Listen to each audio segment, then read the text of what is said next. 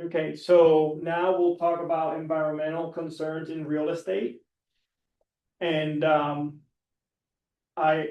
want to just say first that you don't need to be an expert in any one of these things, environmental issues, but you need to know at least enough to be able to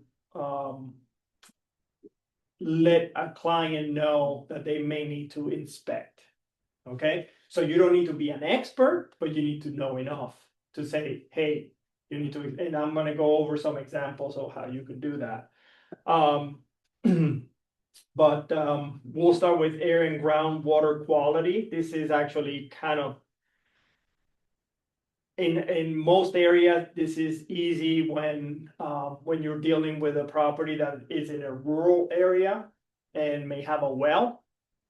Okay, if the property has a private well, you should say to your client, you might want to test the well. You might want to have an inspection for the well. Okay. Then we have asbestos, and asbestos is a material once used in older homes, especially within the insulation of a home, and it can cause lung problems. This is very difficult for us to detect and for us to know, but if there's anything that is mentioned, especially by the listing agent, then we need to make sure that we are disclosing to our client. Okay. Radon gas, especially you guys are going to begin your licenses in Virginia. In the state of Virginia, radon gas is very present in just about every property. So I always recommend my clients do a radon inspection unless the property already has a radon mitigation system in place, right? So if it already has that in place, you don't need to. But if it doesn't, you might want to recommend, you should recommend a radon inspection. Radon is gas. Radon gas comes from under the ground and can also cause cancer. Okay.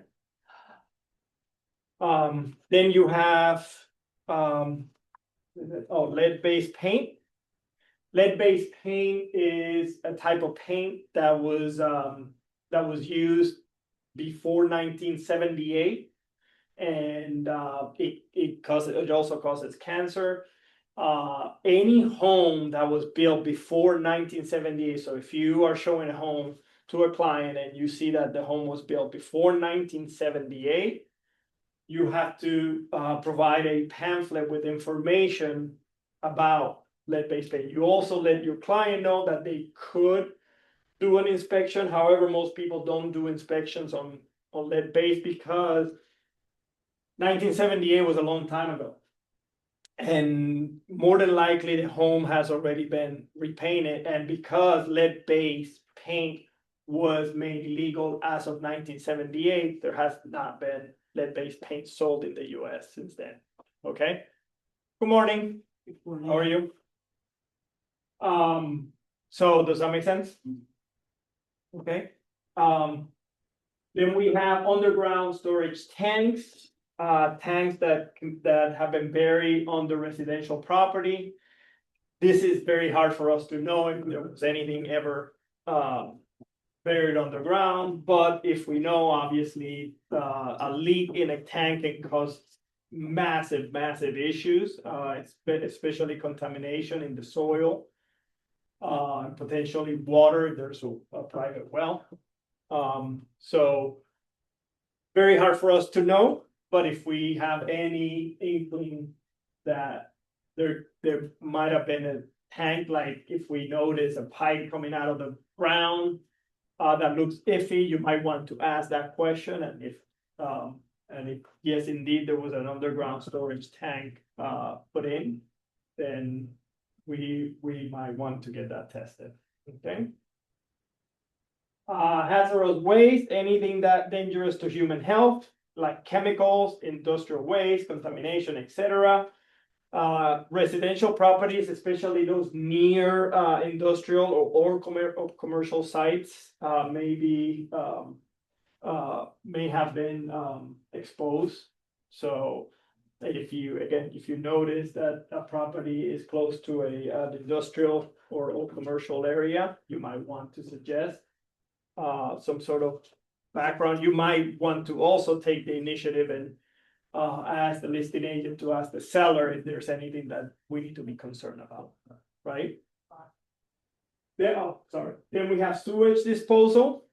Okay, especially if when you're dealing with a rural property, you might be dealing with a private septic system. And if there is a private septic system, you will want to get that tested. Okay, or at least you will want to suggest and strongly suggest to your client to get that system tested. Okay. And then finally, we have wetlands, is protected land areas that cannot be freely built on or altered. So wetlands typically require special permits to be disturbed. And so but this is something that on the listing side, the seller has to disclose if the property is on wetland. And so if it is, then you have to you have to make sure that your client knows that if they're going to do anything, that they have to that they might need to get a special permit, okay, in order to build anything. Okay. So again, this is not to say that you need to be like, oh my gosh, I gotta be an expert in all of these things. You don't have to be an expert. You just have to know enough to know what to look for. Okay. All right. Most of those things are, almost all of those things are listed. Yeah, I mean, if there's anything, it has to be disclosed in a contract. Yeah. Private regulation of land use, a restrictive covenant. And these restrictions, anything that restricts the use of property, covenants or agreements, they're usually a matter of public record. They're in a deed. Okay. So anything that restricts the use of property is typically a public record. Conflicts between the public and private restriction. This is always a mouthful for me. The most restricted restriction restricts you. Okay. What this means is that if you have a zoning or public restriction versus a private restriction. So think of a private restriction as an HOA. Okay, homeowners association, right? So if you live within an HOA, their restriction, and you might have zoning, which is public, right? Restriction, public versus private. So whichever one is the most restrictive is going to be the one you need to follow. Okay. So whichever is the toughest on you. So like, let's say, I'll give you a perfect example. Let's say that the city says that you cannot build a fence that is taller than 6 feet, right? This high, right? And let's say the HOA that you live in says you can only build a fence no taller than 4 feet. Which one do you think you need to follow? Can you build a 6-foot fence in your home? Well, you can't, right? Because the HOA says no. So whichever one is the most restrictive, that's the one you need to follow. Does that make sense? Yes? So the most restrictive restricts you whenever there's a conflict between public and private restrictions. Okay. Enforcement of these restrictions by private lawsuit. These restrictions have to show to serve a lawful purpose. They cannot be for an unlawful purpose. Okay. And the restrictions are unconstitutional, of course. No deed can restrict race. Okay. And the last one, doctrine of laches. This, you snooze, you lose. All this means is that you cannot delay action. So if your neighbor is building a fence and you notice that your neighbor veers off course and starts building that fence on your land, you need to immediately stop him. Because if you notice that he's doing that and you allow him to finish, and then when he finishes, then you tell him that he built on your land, he may get to keep that because you didn't tell him on time. Even though it like, even though it is encroachment like on your. Exactly, yep, Doesn't and matter. that's the doctrine of Leahy. So if you take him to court and then he proves that you knew ahead of time that he was building it, but you never said anything, he might say, by the doctrine of Leahy, I'm get to keep it, and he might get to keep it. So basically, you snooze, you lose. Basically, do not delay action. If you know somebody's doing something like that, you need to say something. You can't let them finish and then make them take it down. Yeah. And that's one example. Why was that a thing? I'm confused, like, how someone could argue against it if it's against. Yeah, so they're basically saying Why is you that? allow him to spend all that money to then screw him over. Like, what if it was just not true and you didn't notice? Well, no, obviously, if that's all you argue in court.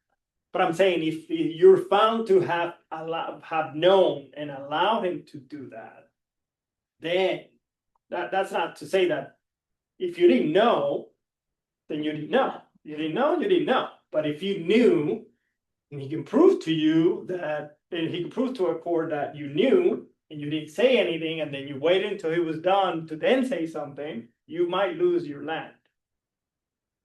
You might get to keep that fence where it is. Yeah.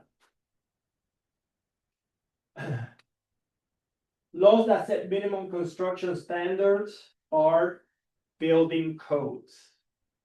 Okay, minimum construction standards. Building codes. Okay. Zoning laws are created and enforced by the city and county governments only. Make a note of that. City and county governments can only make zoning laws. Okay? Not the state, not federal. City and county. Okay?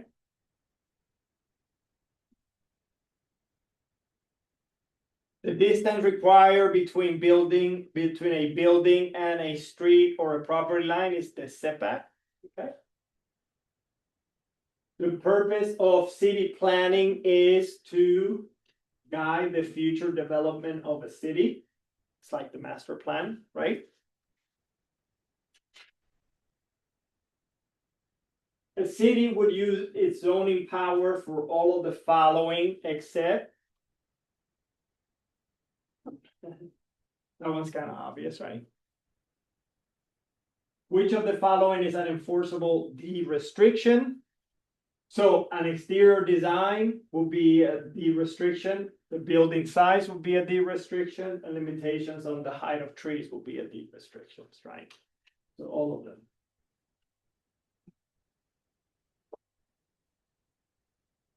Private restrictions cannot restrict the grantee's conveyance of the property. Okay, so one of the things that he cannot do, so a private restriction can never, ever restrict what you do with the property. That you can dispose of the property, right? Will it, sell it, whatever. You cannot do that, okay? A restrictive covenant will most likely be reinforced by an injunction. An injunction is a court order. Okay, that's all it means, court order. Okay. Eminent domain, we know what that is. A writ of attachment is a court order. It's a type of court order. It's a type of injunction that lets a creditor, like somebody you owe money to, seize property before the lawsuit is over. That's all I mean. You don't need to remember that, by the way. I mean, I know that, but you don't need to remember that because it's not going to be in your exam. But you do need to know what an injunction is. An injunction is a court order. Yes? And cease and desist order, stop doing X, that you don't need to, it's not gonna be your that. Which is specifically used to control density and overcrowding by regulating setbacks, building heights, and percentage of open areas. Bulk zoning, right?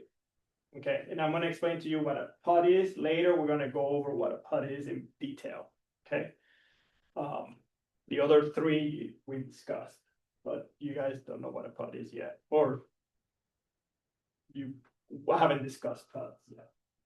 A country store located in a residential area burns down. Which of the following is most likely? D, What did you say? D, D? You think she's right? I think I was not in this section for that reason. Okay, that's okay. So it's actually B. The owner may rebuild a store only if he obtains variance. Yeah. even like if there was, if zoning didn't allow, or like zoning was created after the store was located and it burned down, why wouldn't they follow? They would have to, yeah, because, well, if they had variance, they don't need to do anything. This is only if it was non-conforming use, meaning it was already there before it was rezoned. Remember the example, the church was already there before they made it residential. So in this scenario, we're asking, what happens if that church burns down? That church never asked for variance. It just had non-conforming use because it was predated the residential zoning of that area, right? So if the church burned down, they couldn't rebuild the church unless they asked for variance. You see, because that zone is residential. Okay, And you can obtain variance after. you can, but it's not guaranteed. You have to apply for it and be approved for it. You don't automatically get it just because you apply for it. Yeah. All right, so now let's discuss co-ops, condominiums, timeshares, and PUD. Okay, these are 4 sort of special types of properties, okay? So first, we're gonna go over co-ops. In co-ops, think of a co-op as a condominium building. It's not a condominium because we're gonna talk about condominiums in a second. Co-op and condominiums are different and on ownership. Co-op, think of a condominium.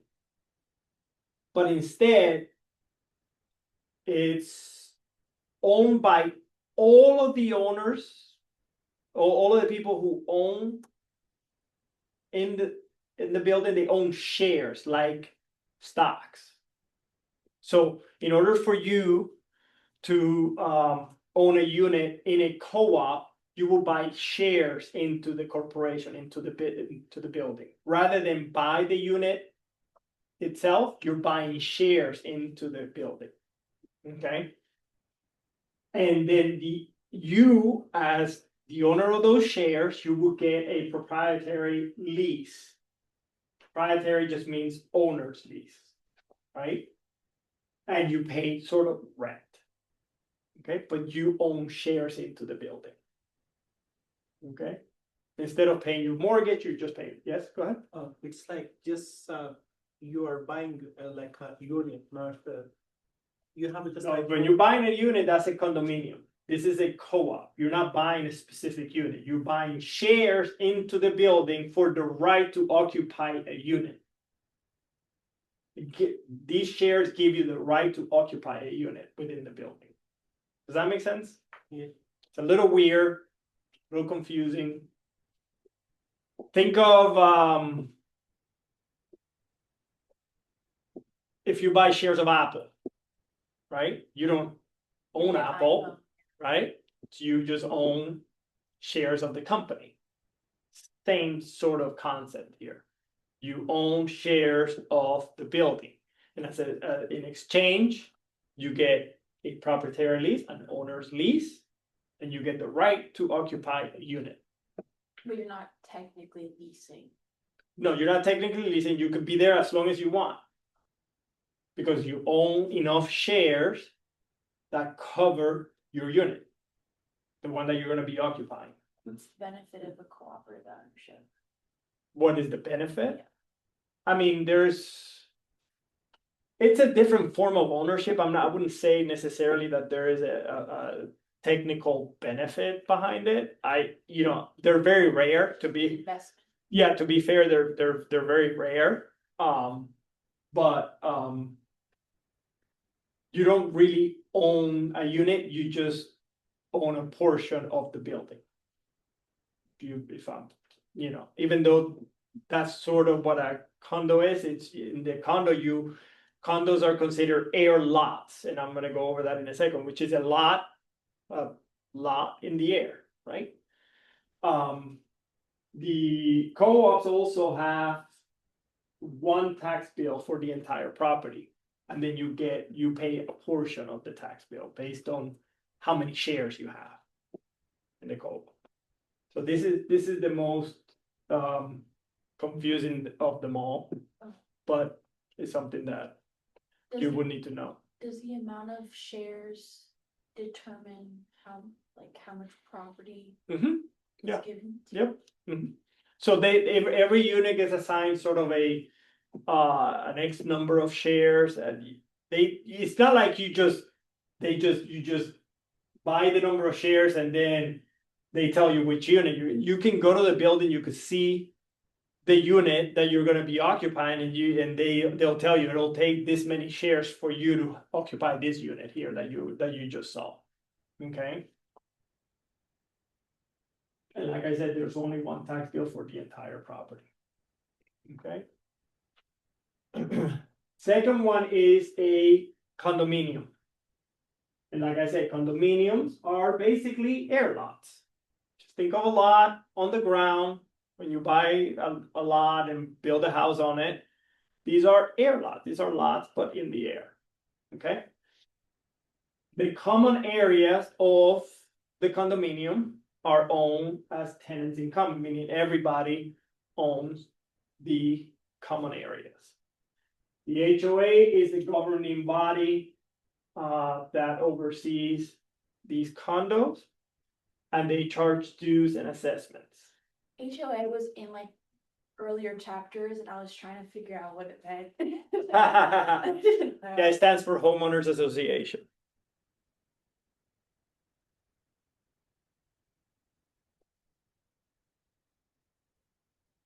Okay. Documentation that is included in a package that you get when you buy into a condominium includes the master deed for the entire property, CC&R, which is conditions,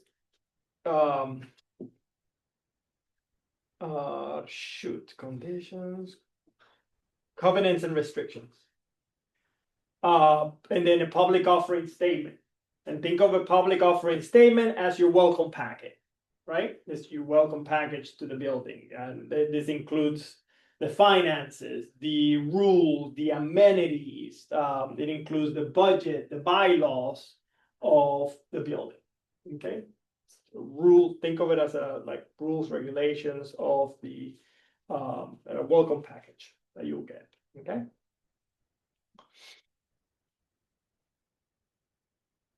Third, we have timeshare. Timeshare ownership is interval ownership. Okay. And this is where you own this property for a period of time every year. More times than not, 2 weeks out of the year. Okay. People buy these things as a vacation type thing, right? Where they say, 2 weeks out of the year, I can go and stay there because I own the place. And you pay maintenance and taxes on the property prorated for those two weeks. Let's say that you buy it and you get the right to the property for 2 weeks out of the year. You pay 2 weeks worth of taxes, 2 weeks worth of maintenance on the property. you're basically sharing that ownership with other people. Why teacher people are doing like that? Do you think it's not expensive for people? For example, if you buy something for 2 weeks, like, Look, so timeshares are, a lot of people think they're a scam, but if you use the timeshare, they're worth it. If you do use it every year, they're worth it. The reason why a lot of people think they're a scam is because using it every year is almost impossible for most people. Going to the same place twice, every year for 2 weeks, most people don't do that. So, And this is not like considered like a subcategory of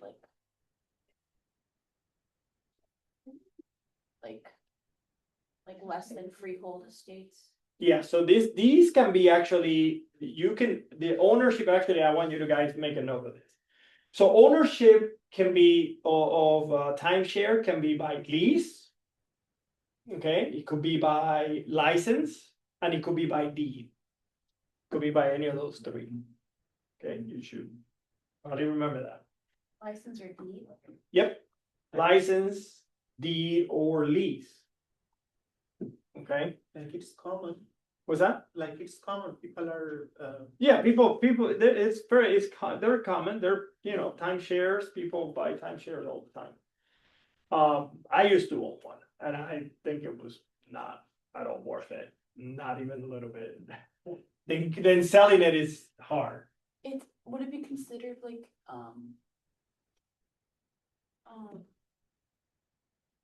periodic tendency? Not really, because you're really an owner. You know what I mean? Like, it's just for those 2 weeks though. And then last is our PUDs. Okay, so PUD is short for plan unit development. And it's, we actually have one of the best examples in the country here. One of the first PUDs is Reston. Reston is a PUD, it's a plan unit development. PUDs most resemble condos in the way that they're owned, in that you have share ownership of the common areas. The exception, the difference between PUDs and condos is that in PUDs you own the land that you live on, right? Whereas in condos you don't own, you share in the ownership of the master piece of land. PUDs as plan unit developments, it's a community that is built by building not just residential, but also commercial spaces, share spaces, that are owned by everyone. And everyone has the right to use them. So in Reston, for instance, the pools, the tennis courts, the basketball courts, the bike path, and all of those things are shared by everyone. Everyone can use them. Every resident of Reston could use them. So it's not like student housing where it's like. No, it's just the people in Reston, just the residents of Reston. You can go to any pool with a pass. Reston pass, right? You could use the tennis courts with your pass. So anyone there can use everything, and the person, if someone buy any unit, any land, they pay for this, for this shares. By you buying into, there are no shares on a PUD. PUDs don't have shares. Once you buy a home in Reston, you're part of the community. They charge extra? No, there's no extra. Well, I shouldn't say there's no extra. There is an HOA that you pay every month. There's actually in Reston, because it's a PUD, you have 2 types of HOA fees that you have to pay. You have to pay the Reston Association fee, which is in general, plus you have a cluster fee, which is your own neighborhood's own fee. Okay. So, but once you buy into Reston, you're buying into the community. okay? And the entire community of Reston was planned. The residential spaces, the commercial space, everything was already planned ahead of time. It's not like a choice, you should pay when you. Like, it's not a choice, it's when you buy a home or anything over there. It's like necessity, you should pay like the specific. Pay or For if what? you wanna use or not, for example. Yeah, whether you want to use it or not, you already pay for it. Yeah, By buying into it, you already pay for it, and by paying the monthly dues, Yeah. you're paying for it. it's up to you if you And- wanna use or not. Right, it's up to you if you want to use it, but you don't have a choice in paying or not paying. You have to pay. You have to be part of it. Yeah, you have to be a part of it. You don't have a choice. Does that make sense? Okay. All right. Let's go through some questions. The land on which a high-rise condominium stands is owned by the individual unit owners as tenants in common.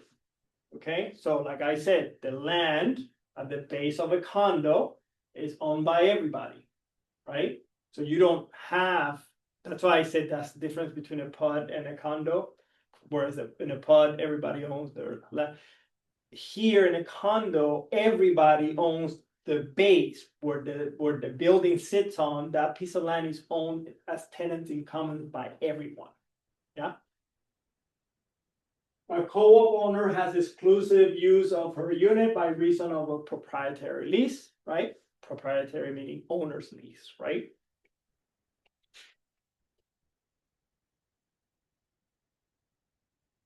I didn't go over this because you guys don't really need to know much of this, but I just, for reference, condominium ownership is regulated by state laws that some states are called condominium acts and in other states are called horizontal property acts. All you need to know is that we are going to call it condominium acts. The timeshare form of ownership or use can be acquired by any of these, right? Because I said that earlier. By lease, by license, or by deed, right? So you guys can make a note of that. In terms of ownership, PUDs mostly resemble condominiums, right? Which of the following best describe a condominium unit? It's an air lot. Can you explain that again? I don't know. So a lot. So what is a lot to you? A parcel. Piece of land, right? These are parcels of land in the air. Air lots. So, because they're in the air, so they're all stacked up. Does that make sense? Yeah. Okay. Which of the following does not describe a form of ownership? Unit owner, describe a co-op form of ownership. And questions are gonna be like that, by the way. Does not. And that was what throws some people, believe it or not. When you're taking the exam, you have to be very careful with the way that the questions are phrased, okay? So in this case, unit owners hold a real property interest in the land and improvements. Not, right? In a co-op, not. That makes sense? Where am I?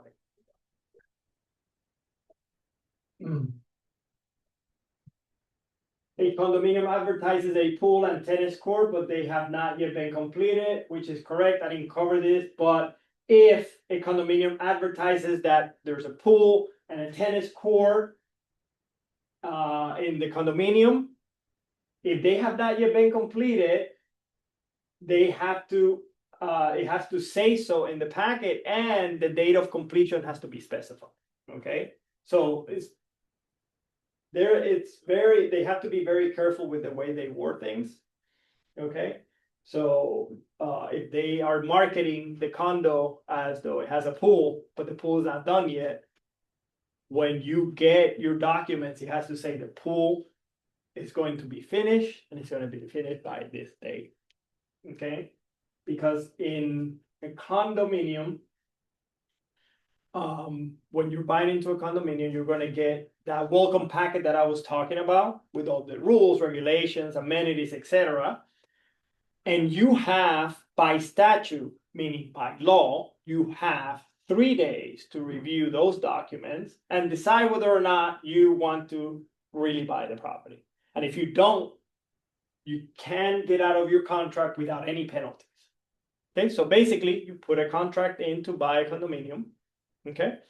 And once you get the condominium documents, that packet, that welcome packet that I was talking about, you have 3 days to review it. You don't receive the packet before you get the contract. You don't. At least, No, you don't. at least it's really. Very rarely do they do that. But isn't the welcome packet like considered just like the lease agreement or like the document? No, the welcome packet is rules, regulations, amenity. It has nothing to do with your personal purchase of the unit. It's the contract that you're talking about, that specifies how much you're paying, when you're closing, and all this other stuff. But the condominium packet has all of the amenities, rules, regulations, budgets, bylaws, all of that stuff that you can then review. So like, let's say for instance, that you're buying into a condominium, right? And they say that you have a dog, right? And you're buying into this condominium, not knowing whether or not they allow dogs, right? But when you get the package, it says no pets allowed in the building. Well, you can say, yeah, like I can't buy it because, you know, my dog, right? So you can get out. By law, you can get out without any repercussions, right? When you mean get out, that's like you resign the contract? You basically walk out. Okay. Kind of sounds counterintuitive to give the welcome packet after you sign a contract. Yeah, I mean, it's just, they don't like to just give it out just to anybody, so. Okay, any other questions, comments, concerns before we move on to chapter 9? No? Good. Cool.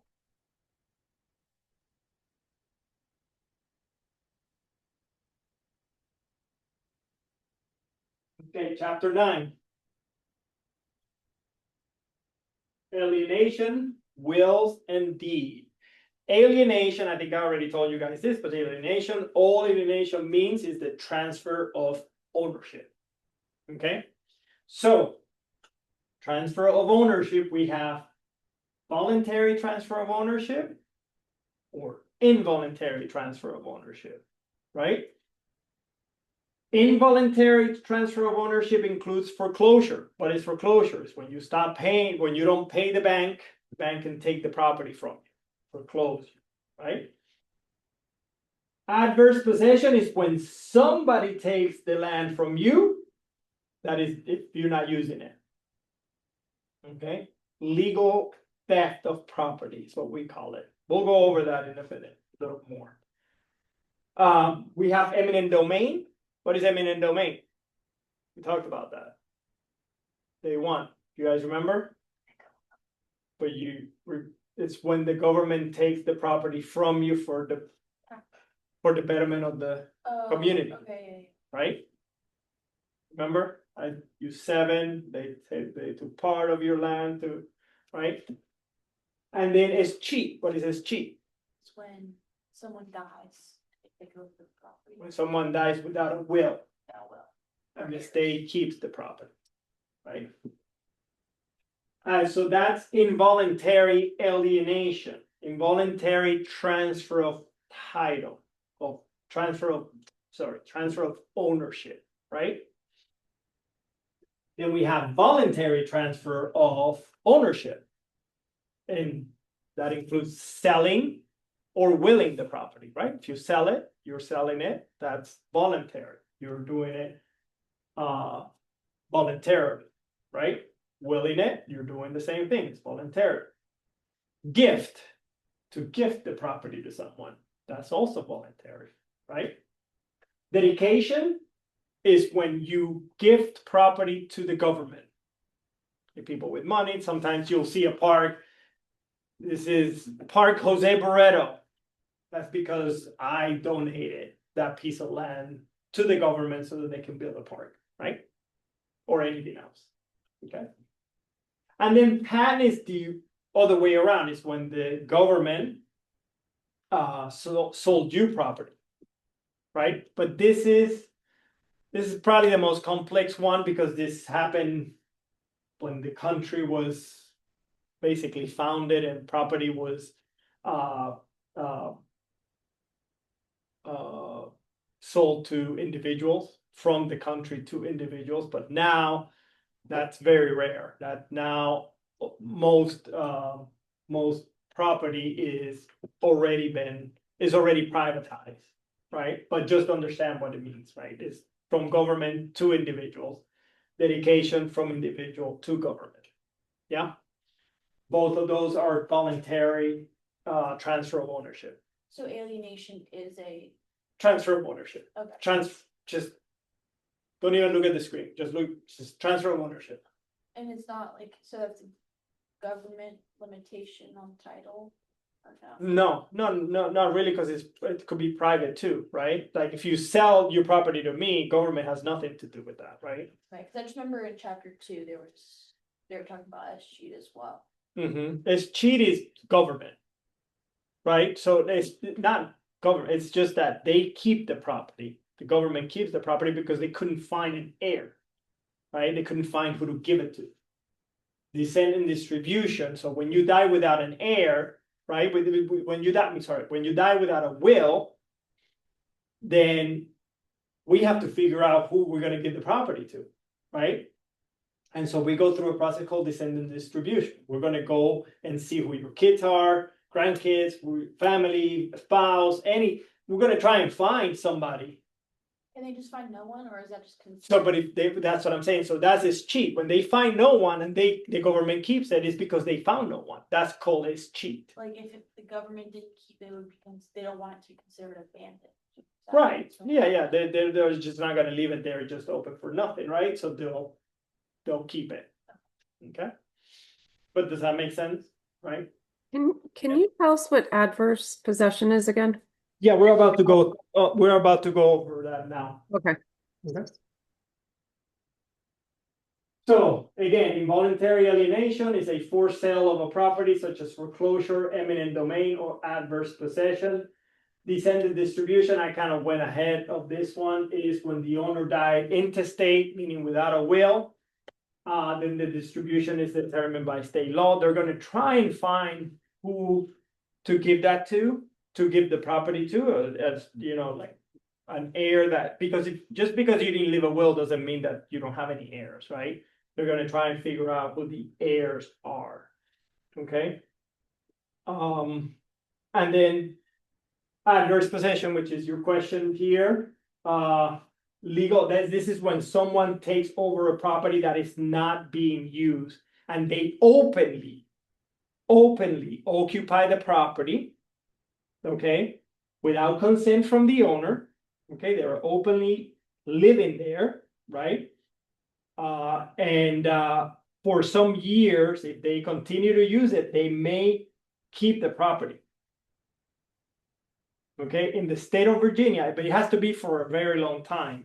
So in the state of Virginia, it requires someone to be living in a home or in a property that is not really legally theirs for 15 years.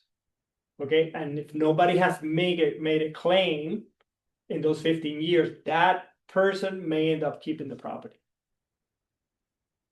If there is like, this is a random example, if there's like an abandoned lot or property and someone just started paying taxes for said abandoned lot, Mhm. they claim. If they live there, that's adverse possession. If they live there long enough, yes. Oh. But it can't just be because they did it this year and then that's it, you know? Like I said, in the state of Virginia, it takes 15 years. So, and honestly, if you own a piece of property and you don't know that somebody's been living there for 15 years, you probably don't, you don't care, right? And so, and that's how governments look at it. Other states are longer. Like I know, for instance, the state of Georgia is 20 years. So every state is different. This is going to be on a state by state basis. But the government is basically saying, look, there's a limit amount of land. and it should be used to productive use. If you're not, if you don't care for 15 years, you haven't cared, then you could lose it.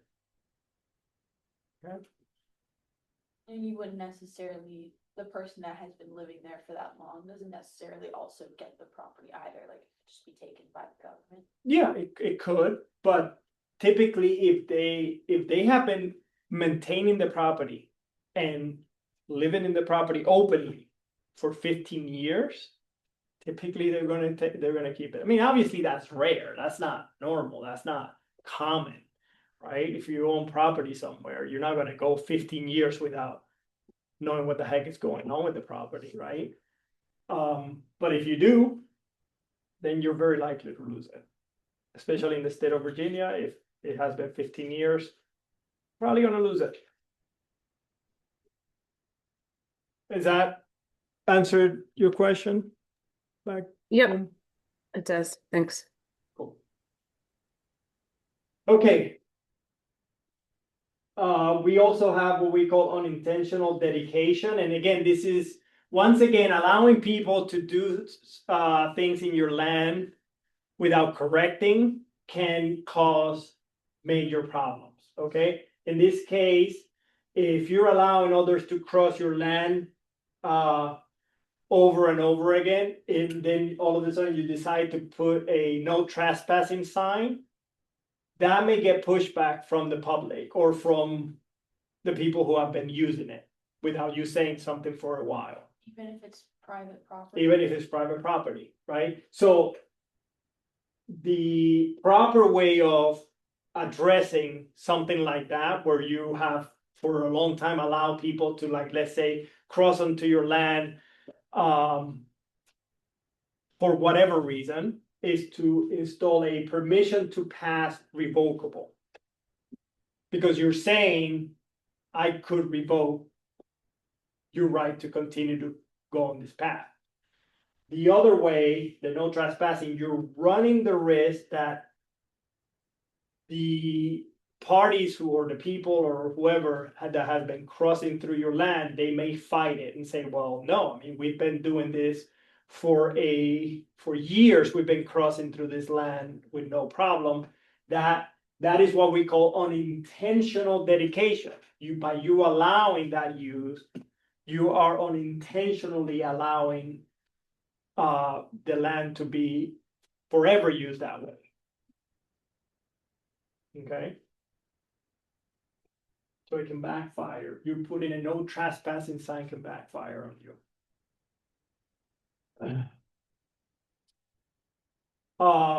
Also losing land, natural causes can cause the loss of property. Erosion, which is slow, is the gradual loss of land due to water or wind over time. Okay. Accretion is the gradual gain of land from water or wind. So the opposite of erosion, right? When you gain this land, this is called alluvion.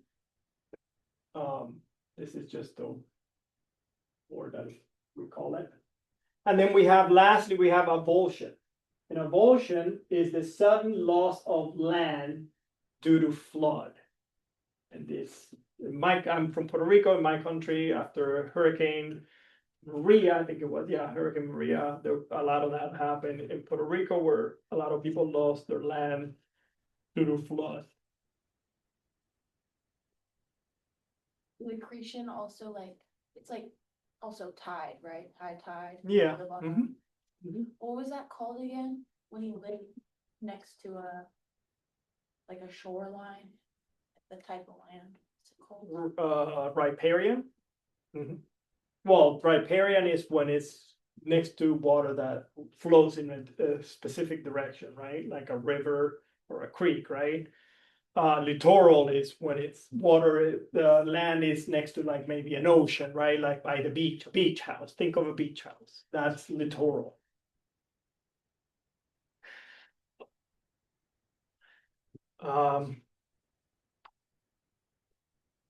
Now we have title by estoppel.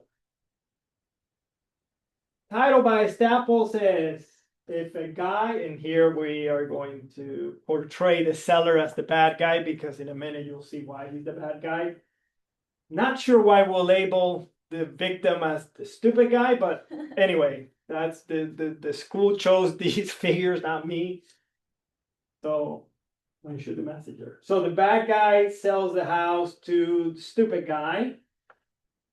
The guy agrees to buy it, but does not record the deed, does not make it public, does not record it, and does not occupy the house. So he buys the house, but he doesn't go live in it, and he doesn't record the deed. Okay, when you record the deed, you make it publicly known that you bought the property. Okay, you make a public record. Okay.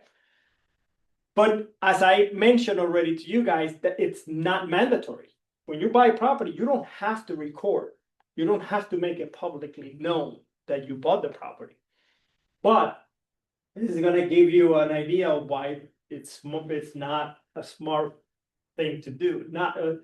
It's a smart thing to record, because if the bad guy then says, all right, this guy did not record his deed, and he's not gonna live in the property for a while, because maybe he just doesn't need to live there for a year, right?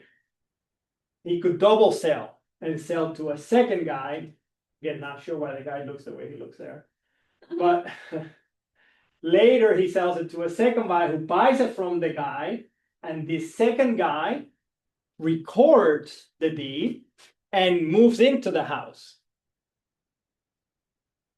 Who do you think ends up owning the house? Second guy. The second guy. Yep. Now, that doesn't mean that the first guy doesn't have the right to sue the first guy, the bad guy. He does. But this bad guy, I mean, who knows how if he's even going to find him. But the fact is, the second guy is now the rightful owner of the property. I thought chain of title had to be public record.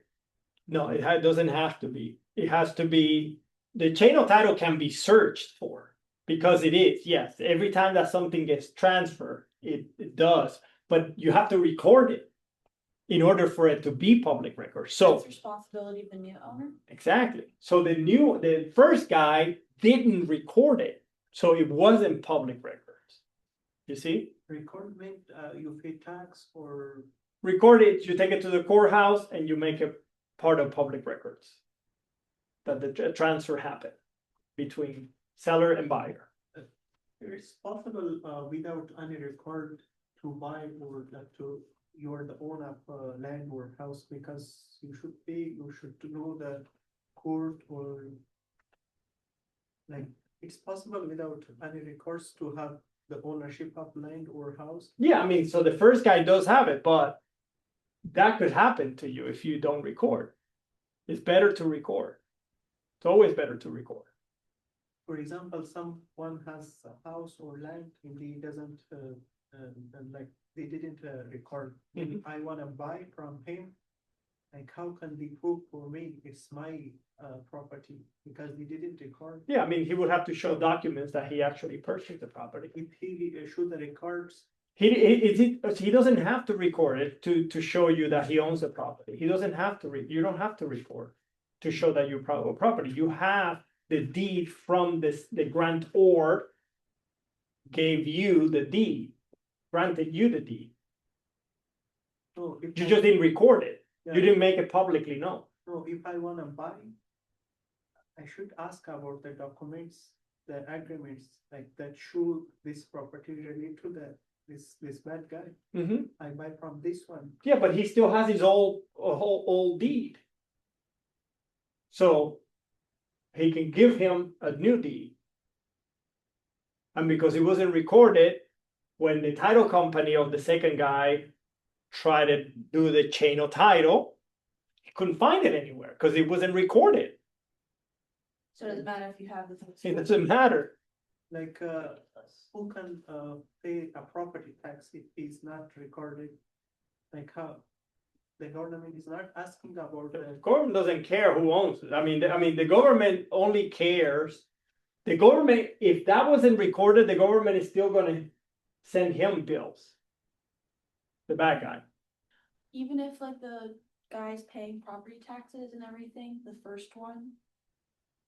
That's recorded. Well, I mean, yeah, I mean, this would have, in this scenario, would have to happen kind of quick. You know, that can be over like time, right? Yeah, Okay. yeah. Like, sorry, Charles, No, no, go ahead. Like in Virginia, there's a property tax. Mm-hmm. If someone has like a house or land, anything, it was like from grandfather or someone else, this bad guy is not recorded. Like government is not asking about the property tax. It's okay, it's not recorded, but there is a land or house and government should ask about who is this one. They should pay a property tax like every year. Once a year, yeah, property taxes are paid on a yearly basis. So when the transfer happens, so if the transfer hasn't happened to one of the guys, then they're gonna go to the bad guy and ask him for the taxes. Because he's the one on record. Wouldn't it be for the second guy? No, well, the second guy, yes, I'm saying if the second guy doesn't come into play, right? When he sold to the stupid guy didn't record. So because he hasn't recorded, everybody thinks that the bad guy is still the owner. That's how he was able to sell to the second guy. Okay. No matter what, yeah. All right, we're taking our quick break. Foreclosure, as I said earlier, is a forced sale to satisfy a debt to a lender. Okay? And eminent domain is taken by government for public use. Okay? Hope at this point, we understand what eminent domain is, right? All right, now let's go over intestate and testate succession. Okay? Intestate is when there's no will. Okay? A person died without a will, so the property is subject to probate court. Okay? Probate is judge will hear, we'll take a look at it, and we'll decide who the property goes to. An administrator will be appointed by the court to decide, to look into who gets the property. Right? On the other hand, if the person dies with a will, this is called testate, and it is still subject to probate court. But in this case, an executor or executrix, what is named in the will, this is the person who's going to handle who gets the property based on the wishes of the deceased. Does that make sense? The testator is just the person who passed away. That's why intestate, the testator is the person, right? The device is the gift of real property. Bequest is the gift of personal property. Codicil is an amendment to a will, meaning a modification, a change to a will. Okay? A holographic will is one that's handwritten with no witnesses. So basically you just sat down and you wrote down with your handwriting without an attorney or without any witnesses. Say, I leave my property to so-and-so. I didn't know you could write. You could do a that. will Mhm. without- You could do that. Yep.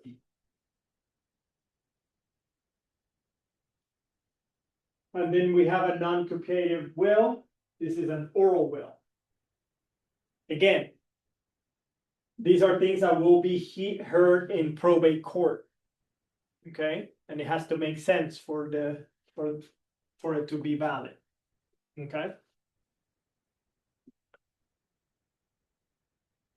Deed. So what is a deed? A deed is a written document that conveys title from one party to another. Okay, document. Okay, and this document has certain requirements. One of the requirements is that there has to be a grantor. And the grantor is the one conveying title to the grantee. E-E-O-R, remember O-R? To give, E-E to receive. Grantor is the one conveying title. and the grantor must be of sound mind. Okay? And in the deed, only the grantor signs. The grantee doesn't have to sign. Okay? In the deed, the grantee, the one receiving the deed, has to be identified by name. Okay, so and so. The grantee does not necessarily have to be of sounded mind. And does not need to sign the deed. Only the grantor signs the deed. Does Yeah. the grantor have to be the person that owns the deed, or Yes. could it be like government or Well, court? whoever owns the property can be the grantor. Consideration is what are you exchanging? What of value are you exchanging for the property? Right? Must be present. It may be actual or nominal, but it has to be of value. Okay? In the deed, the words of conveyance have to be included, which are, I hereby grant and convey. They make it, those words make it clear that the ownership is transferring from one party to another. I hereby grant and convey. Okay? And also the legal description must be included. Okay? This is all in the deed.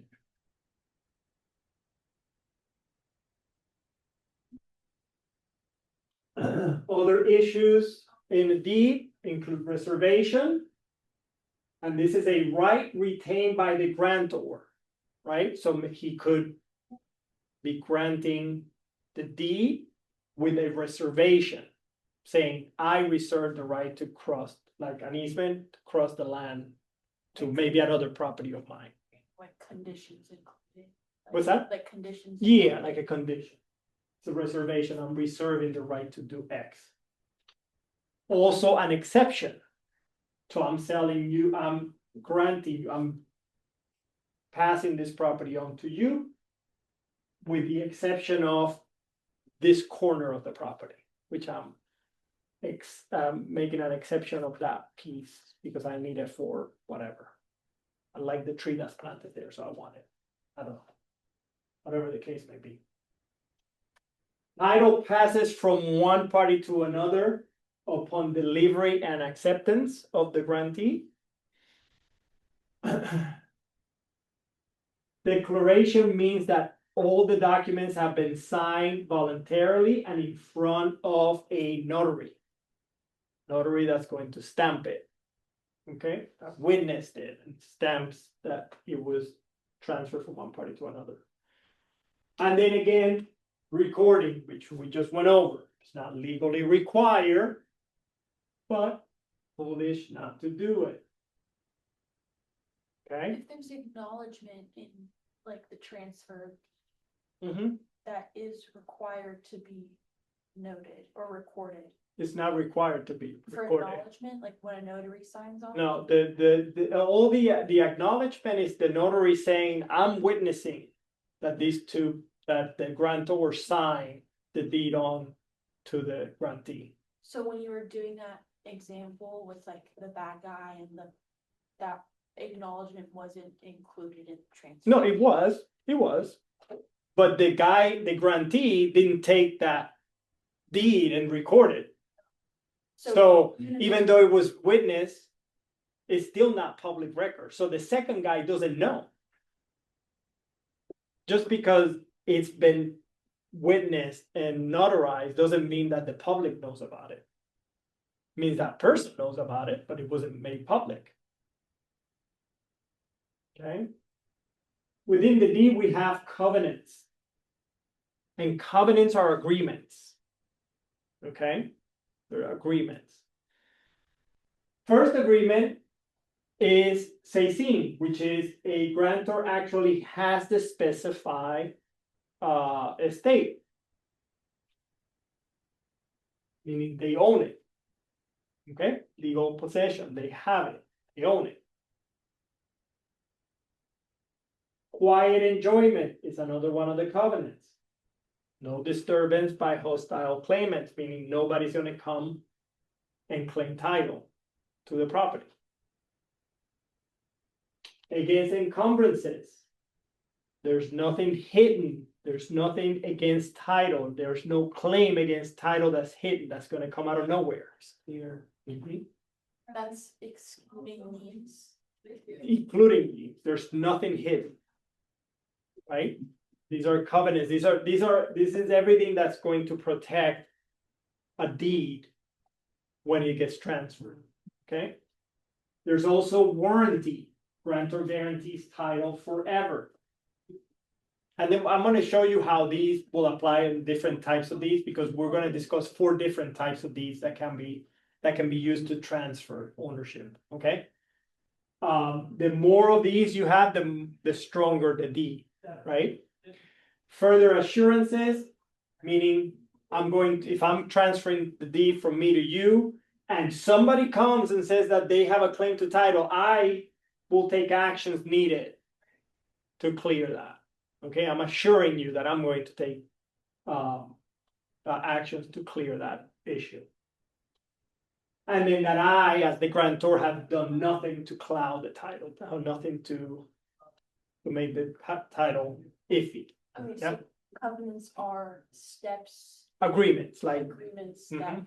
strengthen your the deed, transfer. each deed. So now we'll go, and let me just, before we go into each type of deed, we'll also have to cover clauses. Okay, and clauses are basically rules or conditions within a deed. Okay, so you have the granting clause. Okay, which grants title and identify the party and the property. So it contains the names of the parties. Okay, it extends what extent of ownership, consideration, what was being exchanged. Okay, and the property description. Okay, then you also have the habendum clause, to have and to hold. It identifies the estate. Is it life estate or is it fee simple? Remember, fee simple, absolute, or is it life estate, right? And then the testimonial clause is the last section, which just gives dates and signatures. It's the end of the deed, it's the bottom part of the deed. Okay, so these are clauses, these are parts of it, right? These are conditions, or sort of like rules within the deed, right? Now, we have 4 different types of deeds.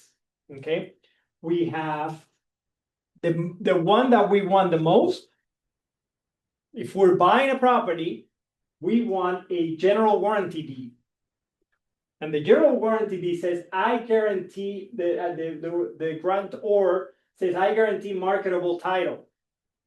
Is the most common and greatest protection to the grantee. It includes the covenant, all of these. Remember the ones that we just went through, all the covenants we went through, it includes the general warranty deed, includes all of them.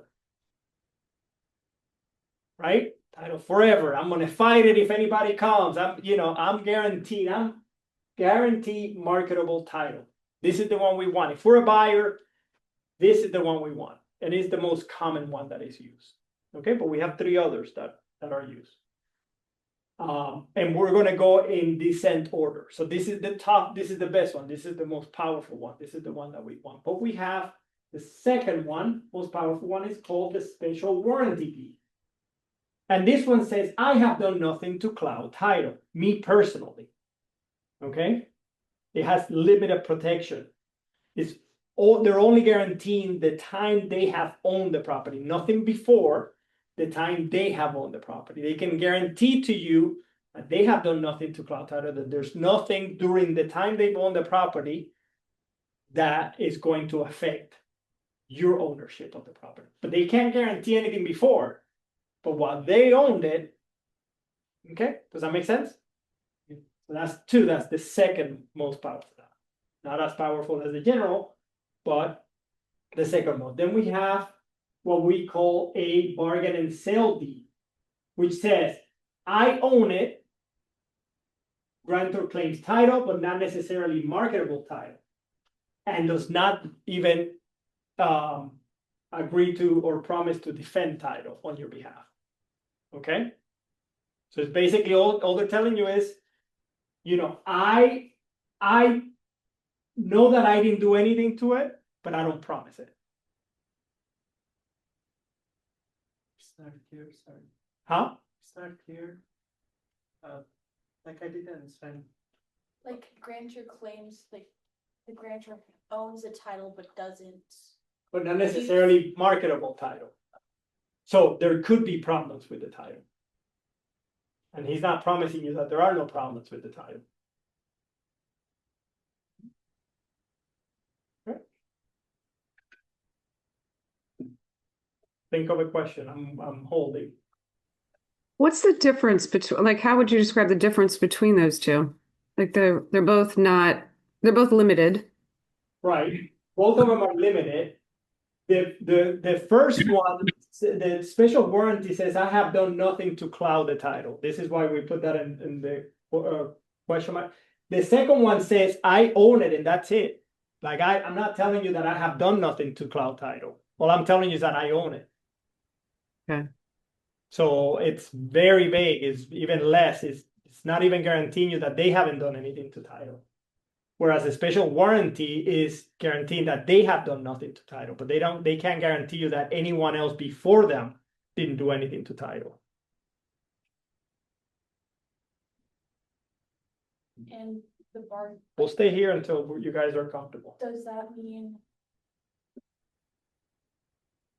claims title, not necessarily marketable title, but does that mean it's not clear that there isn't Yeah, what's not marketable, like? they're not guaranteeing you that it's marketable title. And you wouldn't know until, Somebody can come along and say, I actually own that property. Right? So in the special warranty, they will be liable if it's within, because it's a special warranty during their time period. Yes, they're telling you that there's nothing there. They're guaranteeing you that during their time of ownership of the property, nothing is going to come after you. But it could be that something before them could lay a claim on title, right? In the bargain and sale, could be before or it could be during. That makes sense? But why, why that kind of deal? Because it could be more times than not, the bargain and sale deed is when a bank takes over a property, they don't know anything about title. You stop paying, they'll foreclose you, they take ownership and they're selling the property. They can't sell it to you and guarantee title because they don't know, they didn't live there. They don't know what anybody else did to title. Like that kind of condition people are buying because. Yep, people do. They do it all the time. Maybe stolen, maybe some. People do it all the time. Oh, The transfer gets done. I bought a property that way 2 weeks ago. I bought a foreclosure in Richmond that I'm flipping. I'm buying to fix and flip. And that property, I bought it from a bank. And the bank sold it to me, bargain and sale deed. I had to do my own legwork and I bought title insurance to protect myself against anybody that comes and lay claims of title. And I here's, think you could get only title insurance if it was marketable. No, there's different types of title insurance, different levels, so it's more expensive. It's the harder it is to insure, the more expensive it is. Yes? and maybe the price will be cheaper than the real. Not necessarily. Not necessarily. This last one, the bargain and sales really, is it most often used like the bank is to cover Yeah. themselves, right? It's just. Yeah, it's exactly that. It's exactly that. That's actually what I was just saying. I literally just bought a property and I had it was a bank and a bargain and sale was the way it was used to be transferred to me. And then do you as the owner of that property now, you do your title search. Yep. You get lucky that it appears to be clean and you're great and you get title insurance, or is there a chance you don't, like you have really expensive title insurance, you have a hard time selling it again? No, you do get title insurance, and then when I go to sell it, then I offer a general warranty deed. Gotcha. Okay. Yeah, because I had the title company do the search and go back as far as they could, 40, 60 years, and do as much work as possible. And and on top of all of that, when they told me it was clear, I still bought title insurance. So it's very unlikely that anything is going to affect me. So I can go ahead and offer general warranty deed to a buyer when Gotcha. I'm done Do you, remodeling the house. when you're buying from the bank in a situation like that, do you do that title search before you buy it from the bank? You do it on your own? Before I settle, yes, before I settle, yes.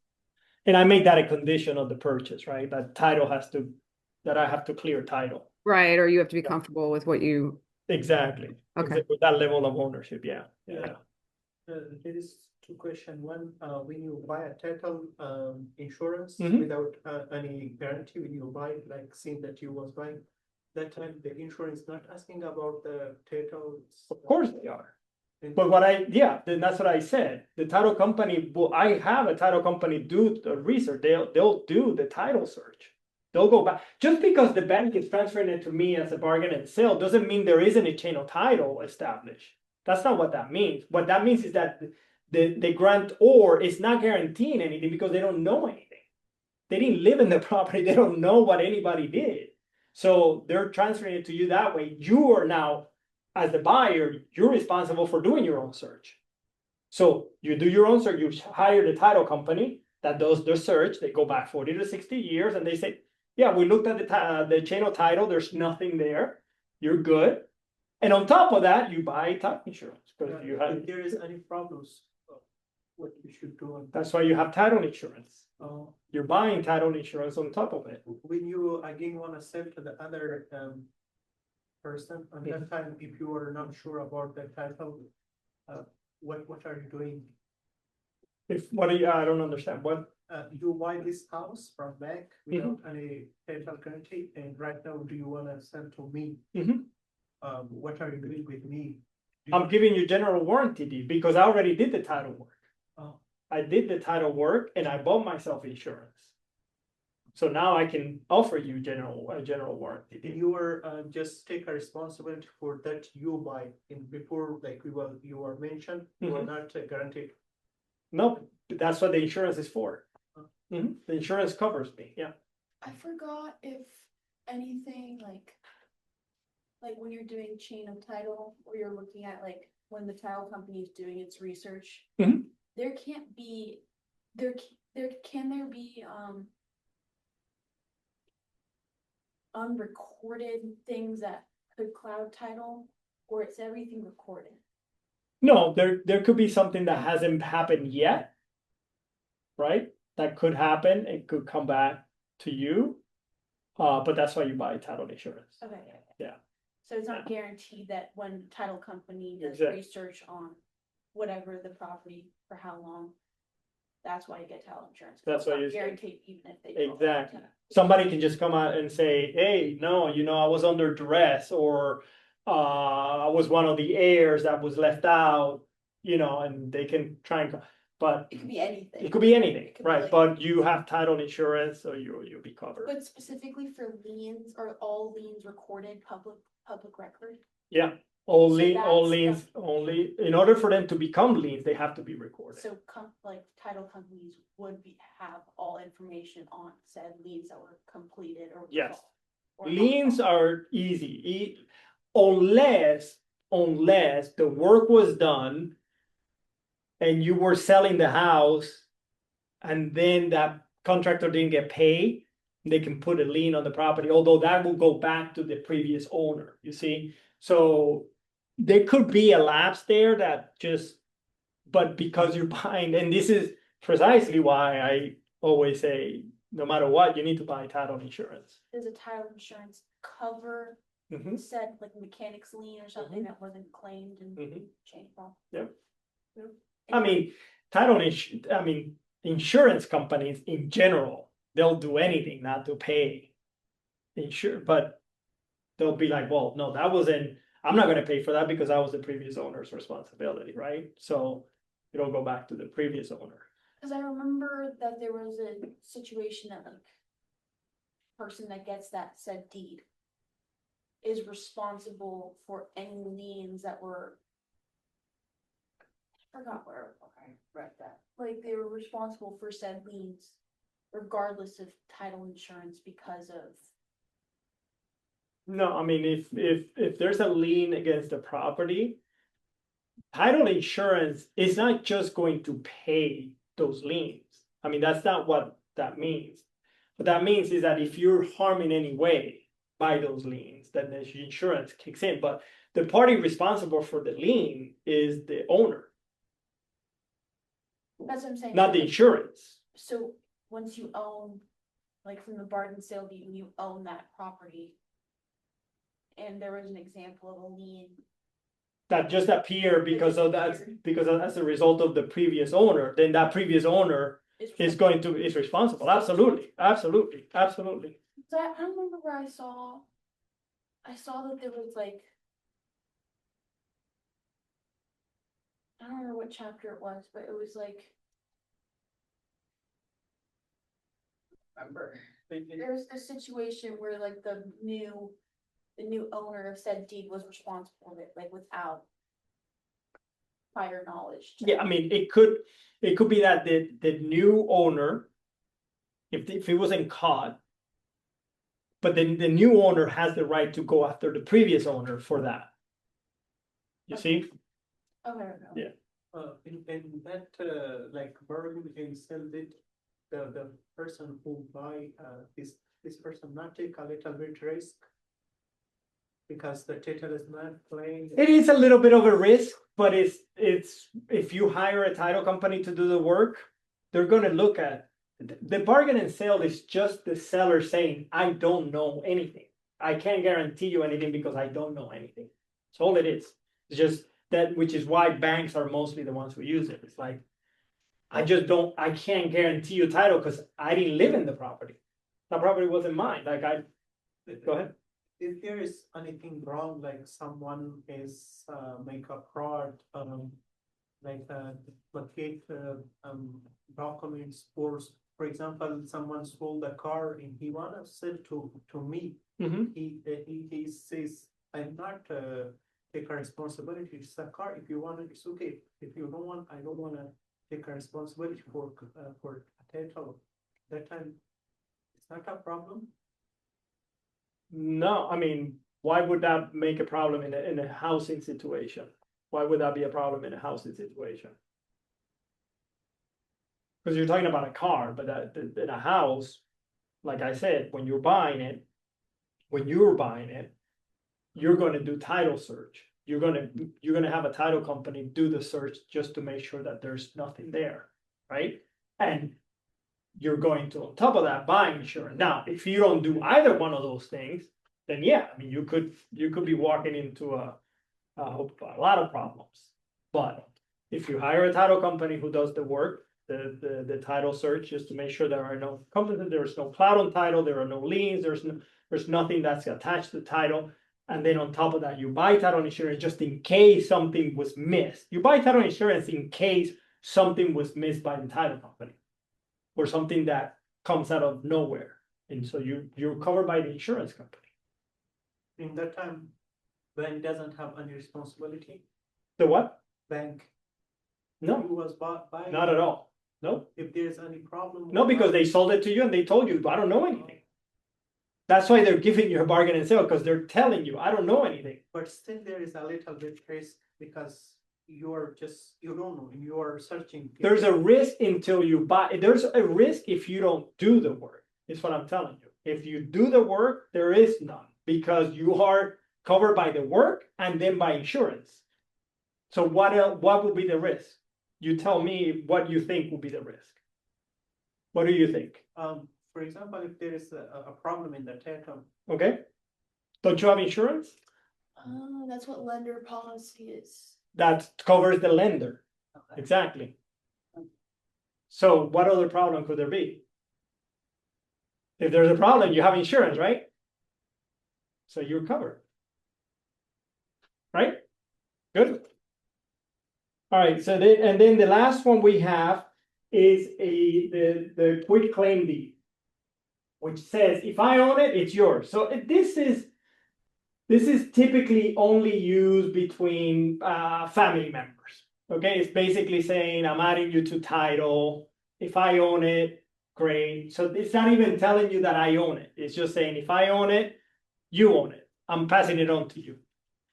The only way that you would allow a quit claim deed is if you trust the person that, is passing the title on to you. Basically, this is when you're adding somebody to title.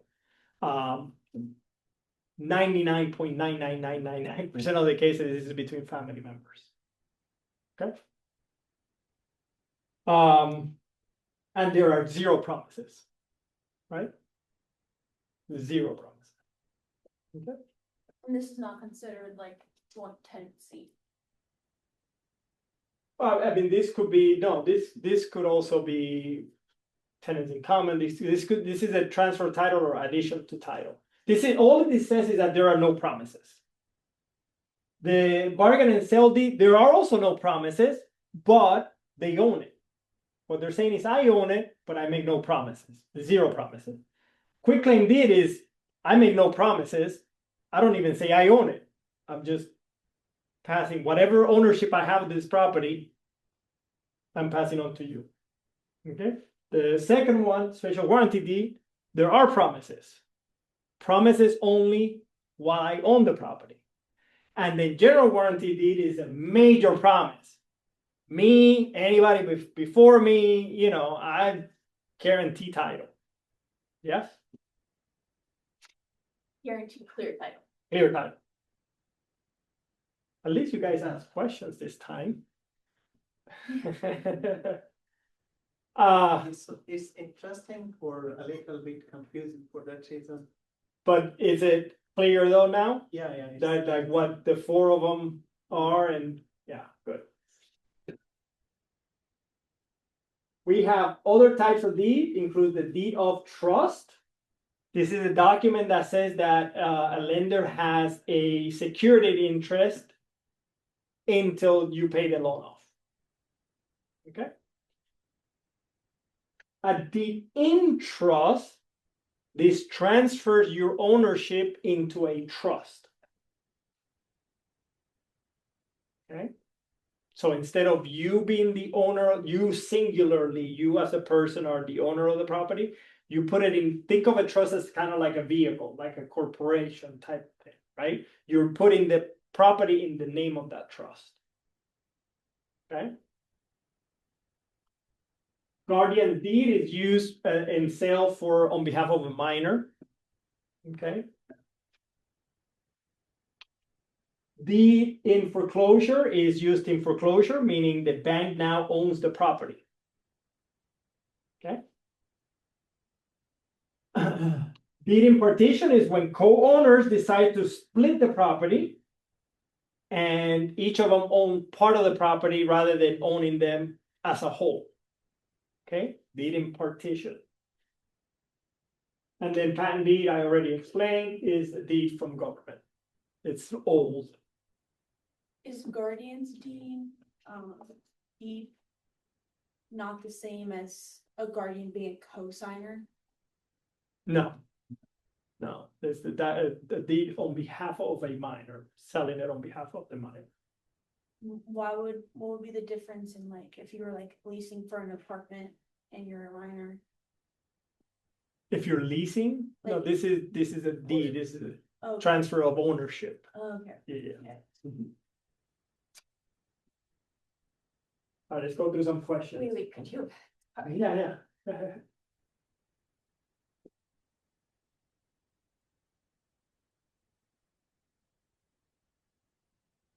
Go through some questions. Jones died and left a will in which Titus was named to settle Jones' affair. Titles will be called the estates. Secular, right? Because why? The administrator is the one that's appointed by the probate court when there is no will, Well, sorry. right? So when there's no will, an administrator gets appointed by the court. The testator is what? intestate, testate, who's the testator? Hint, The person that died yeah, person who died. previously. And an accountant, I don't even know why that's there, it's just to throw you off, an accountant does your taxes, right? So it will be the executor, so even if you knew what everything meant, then even by process of elimination, you would arrive at executor, right? Wait, it was asking Jones died. Jones dead, right? And left a will in which Titus was named to settle Jones' affair. Who's Titus? I didn't see, I didn't read it as settles, I thought it was like receive the title. Yeah. So when the will appoints someone, that someone is called the executor or executrix, if it's a lady. If there is no will, then the court appoints an administrator to handle the distribution of the assets. Yes? Maybe? No? Sort of? No, I was confused because I thought Titus was like the person inheriting the will. Oh, no, It is right. no, he was just named, that's it. David's son becomes the owner of David's land because David died without a will. So this is called descendant distribution. Okay? David's son becomes the owner of David's land because David died without a will. So had it been in the will, he would have been straight up named. But if not, then it's descent. Descent, think of descent as let's figure it out. Let's go down the ladder to figure out until we find who owns it. Descent. And then distribution is who we give it to, right? Descent and distribution. And that's the son receives that appointed by the court. Correct. Okay. When will title be transferred by the laws of intestate succession? Pursuant to descent and distribution. Okay, descent and distribution. Thanks. The donation of real estate for public use is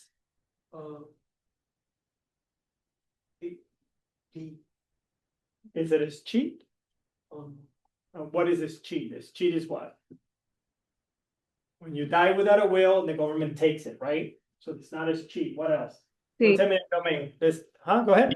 I said C. C, dedication. She right? You right? Yeah. Yes. Okay, so condemnation is the process by which eminent domain gets to take property, right? Reverse condemnation will be giving back. Never used that term and we've never discussed that, so that wouldn't be. So dedication, right?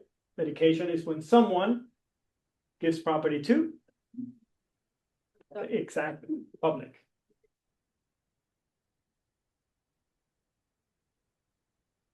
Alienation means, I'm not showing you this one because I want you to answer it. Huh? What is alienation? Transfer property. The transfer property, whether it's voluntary or involuntary, right? We talked about two different types, voluntary and involuntary, right? Transfer property.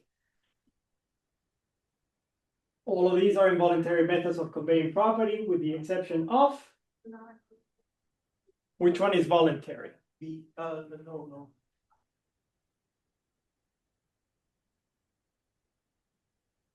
Well, as she is involuntary. Yeah, right? What else? Adverse possessions Adverse possession is what? is involuntary. Right? You're down to two. What's condemnation? I'm gonna hammer that home. Condemnation is simply the process by which property is taken for eminent domain purpose. So is that voluntary or involuntary? Involuntary, right? So quitclaim deed is voluntary.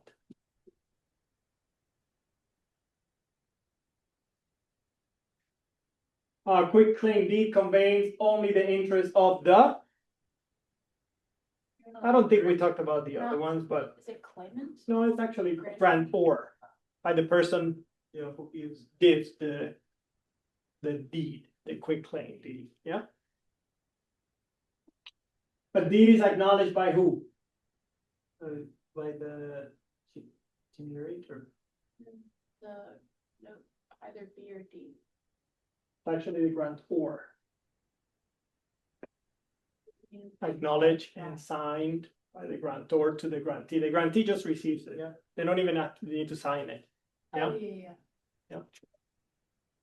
All right, let's go through some glossary review. Most boring part. Transfer or conveying title is alienation. Contractual right to obtain legal title is equitable title, right? Vested interest in title. Notice given by recording, constructive notice. A declaration that signature was voluntary is acknowledgement. Examination of public records regarding ownership of a particular parcel of land, title search. Title that appears to be valid but is not, color of title. The power of government to take property when needed for public use, eminent domain. Want to take a picture of that, you can. Power of government to regulate the use of properties, police power. A burden on title, monetary or non-monetary, is an encumbrance. A right to use another's property without ownership is easement. The type of estate where title can be lost if some condition is violated. Fee simple, defeasible, right? Remember that? Fee simple, you own it forever, no restrictions, but fee simple, defeasible. There's a condition there that could lead to you losing title. The type of estate whereby the original grantor takes back title upon the death of a life tenant is estate in reversion. Remember, comes back to you when the person dies in the life estate. The type of estate whereby the tenant may occupy the property for a definitive and specified period of time, estate for years. I know this is confusing, but remember that. Holding title to property as a sole owner, severalty. You will need to take a picture or no?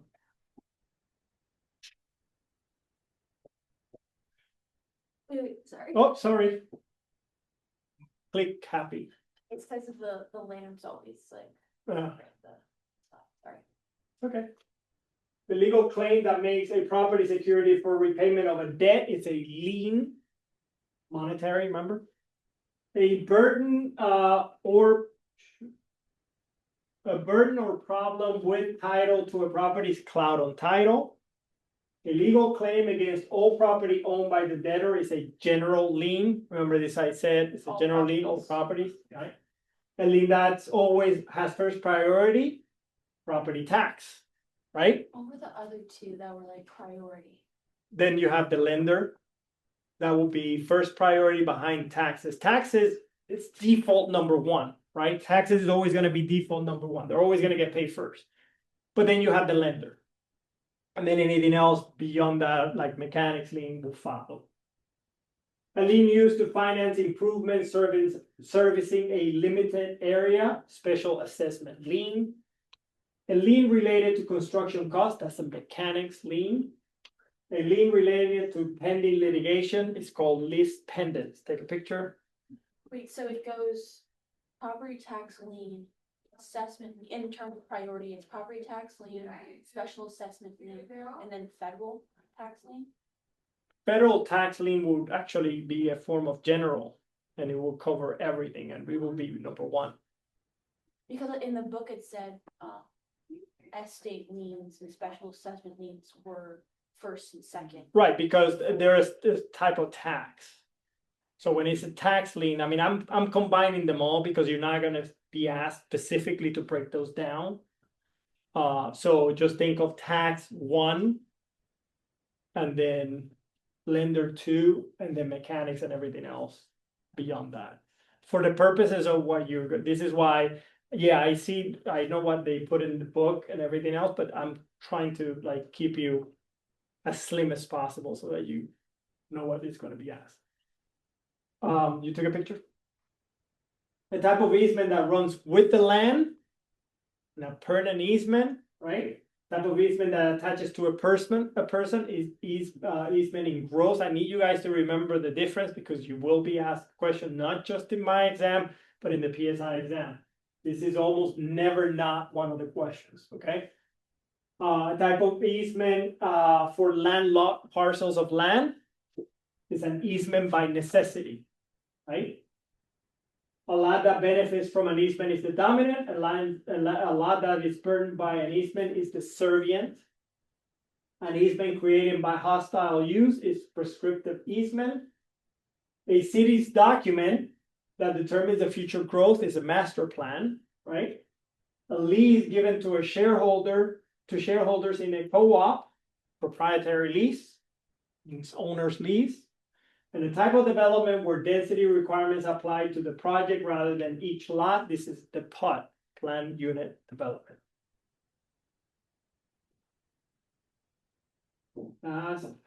Person named in a will to carry out the will is a executor, right? Not an administrator, because administrator is by the court, right?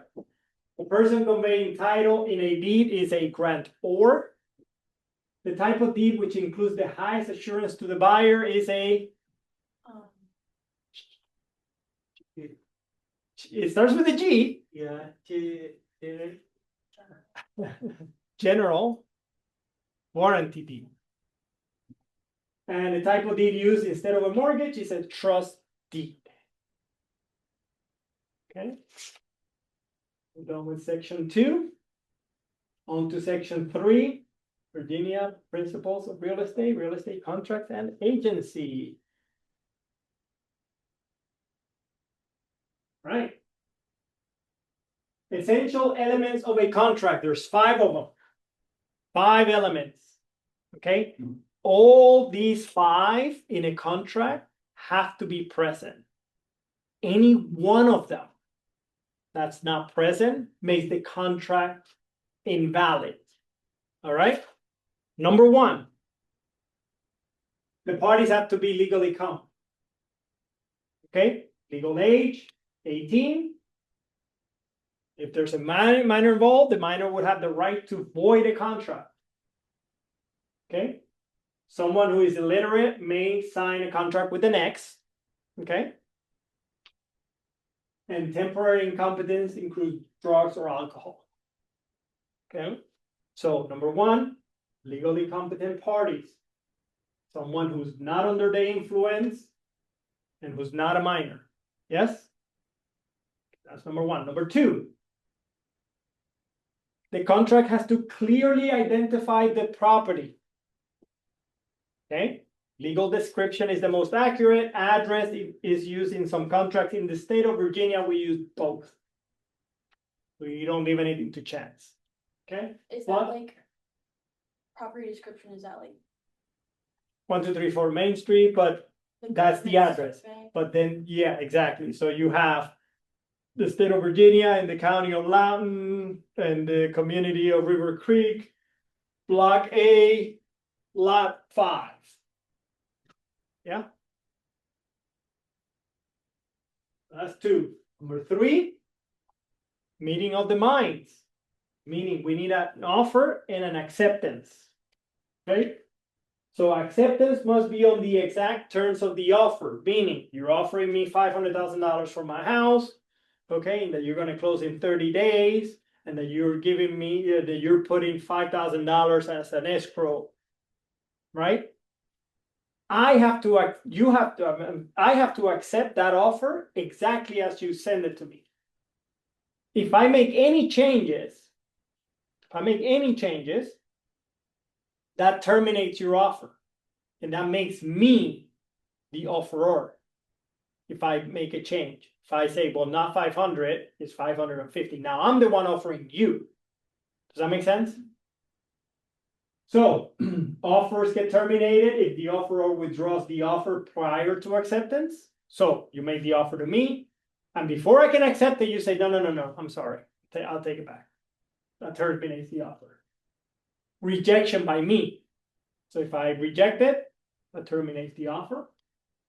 Counter offer, this is what I was talking about. If I counter your offer, instead of 500, I say 550, that terminates the offer from your end, and I become the offeror, you become the offeree.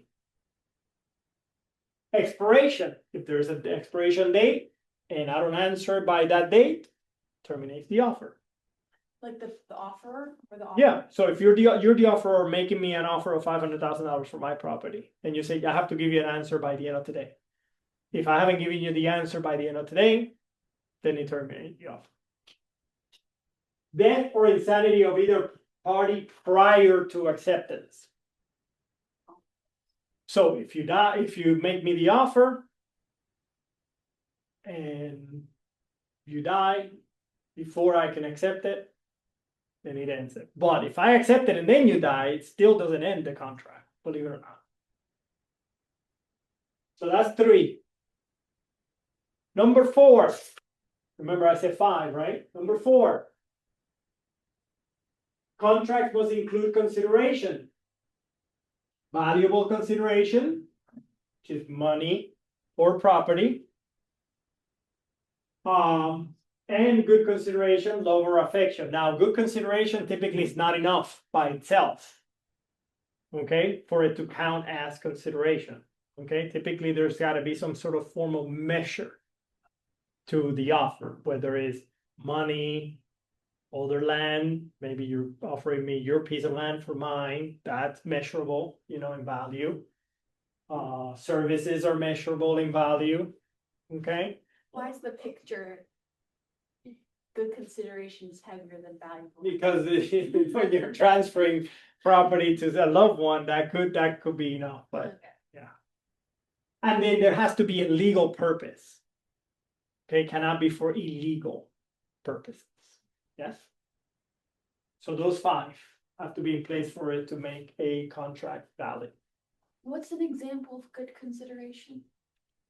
Good consideration, like from a mother to a son, love.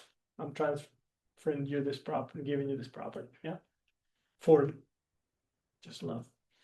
Just because I love you, because you're my son. Right? But wasn't there something that we just talked about that was like, Quick climb. Quickly, that's the deed transfer between family members, or that's typically between family members. There doesn't have to be any money involved. so that's not applicable to that? No. Mhm. That's why I was like the lowest. Yeah. All right, valid, void, and voidable contract. Valid contracts have all those essential, the 5. Okay, that's a valid contract. Has all the elements and is enforceable fully.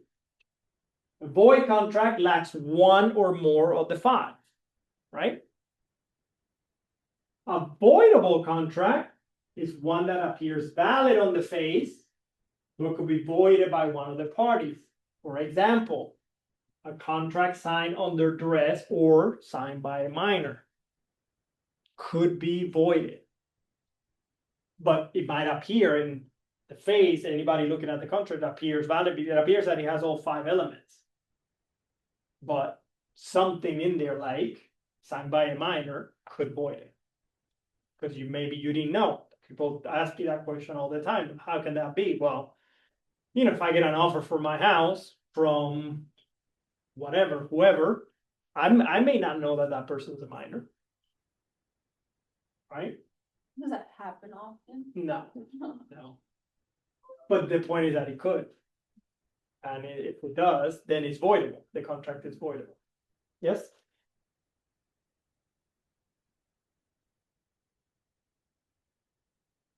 Then let's talk fraud, misrepresentation, and mistake. Fraud is the intentional being the key word here.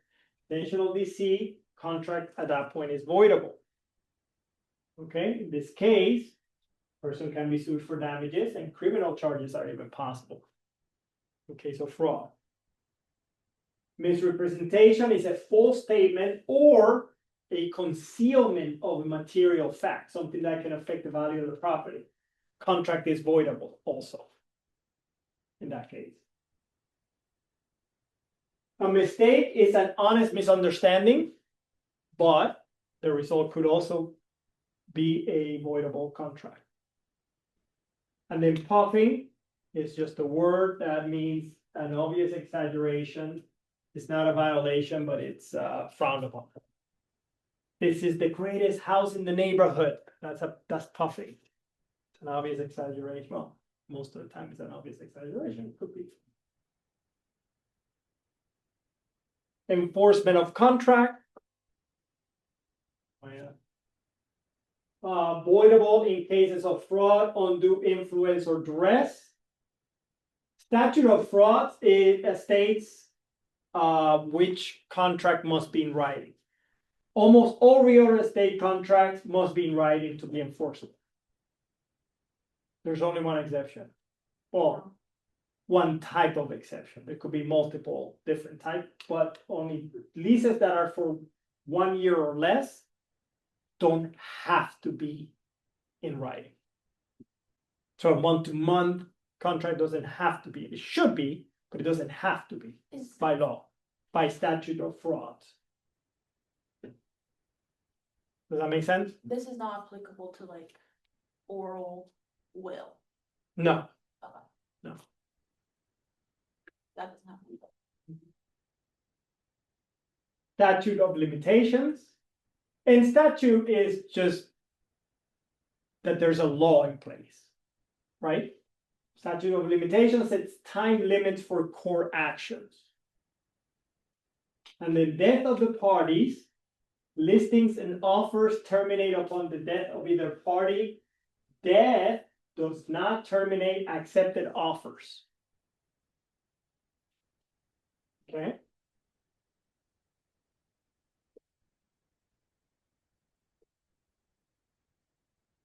So, what does terminate contracts? Once this accepted, once everything is in place, what terminates them? One, performance. And what is performance? Carrying of property. No, performance is completion. So think of, actually, you might want to write that down because that's actually an important word. Performance means in a contract means completion, means we perform. You did what you said you were going to do. I did what I said what I was going to do. I gave you title to my property. You gave me $500,000. We're done. We perform what we promised. Yes? Could you rephrase it? Sorry, I don't. Perform means that we did what we said we were going to do. Let's say you offer me $500,000 for my house. You wrote a contract. You submitted it to me and you say, hey, I'm offering you, Jose, $500,000 for your house. I say, I accept. At the end of the contract, I gave you the keys to the house and you gave me the money. We perform. We perform what we said we were going to do. You promised me you were going to pay me $500,000 and I promised you the keys and title in And it exchange. should be written or like a verbal. Performance, has nothing to do with writing. It just has to do with we perform what we said we were going to perform in that contract. So, but it's written in contract. Yes. What we wrote in that contract, we did it. We performed. And the reason why I tell you need to remember this is because this is gonna come up a couple more times. And you need to know when you hear performance, when you see performance in a test, when you hear performance, you need to know what that means. It means that you did what you were gonna do, what you said you promised, and I did what I said I will promise.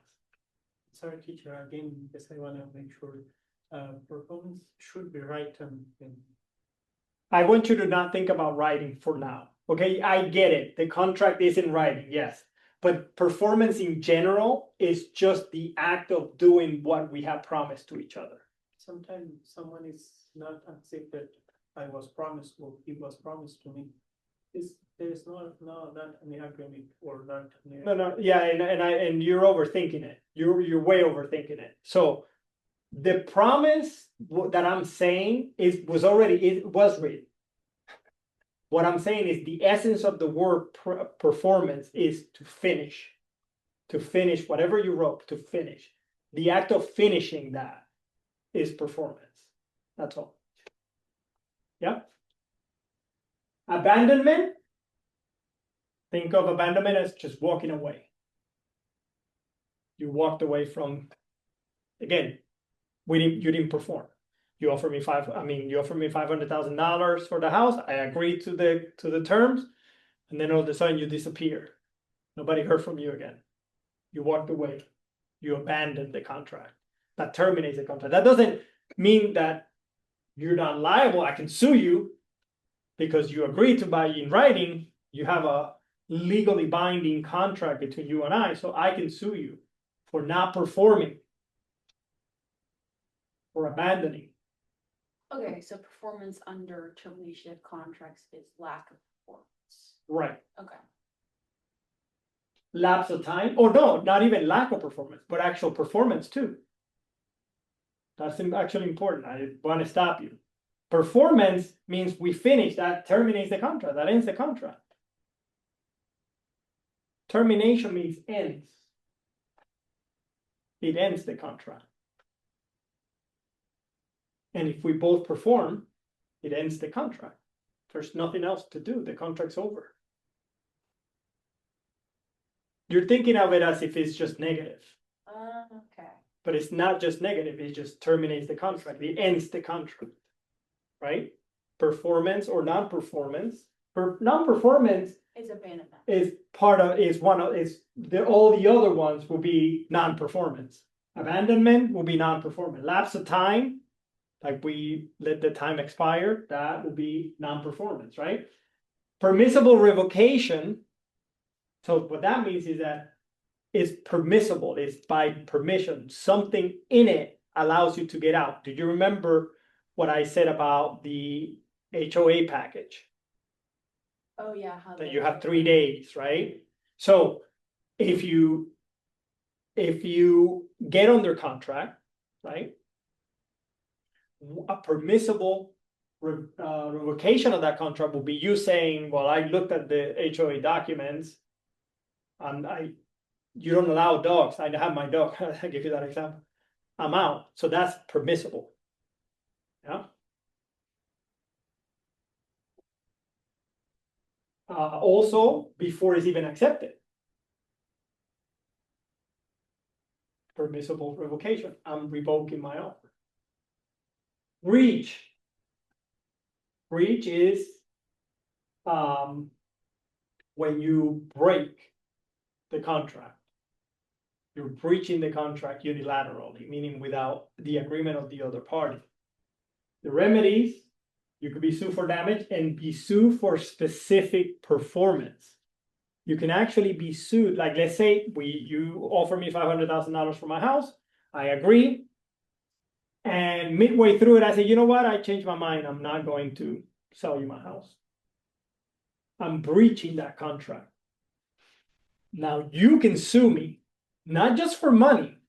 You can sue me for performance. You can sue me to make me sell you the house.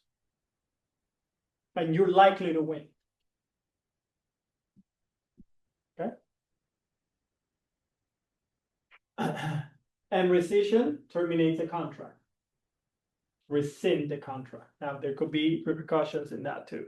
So the only difference between breach and abandonment is breach is like you saying you're not gonna. I'm telling you, I'm not doing it. Yeah, the abandonment, the person just disappeared. And we have to assume that they're breaching their contract. It's a form of breach though. But you can't be sued for abandonment? You can, yes, of course. Yep, you can. And termination happen after sign the agreement or sign the documents generally. Mm-hmm. Those termination of contracts, it's happen like after a contract or agreement. Mm-hmm. If something is finished, done, it was, for example, I sell my house and I sign, Mm-hmm. and after that, if those or something happen, like the buyer has a right to sue me or they ask about those. To sue you for what?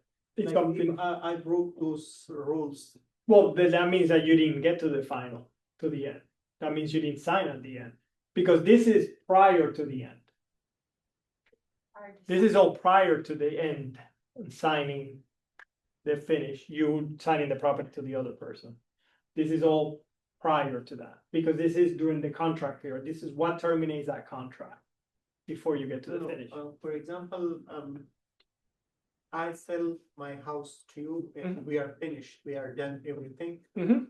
And after sign the agreement for anything, or I'm asking about, for example, I'm not interested to sell this house, I don't wanna give. Like,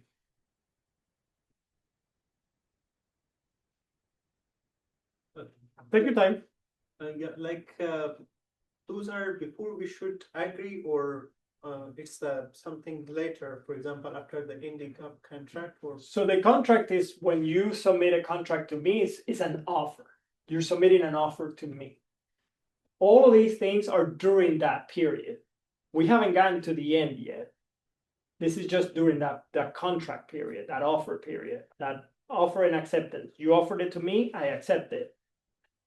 During that time, during that contract, what ends the contract? What could end that contract? What could end that agreement? Any of these things. Like this is like the negotiable period of like contracts being shown. Yeah, Like, what you were talking about is at the end, when you sign it to me. None of this applies, because then that means the contract's over. The contract has been performed. and still, if we are not the end of contract, if those termination is happen, still you can sue me. Like you can. If you can, yes, if you get out of that, if you try to get out of an agreement, a valid agreement, then yes, I can sue you. To either keep you in the agreement and force you to buy or force you to sell, depending on who you are. I can force you to do that, or I can sue you for money, damages. I don't understand why contracts are. I don't know how to explain this. Why must there be a contract period in general? Because you need time for a few things. First, title search. Remember that? So typically that takes 10 days. Okay. But the more important and the one that takes the longest is the financing. The bank who's lending the money for the buyer typically takes at least 3 weeks to process. They have to order an appraisal, they have to check your finances. There's a lot of stuff that a bank has to do to make sure that. So all those steps, because there's so many steps, that's why you get into a contract period. 'Cause people Exactly. aren't gonna do that for nothing. Exactly. Okay. That's right. Okay. Good question. That's a good question. Like that, those termination of contracts, that's the during of negotiation, or during of negotiation, for example, I'm the seller or you are the buyer, Mhm. you are thinking, oh, this is expensive, okay, let me do something to end this, Typically, it's Yeah. airtight. Typically, you can't get out. yeah, or like, for example, I That could think, be permissible revocation. So if there's something that's permissible, yes, but I mean, good luck finding something that's permissible at that point. If it's just like about money, then it wouldn't be It permissible. won't be permissible. So in order for you to get out of a contract, once you have signed a contract, in order for you to get out of a contract, something within the contract has to give you an out. For instance, the HOA package that I just mentioned, right? So if you look at the HOA package, you don't even have to give a reason as to why you're getting out. Once you get the HOA package, you could just say, there's something in there I don't like, I'm getting out. And the seller has to let you out. So Okay? there's no instance where there's a contract period where there's no out. No, there are. So not all houses have an HOA, right? Not all of them have an HOA. And by extension, you only have 3 days. So if you get the HOA package at the beginning of the contract period and 3 days have gone by and you didn't say anything, then that part is gone. You can no longer use the HOA package to get out of the contract. Okay, they could still sue you because the time lapse. It depends. So if you're trying to get out, yes. So people normally like do that, like if. So people who try to get out of a contract, typically, if they have a change of heart, for instance. If they have a change of heart, they need to figure out a way to get out. Now, if you have a home inspection contingency, for instance, so there are different contingencies. Contingencies are conditions, right? By which you say, if the house is in good enough shape, then I'll stay in the contract. If I find something wrong with it, I reserve the right to get out of the contract. You also have a financing contingency condition, meaning if the bank declines my loan, I can get out of the contract without any repercussions. Okay, those are those are the most typical conditions in a contract. Oh, and that time you cannot apply those termination of contracts. No, because those will be in here, these are things that will terminate it and will have a repercussion attached to it. So in a contract, because we can't assume, I can't put it on there because we can't assume that a contract has a financing contingency, because it could be cash. Right? So we can't, if a contract of the buyer is paying cash, there's no financing contingency. It's not contingent or a condition of you getting financing, because you're not getting financing, right? Some people will waive the right to do a home inspection. So the contract wouldn't be contingent on a home inspection So home inspections happen during the contract period. during the contract period. Home inspection happened, the financing piece gets processed. And that's when that's when you potentially could discover like certain Problem. liens or cloud on title. Exactly, the title is being done. The title search is happening during that period. So typically, it is very normal. And those are valid reasons to get out of them. Yes, all of those are valid That. reasons, exactly, all of those are valid. So during the contract period, it is very normal to have a 30-day window from acceptance to closing date. That's your most normal, most common window is 30 days. Like generally, if we are making any deals, we should be keep any condition. For example, if I want to talk to someone in the during the negotiation, I should tell them, I want to buy or I want to sell this home, but by this condition, if this something has happened, I'm free. I can leave anytime the Yeah. agreement. And yeah, you could write that in, because all real estate contracts, and we're gonna go over that later, are negotiable. Everything's negotiable. You could put whatever condition you want in a contract, as long as the other party accepts it. So like when you're in the creation of the contract, before that contract window, you can make conditions that you can get out of Yep, ahead of time. yep. And we have the most normal ones, the most widely used ones are home inspection contingency, financing contingency, and appraisal contingency. Those three are your most used contingencies that are attached to just about every contract nowadays. Instead of those like theoretical, we should have enough experience, because sometimes we need experience. You do need it. Yeah. You need to know what you're doing. Yeah, Yes. for the reason, because some people has enough experience, they are trying to sue you.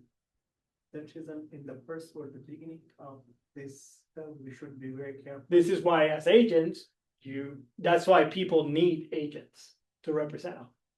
And agents, by extension, when you guys get out of here, I don't know what your plans are in terms of where you guys are going to be joining, if you have a place that you're joining or not, but you need to make sure that whoever you're joining, whatever brokerage it is, has a really good training program for beginners. Because if not, then you could really cause some people some serious damage. So Yeah, that's what I'm stressed about. yeah. So, I mean, it's just, you need to be well trained when you're done. Like your buddy Syed, who's training with me, ask him. He's been training with me. Anyway, we're gonna break for lunch. Yes, go ahead. Can I ask one quick question? Of So course. if you go under contract on a house, you're buying a house and you do a completely non-contingent, let's say even like all cash offer, you're going, strong to buy a house. Does the title search, like a clean title, where does that come into play? Like if you went in saying not expecting anything back. No contingencies. But you find out and when the title company does the search that there's an issue with it. Yeah. Are you able then to walk away or? You are, if they're unwilling to fix whatever comes up, then you can, yes. So it doesn't need to be something that you're concerned about when you're making No, a, it's actually in the contract.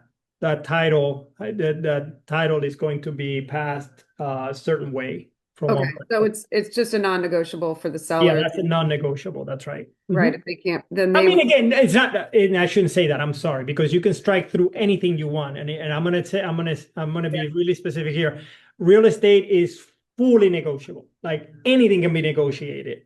You know, like if you decide that you don't really care about the title part, you can strike that through. but you Any are contract. protected ultimately on title, at least. If you go in crazy on a house, Yeah, you're protected on that one thing at least. exactly. Anything comes up, they're gonna make the seller address it. Gotcha. Anything that comes up in the title part, they're gonna make I mean, again, you only are gonna be able to walk away if they're not willing to do that. But Right. No, but if but provided that they are, then yes, yeah, or you're willing to accept it that way. exactly. That's right. You're right. Got it. Thank you. We're breaking for lunch. We'll see you guys in an hour, okay? What am I sorry, what? What was recession? Recession is to back contract characteristics. So we have express and implied contracts. An express contract is one that it's been discussed, okay? Whether it's in writing or orally, okay? It has been expressed, okay? An implied contract, on the other hand, is a little bit more difficult to understand, but hopefully I can make it easy for you guys to understand here. It's one that is created by the actions of the parties. Okay, so now I'll give you an example. Let's say that you rent a property from me. Okay. And so you're my tenant. And as my tenant, you come to me one day and you go, listen, if I cut the grass in the property, would you give me a $50 a month discount on the rent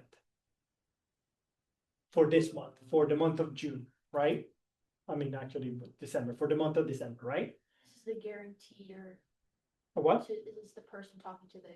Right, the tenant approaches me, the landlord, and says, hey, listen, if I cut the grass this month at the property, because typically I have a service that does it, but if I cut it for you, would you give me a break on the rent, $50 break this month? And I say, yes. Okay, if you cut the grass, I'll cut the rent by $50. Okay, so you cut the grass and I take off $50.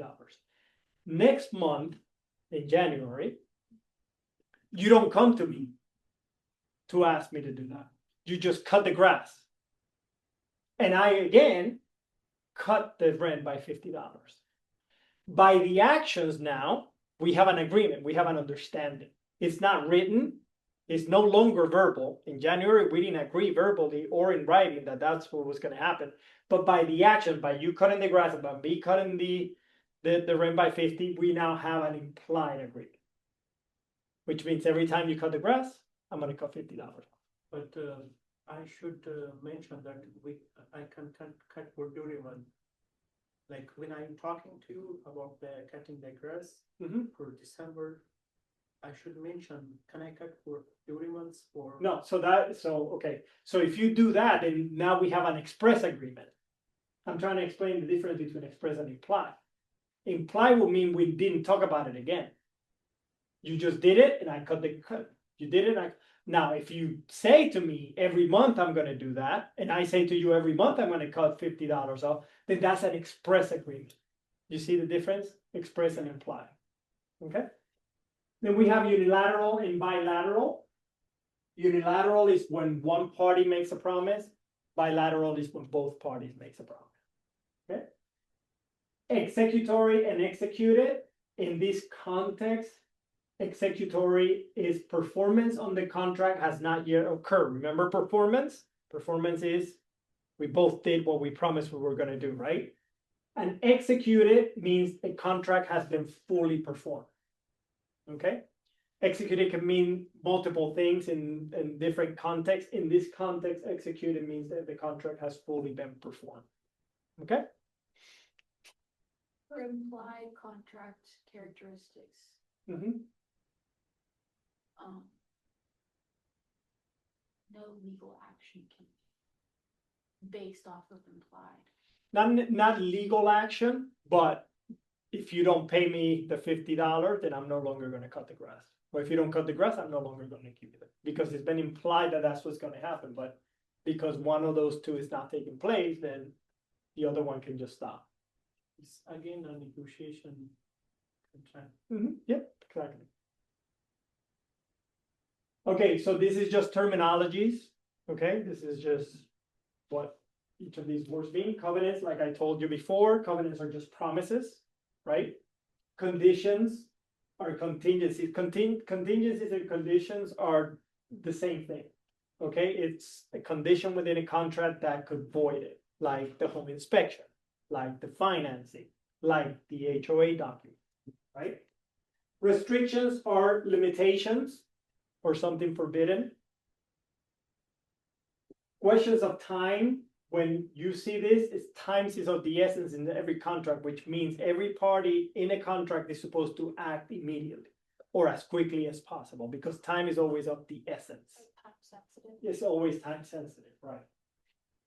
Novation is when a new contract replaces an old contract.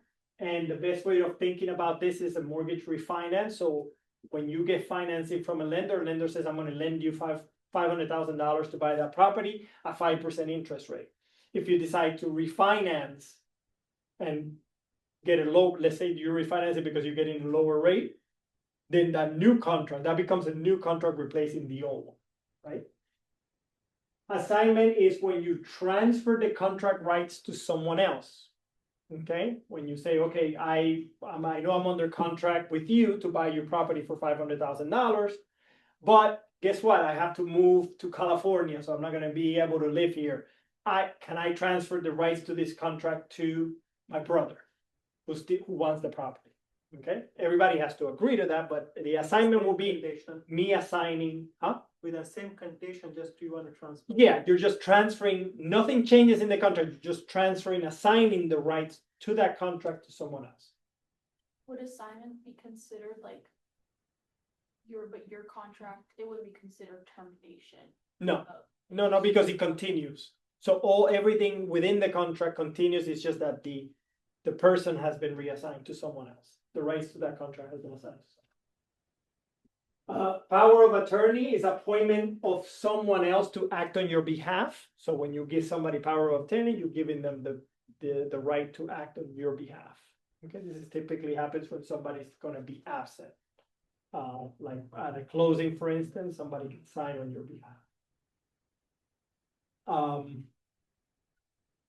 Estoppel, it prohibits revoking rights previously granted. So for an example, if a landlord says you can't use that parking space anytime you want, right? Like if you rent the property from me, that parking space you can use anytime you want, right? Then later on, the landlord tries to change their mind. Estoppel is the provision that stops them from doing that. Estoppel means to be stopped from doing something. Okay, so if you promise later on, you can't just back out. Okay. Estoppel certificate is a statement, and this is why estoppel gets used in a lot of. It's a little weird because it gets used in a lot of different areas. But stop is to be stopped. But estoppel certificate is a statement of debt owed. So just think of it's a document that shows you owe the bank $500,000 at 5% interest rate. It has all of the information on there. Okay. Estoppel certificate. This is why this is just terminology. Oh, I'm gonna take a picture. Yeah, you take a picture. Okay. What's the difference? So estoppel is just the actual like terminology that prohibits someone from stops. doing that. Mhm. I'm doing The something. certificate is, So a estoppel certificate, it stops you from selling the house before paying everything that you owe in the certificate. so the certificate is the actual documentation stating that. Of your debt owed to the lender. Mhm. So it's called estoppel because it stops you from doing anything without first paying the bank. Riders and addenda.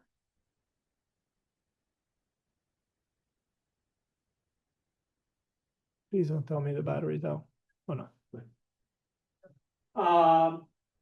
Usually used to add provision. So a rider or an addendum adds something to a contract. So if there's something that you wanted to add to a contract that wasn't part of the original contract, you can add it. Obviously, both parties have to agree, right? It cannot just be unilaterally. Just one party cannot just add something by themselves. But an addendum or a rider adds something to the contract. Okay.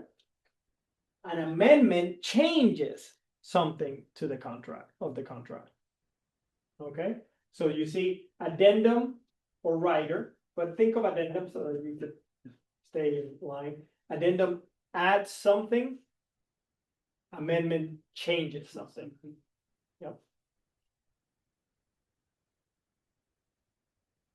Which of the following best describes a contract? It's an offer and acceptance between competent parties who do or not to do a specific legal act for consideration. A written agreement wherein one person agrees to purchase and another person agrees to sell property is called a contract. Yeah. John, an adult, enter into a contract with Paul, who is 16 years old. This is a good question. Actually, I'm not going to answer. I want to see if you guys can answer it yourselves. John, an adult, enter into a contract with Paul, who is 16 years old. So Paul's 16. He's a minor, right? When John learned that Paul was a minor, he decided to terminate the contract. Which of the following statements is true? What do you think? What do you guys think? You say A? It's not optional. Contract with a minor are avoidable at the option of the adult B, because it's not avoidable. It should be the age is the rules of contract. It should be. Is D. The contract is valid and binding only on John. So it's not binding on Paul because Paul can void it any time. But he doesn't have to void it. It's not automatically voided. See, a minor could buy a property. If I'm selling my house and a minor comes with $500,000 in cash, I'll buy it. If I want to sell it, I can sell it. I thought it was illegal. No, it's not. Oh. It's voidable. Voidable doesn't mean voided. Voided is when one is missing completely. It's voidable. Yes? Which of the following is not required for a contract or the sale of property to be valid and enforceable? Performance. What is performance? The act of two people doing what they said they're going to do. Yeah, finish it, right? So that's not required for a contract to be valid because it hasn't happened yet. It's in the future. When a seller makes a counteroffer, which of the following statements is not true? If you can answer that one. Not B. Not C.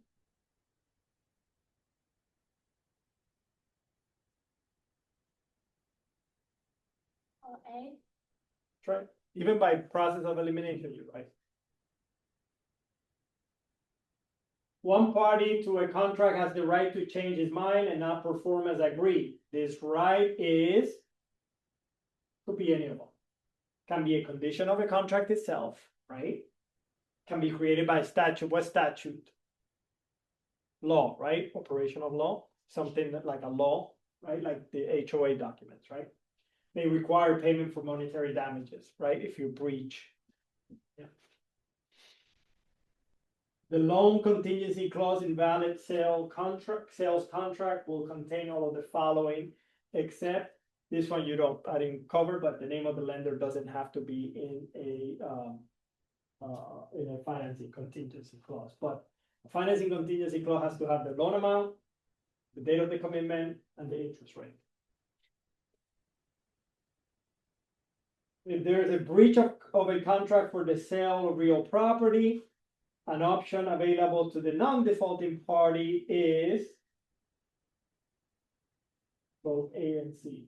Rescission, to get out of the contract completely, or to sue. Either one. Reversion is what? When it comes back to you, right? I didn't know suit was spelled like that. I thought it was suit. Oh, suit, okay. Suit first, yeah. Okay, okay, sorry. File a suit, Okay, Mhm. yeah, I was like suit. lawsuit. Okay. Which of the following is essential for a contract of the sale of real property to be upheld by a court? Right to farm. Yep. Statute of frauds, right? Remember the statute of frauds? Earnest money deposit is not necessary, it's not something that has to be there. So that immediately removes all of the above. And then removal of all these encumbrances, doesn't have to be that to be upheld by court. Which of the following is subject to the statute of frauds? What is the statute of frauds again? What does the statute of frauds say? Month for month, right? Hmm?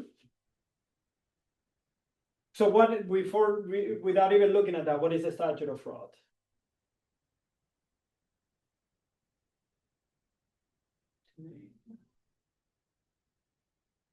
It's a law that specifies that contracts has to be in writing, but what kind of contracts have to be in writing? Do you remember? Contracts that are more than a year in length. Yeah. Okay, anything a year or under is not covered by the statute of frauds. They don't need to be in writing. Anything over a year does. So given that, what's the answer? Yep. So if you understand what the statute of frauds is, then you'll be able to answer these questions easy. Okay, cool. All right, chapter 2.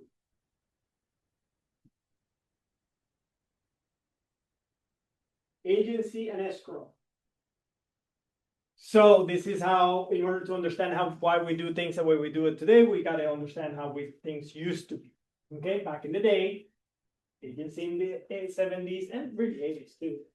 Seller would hire a broker. A broker owed fiduciary duties, which are duties of trust, to the seller. Okay. A sub-agent was somebody who worked for the broker. And a sub-agent always owed fiduciary duties to the broker's client, not to the buyer, even if they're representing a buyer. They always owe fiduciary duties or duties of trust to the seller. So everybody basically worked for the seller. Okay, even the sub-agent who's working with the buyer, their loyalty lied with the seller. That's how things used to be. And that gave rise to buyer agency. Sorry, it's not clear for me. Okay. Explain a little bit. Okay. So broker was hired by a seller. You're a seller. You hire me, I'm the broker. Okay. So I represent you. And my loyalty is to you. Okay. But let's say somebody wanted to buy your house. Okay, and they contacted me. I would assign a sub-agent. Let's say she worked at my firm. I would say, hey, handle that buyer. But she, even though she's my agent, even though she's working with the buyer looking to buy your house, she owed you loyalty, not the buyer. That's how it used to be. And that gave rise, that is what made buyer agency, that's we have it today. Now we'll go over that in a second. But before all the agents worked for the seller. Oh, this is for back. Burnett versus National Association of Realtors. For years, lawsuits have been filed arguing that since NAR had a monopoly in the MLS, that it included a requirement that the seller pay compensation to the buyer's agent. In 2024, this was just last year, this lawsuit led to a 1.8 billion in damages, which caused NAR to settle for 480 million. The changes that came as a result of that lawsuit were, it ended mandatory compensation payment to buyers, but it is still permissible. So sellers can still pay buyers agents. It prohibited commission disclosures by the MLS, and buyers are now required to enter into written agreement before they can see any homes. Okay, so a buyer wants to buy a home and wants to use an agent to do so, they have to enter into a buyer agency agreement with a realtor, with a brokerage. What's the benefit? Now the buyer is fully represented by their agent, and the buyer is responsible for paying the agent's commission. Whereas before, the seller would pay both the buyer's, the listing agent, the one representing the seller, and the buyer's agency commission. Okay, now what they call that decoupling the commission, so that the listing, the seller will pay their agent, and the buyer will pay their agent. Before, the seller will pay both agents. Why was it like that? Because the agents were, they owe duties to the seller. Everybody was basically working for the seller. So they didn't have like, they may or may not have had like the best interests for the buyer. Exactly. And even though this came out of the lawsuit, in 99% of the cases, the seller is still paying both buyer's agent and seller's agent. But he tried to sell more, like, for example, the house price is 10,000. The broker tried to sell, for example, 11,000, because the seller should pay for both brokers. Yeah, I mean because the reason why the seller is still paying the buyer's agent and the seller's agent is because the buyer's agent has the buyer, and the buyer's agent really dictates where those buyers shop. And this would be all under the same brokerage? What's that? Like, Not necessarily. It could be like separate. It could be brokerages, but they're separate. both working for the seller anyway. It could be, yes. Unless there's an agreement. Until you sign an agreement with the buyer, you are representing the seller in every transaction. You as an agent, if you show a house to anyone, you're representing the seller unless you sign an agreement with the buyer. Once you sign an agreement with the buyer, then you're working with the buyer. Until then, you work for the seller. Is that agreement that you sign with the buyer, is it good for any property that you're showing them for a period of time, or is it by property? It's very flexible, actually. So you can make it for one property by specific. You can make it for one type of property in specific, and you can make it for as long as you guys agree. But it could be it's very flexible. It's very, very flexible. So in fact, the section which talks about the property that you're representing that buyer for is actually a blank that you fill out by typing either an address or the type of property that you are going to be representing them for. And one other question, the way that the seller ends up paying both sides, is it something that do they establish that in their listing agreement so that all buyer broker?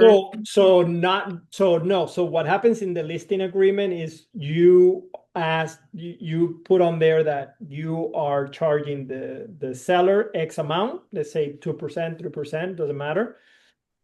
And then is the seller willing to pay a commission to a buyer's agent?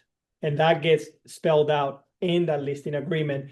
The seller can say, I'm not gonna agree to that right now. I'm just going to negotiate that, and that's more than okay. That's typically what I recommend my sellers to do, is to not agree upfront to any commission to a buyer's agent.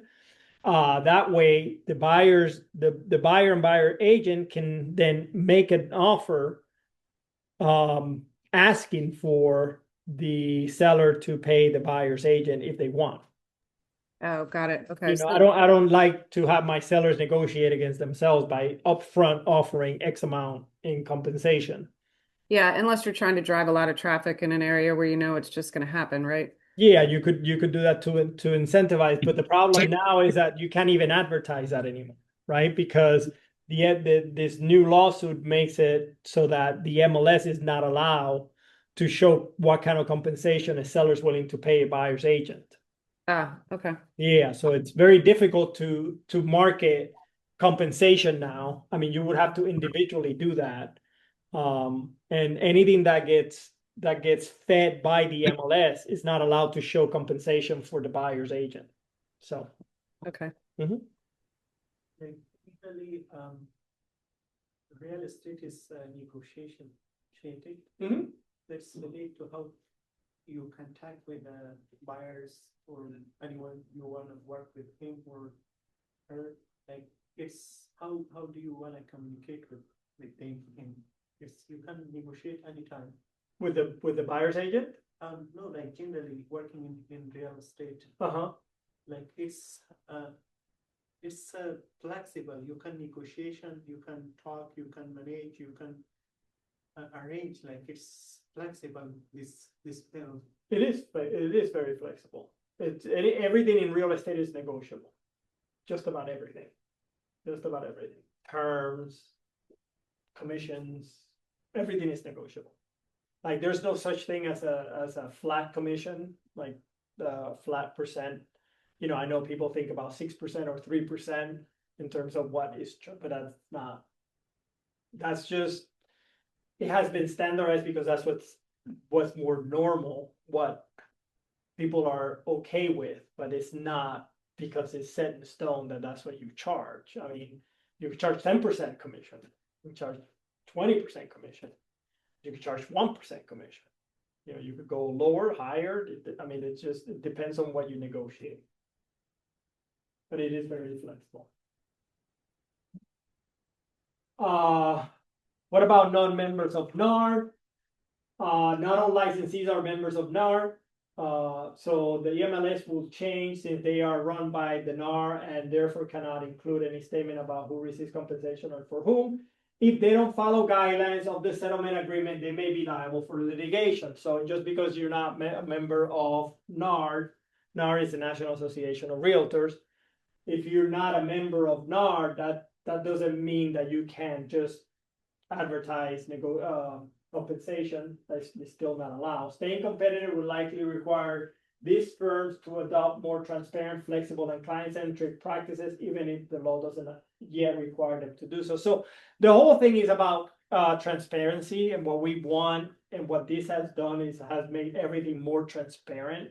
So in a contract now, because you're not offering compensation to a buyer's agent in the MLS where the consumer, the buyer, the end buyer doesn't see the compensation, now the compensation is actually written in the sales contract, the contract that they offer to buy property from the seller, buyer from seller. The compensation that the buyer's agent is asking the seller to pay them is actually written out there. So buyer, seller, everybody sees it. So there's more transparency now. Common law definition. Special agent represents a client in one specific transaction. So think of a special agent as someone who is hired to sell a house, right? So you're just representing the seller in that one transaction and one transaction only. That is a special agent, okay? Or a buyer to buy a house. You're representing them in that transaction by itself, right? As a special agent. A general agent represents a client in many transactions on an ongoing basis, like a property manager. Property manager represents a an owner of property and on an ongoing basis is constantly working with that client, right? Finding a lease, a tenant, or different tenants for different properties, right? So think of a property manager when you think of a general agent. And Okay, the general agent only still one specific person, but working consistently for them? exactly. Mhm. Multiple transactions, multiple things on an ongoing basis. Okay. And then a universal agent is anything a person can do legally, they basically represent. It's kind of like a ultimate power of attorney. They can do anything on behalf of their client. Okay, so those are the three types of agents. The last one, universal agent. It's not clear for me, like what kind of agent is this one? Basically, you can do anything. It's basically like you're the clone of your client. You can do anything. You can sign on their behalf. You can do anything that they can do legally, you do for them. And in first, when you start work with someone, you should talk about who's are like what kind of agent do you wanna Mhm. hire me? Special, general? Yeah. Universal? And most of the time, you're gonna be a special agent because you're not, unless you're a property manager, you're very unlikely to be doing multiple transactions on an ongoing basis for the same client. That's very unlikely. That will be a general. Universal is frowned upon. Like people don't like that. Like you should never be on universal unless it's absolutely necessary. Somebody's in another country and needs you to do everything for them. Like you should never be a universal agent for someone. That's unlimited power of attorney, meaning you're basically acting as the other person Yeah, fully. without my self, no one can do like everything that I want or you. But if you give them a universal power of attorney, they could. If you give somebody universal power of attorney, they can do, make them a universal agent, they can do everything But on your behalf. There should be trust or know each other better because. Of course. The sue or the use that powers. Yeah, that's why it's frowned upon. That's why courts don't like that. Courts don't like that. So if you're representing a client in anything, does that mean you're responsible for if something were to happen or No, you messed up, like the universal agent messed up or signed something that screws the client over, the client just. the client is the one whose repercussions are, yeah, exactly. So that's why you should, yeah, that's, yeah. Then also in universal agent, if there is anything wrong, any problems, you wanna go to the court, who is responsible for The original person, the actual person is responsible. the universal agent again is not. No. No, he's just, you entrusted him to do things for you. You're right, you're liable He for has whatever he does. He has a authority or power, but not a responsibility. Exactly. He's just doing, you told him, you gave him universal power. That's on you. Sub-agent, like I said, is someone who works under another agent but they owe fiduciary duties to the agent above them, their client. Like a sales rep under like a managing. So if I the agent who represents him as my seller, and you're my sub-agent and you start working with a buyer that's looking to buy his house, you still owe fiduciary duties to him because you're my sub-agent. I thought it wasn't like that anymore. If you sign separate, but if I assign you as my sub-agent, then you're not signing any documents with that buyer. You're representing him. Oh, to me or to you, because you were agent and you hired her like. She owes fiduciary duties to you. No, responsibility for. Responsibility is she works for me, but fiduciary duties is the key here. She owes loyalty to you. And sometime about commission or something, if you are not paid to her, Like she can ask me or? She can't ask you anything. She's going through me. She just owes you fiduciary duties. Loyalty is to you, meaning she cannot.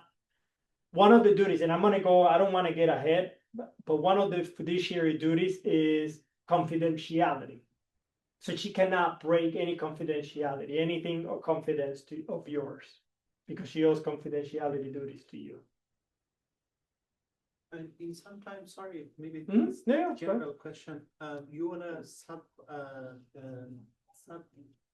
agents her, and she wanna work with a buyer, but in the print up, she wanna work directly with a buyer with a seller, Mhm. and you are not here. Said then she wouldn't be my sub agent then. No, you was her hire or sub agent her, but she came to me, she says, I wanna at least commission the teachers, let's work together. That's unethical. That's not, that's, Without, it takes, if she's doing like that or someone else doing like that, what's the rules or right for? no, I mean, she wouldn't be able to do that because she's being assigned by me as the sub agent, so she couldn't bypass my agreement with you. She couldn't do that. If something happened like that, is there any rules, any rights or anything? I mean, it will be illegal. Like what you're saying is illegal. Like she will be breaking the contract that she has with her firm. Well, maybe I'm not understanding what your question is. Yeah, my question was sometime like that happened. For example, you was my broker Mm-hmm. and I wanna sell my home Mm-hmm. and you hire or like a sub agent her Mm-hmm. and you wanna pay for her. I want to what? You wanna pay for her, like for example, do you want a commission from me when I sell the house? Mm-hmm. And after that, you wanna pay for her, and she came to me. I wanna work for you like cheaper than this price, Mhm. or I don't want that much commission. Let's Mhm. work Mhm. me in you. She couldn't do that. You guys couldn't do that because you have an agreement with me. I wouldn't even be in the picture if it weren't for my agent. But putting me but on. let's say that you do that, then you as the seller would owe two commissions, mine and hers when you sell. Like directly, I can hire her or not. Not without ending my relationship, Oh, because you have a deal, you have a signed agreement with me. So it doesn't matter what you do with her, you would still owe me. When the house sells, you owe me. You have an agreement with me.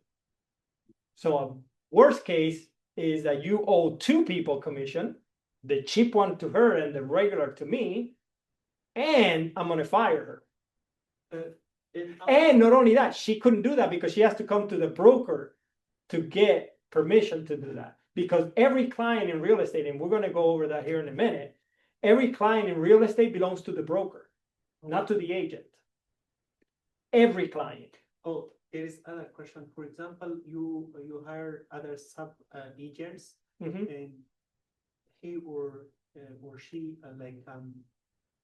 find a new clients. Mhm. She worked or he worked for you, your sub agent, but she find a new clients. Mhm. Is those new clients still related to you, or she can also work with a direct with a client? Not every client belongs to the broker. Every single one.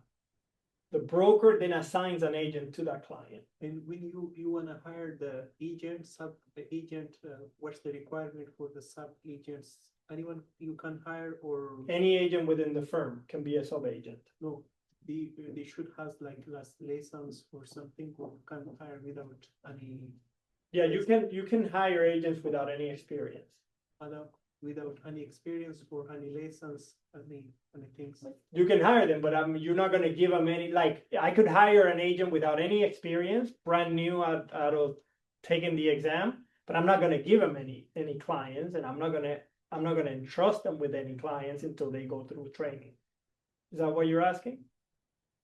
No, my question was that, for example, if you wanna hire sub-agent, Yeah, is there any requirement for sub-agent they should has like a real estate license or any experience, any class like that we are right work? every company does it different.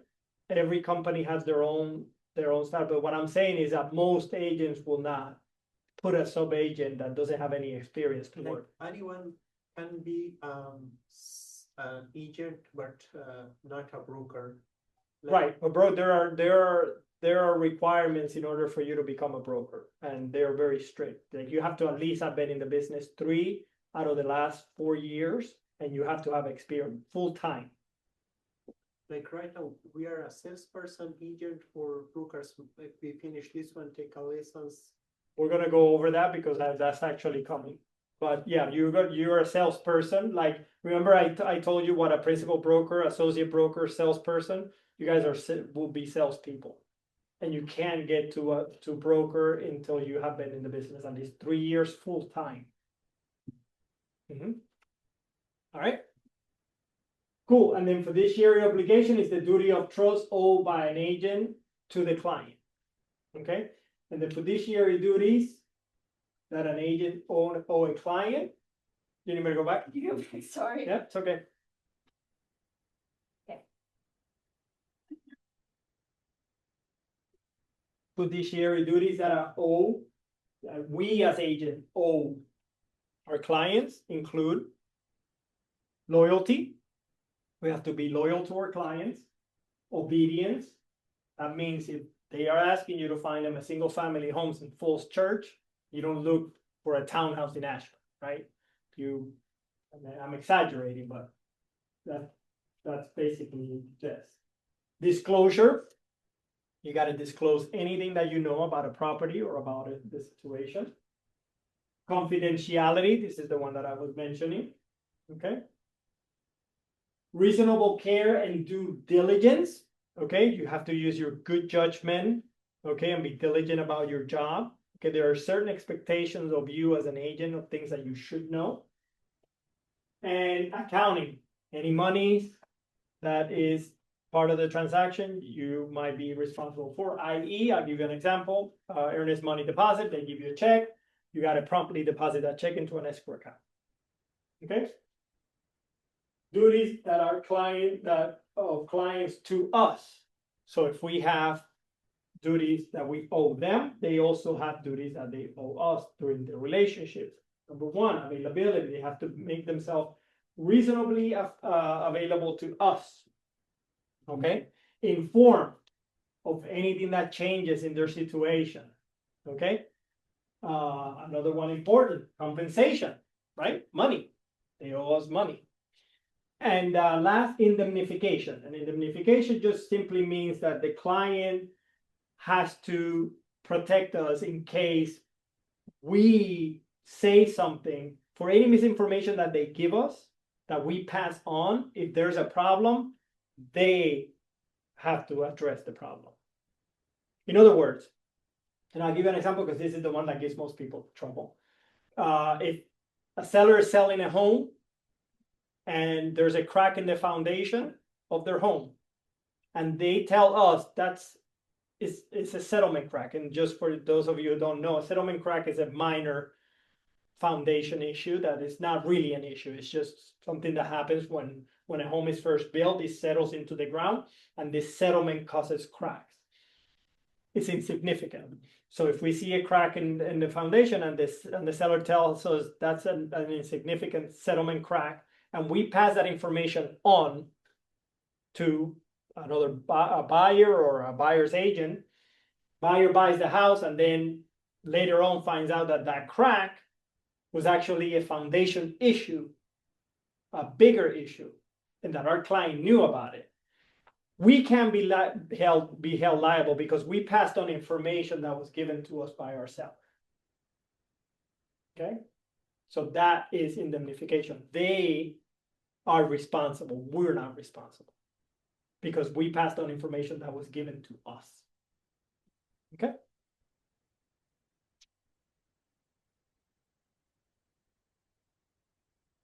Then we have agents, duty to customer. So what's a customer? Buy or sell it. But that having what? What's the difference between a customer and a client? We discussed this. Interests and, the client is like the person that goes, gets, that confirms that they're gonna be working with a broker. So a client, yes, in a way. So a client, just think of it this way, and this will make it simple going forward. A client signed papers with you. A customer hasn't. Customer's just potential. It's potential client. A client already signed documents making you their agent. Yep. So it's official. They sign employment documents. That's it. That's the difference. Yes. So what do we owe customers? Just honesty and fairness. Okay, that's it. That's all we owe customers. We need to be honest and fair with them. Example, do not misrepresent anything, and we have to disclose adverse material facts. So a material fact is something that may affect value of a property. Adverse is something that negatively might affect the property or value of the property. So if we know of something that is adverse, something that is negative, that may negatively affect the value of the property, we have to make that available to, we have to disclose that to them.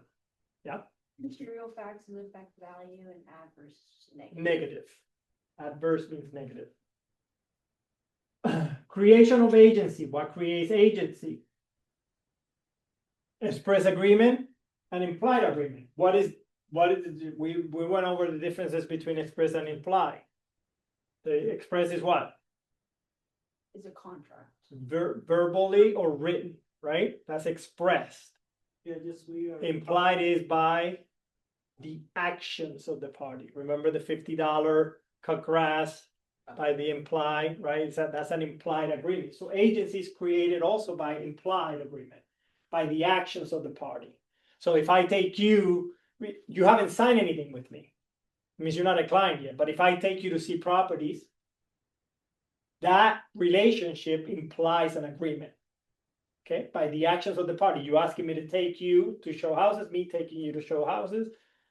We have now an implied agreement. Okay. Ratification, sign. It's been signed. So we have the agreement. An estoppel is by the appearance of an agreement. So I'll give you an example, make it quick and easy so that we can move on. Let's say that you and I are at a house, right? This is it's your listing, it's your property, right? And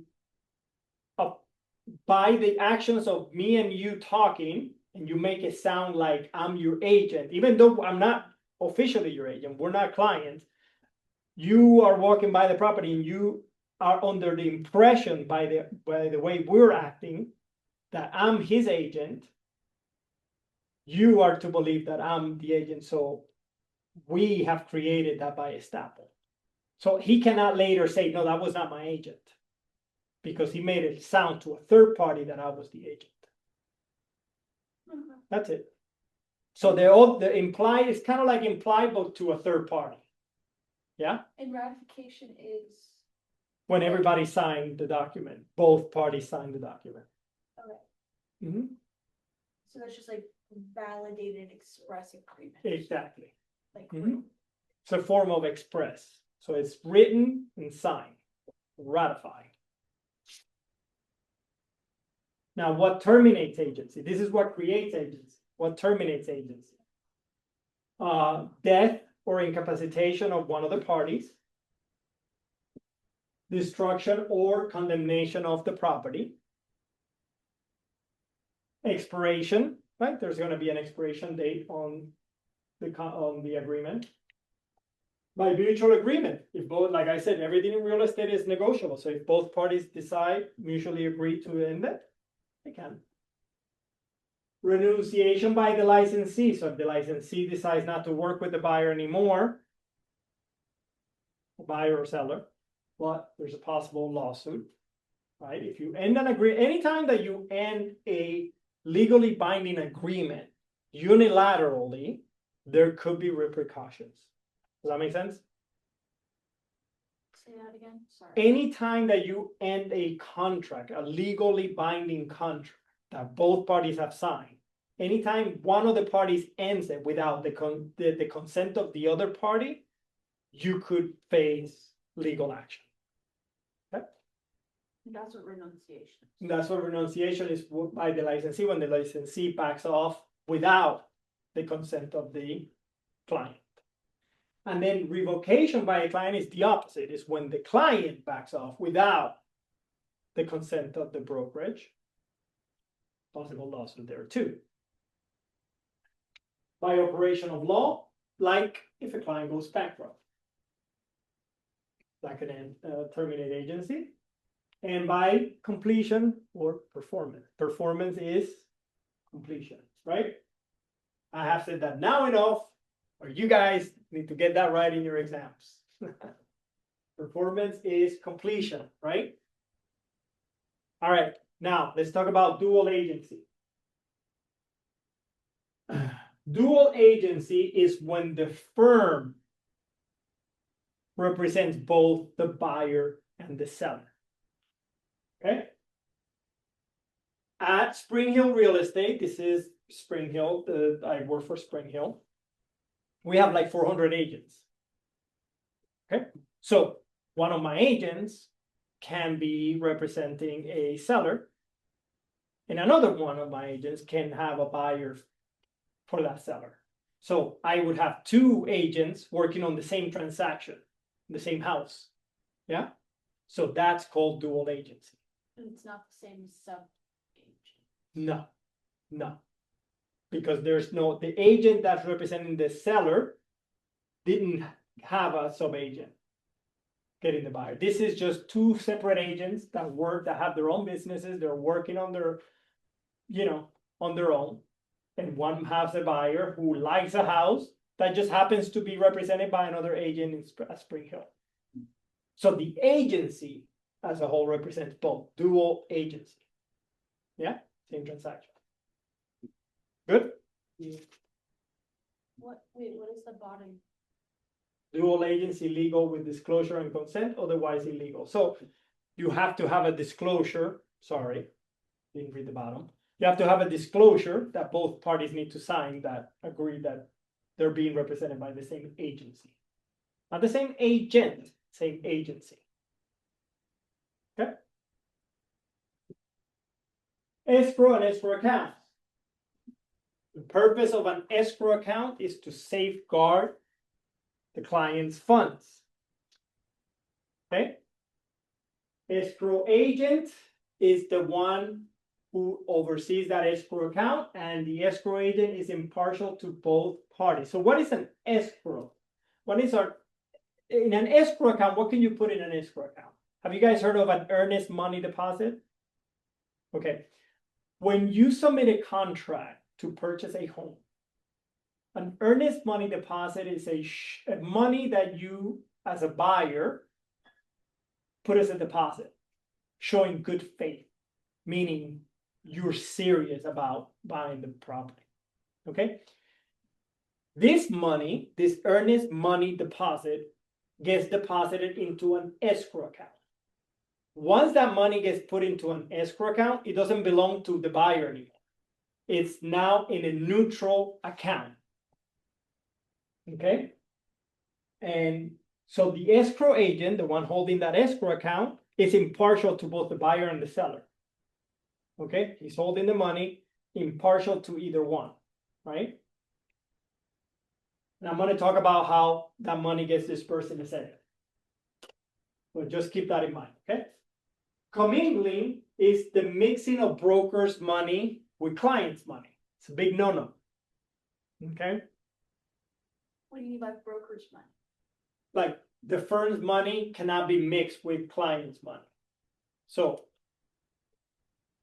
we have an operating account here that where we pay salaries and we pay commissions and stuff. That has to be separate from, it has to be in a separate account, bank account, than where we keep our clients' money. earnest money deposit. Okay, they have to be separate. Commingling will be having just one account holding all of our money and all of the client's money. That's commingling, and that's a big no-no in real estate. Okay, Why? why? Because for the purposes of the escrow account has to be separate because it has to serve just for the purpose of that transaction, and that transaction only, so that accounting is easy to manage.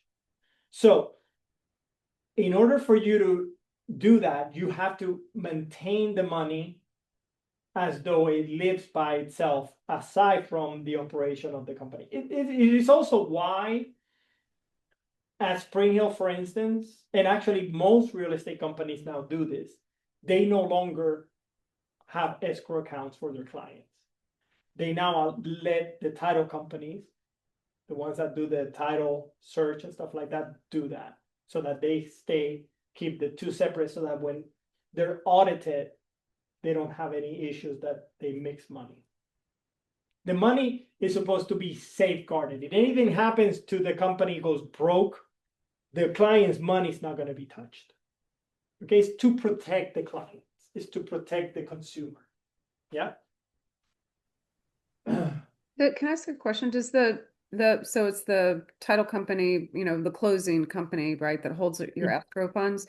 Yep. Just curious, do they have an individual account for each escrow check that they receive, or do they have an account that is for all escrows that they're managing? No, they have an account that is for all escrow that they're managing. Okay, gotcha. That makes sense. Yeah. They don't open one account per. Like for instance, we do. JDM here is our sister company, and they manage. I don't know. They're like the 7th largest title company in Virginia, and they manage something like 150 files every month. So Yeah. that would be 150 accounts every month that would need to be at that.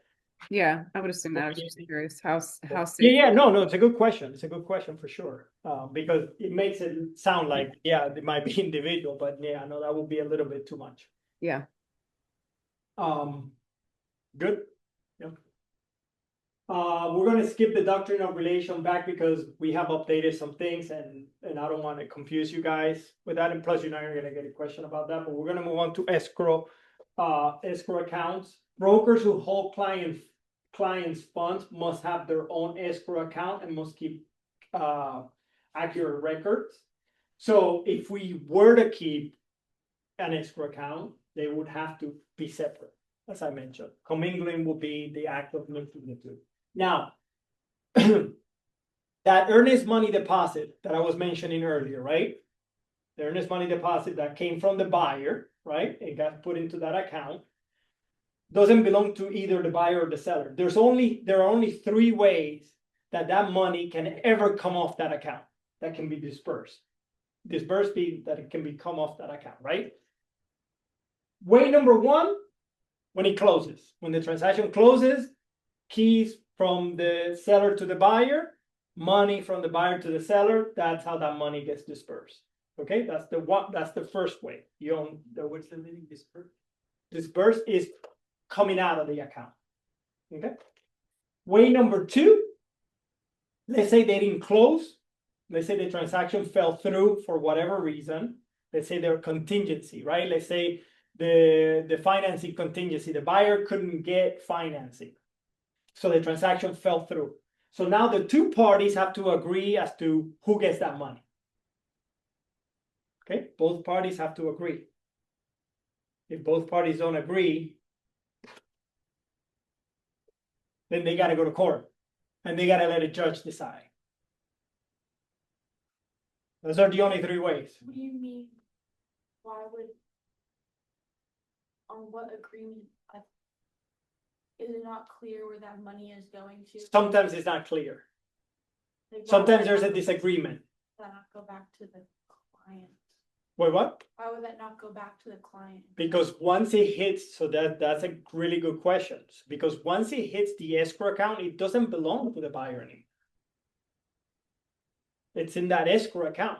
That's it. It doesn't belong to it. It belongs to the think of it as it belongs to the transaction now. So there are only, and the transaction, the rules say that there are only three ways that that money can ever come out of that account. Either to fund the transaction itself, which is upon the closing of the transaction, upon the agreement of both sides as to who gets the money, or a court. But if there's no transaction, why would there be an agreement? Because what if the buyer is violating the terms of the agreement? Then the seller could be entitled to the money. You see? If the buyer is violating the terms, is getting out of the contract without cause. Let's say that there were no contingencies left. And the buyer still said, I got cold feet. I just don't want it. There are repercussions to getting out of the contract. And one of those could be losing that earnest money deposit. You could be sued for performance. Most times, the seller won't sue you for performance. The seller will just keep your deposit. Say, well, fine, I'll let you out and I won't sue you for performance, but I'm going to keep your deposit. And a lot of times, the buyer would agree just to be able to get out.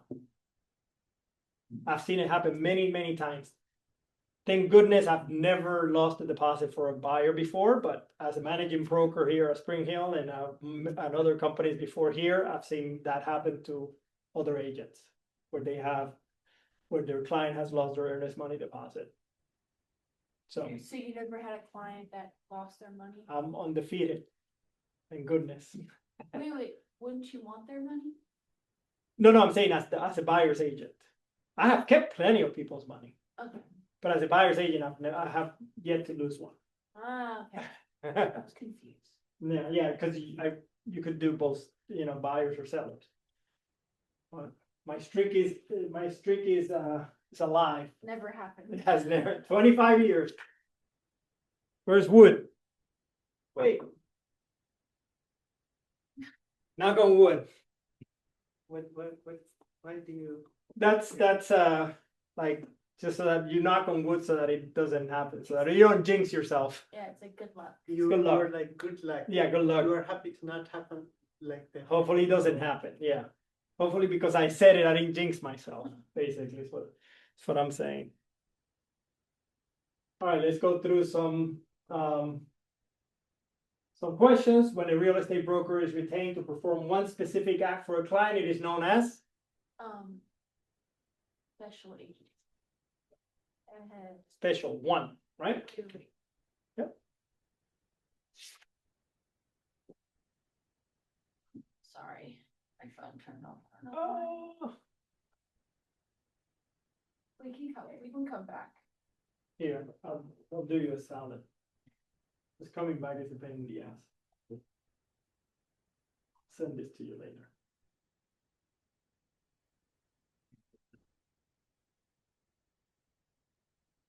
This is a cool one, so I'll let you guys answer it. In agency representation, the employer is called what? Agent. Is he right?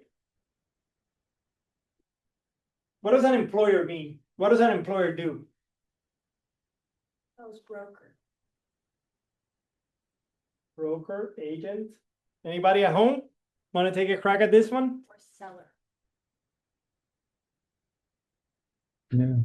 Broker or client. It's actually the client, Fine.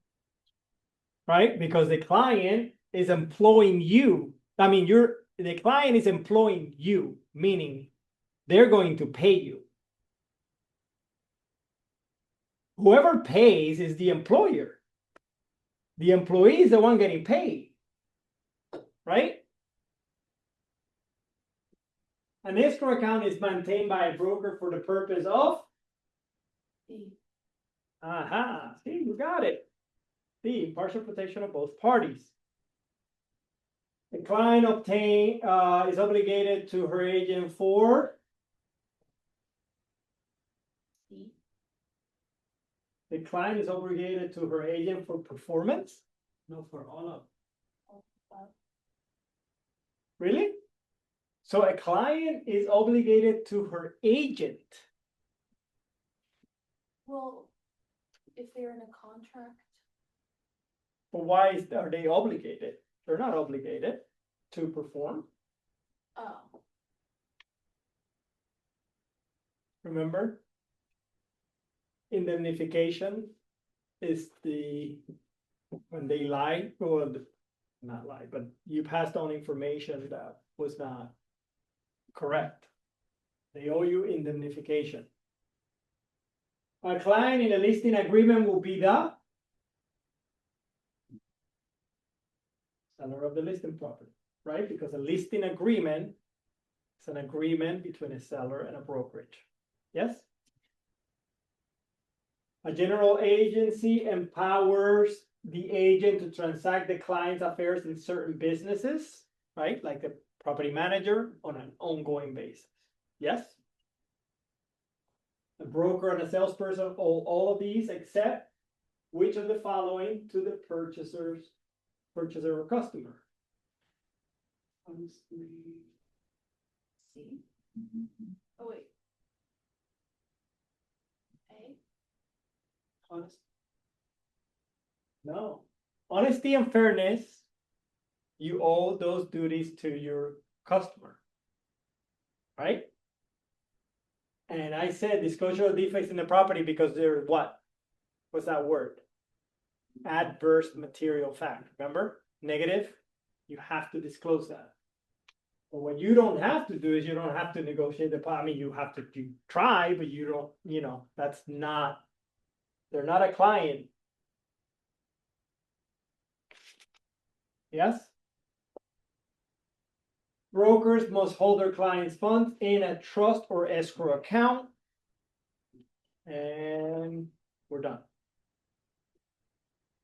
Now we move on to chapter 3, real estate brokerage business. Compensation issues. What? Yep, yep. Actually, we'll take 10 minutes. Okay? Okay, thank you. 10 minutes and then but only 10 minutes, because, good.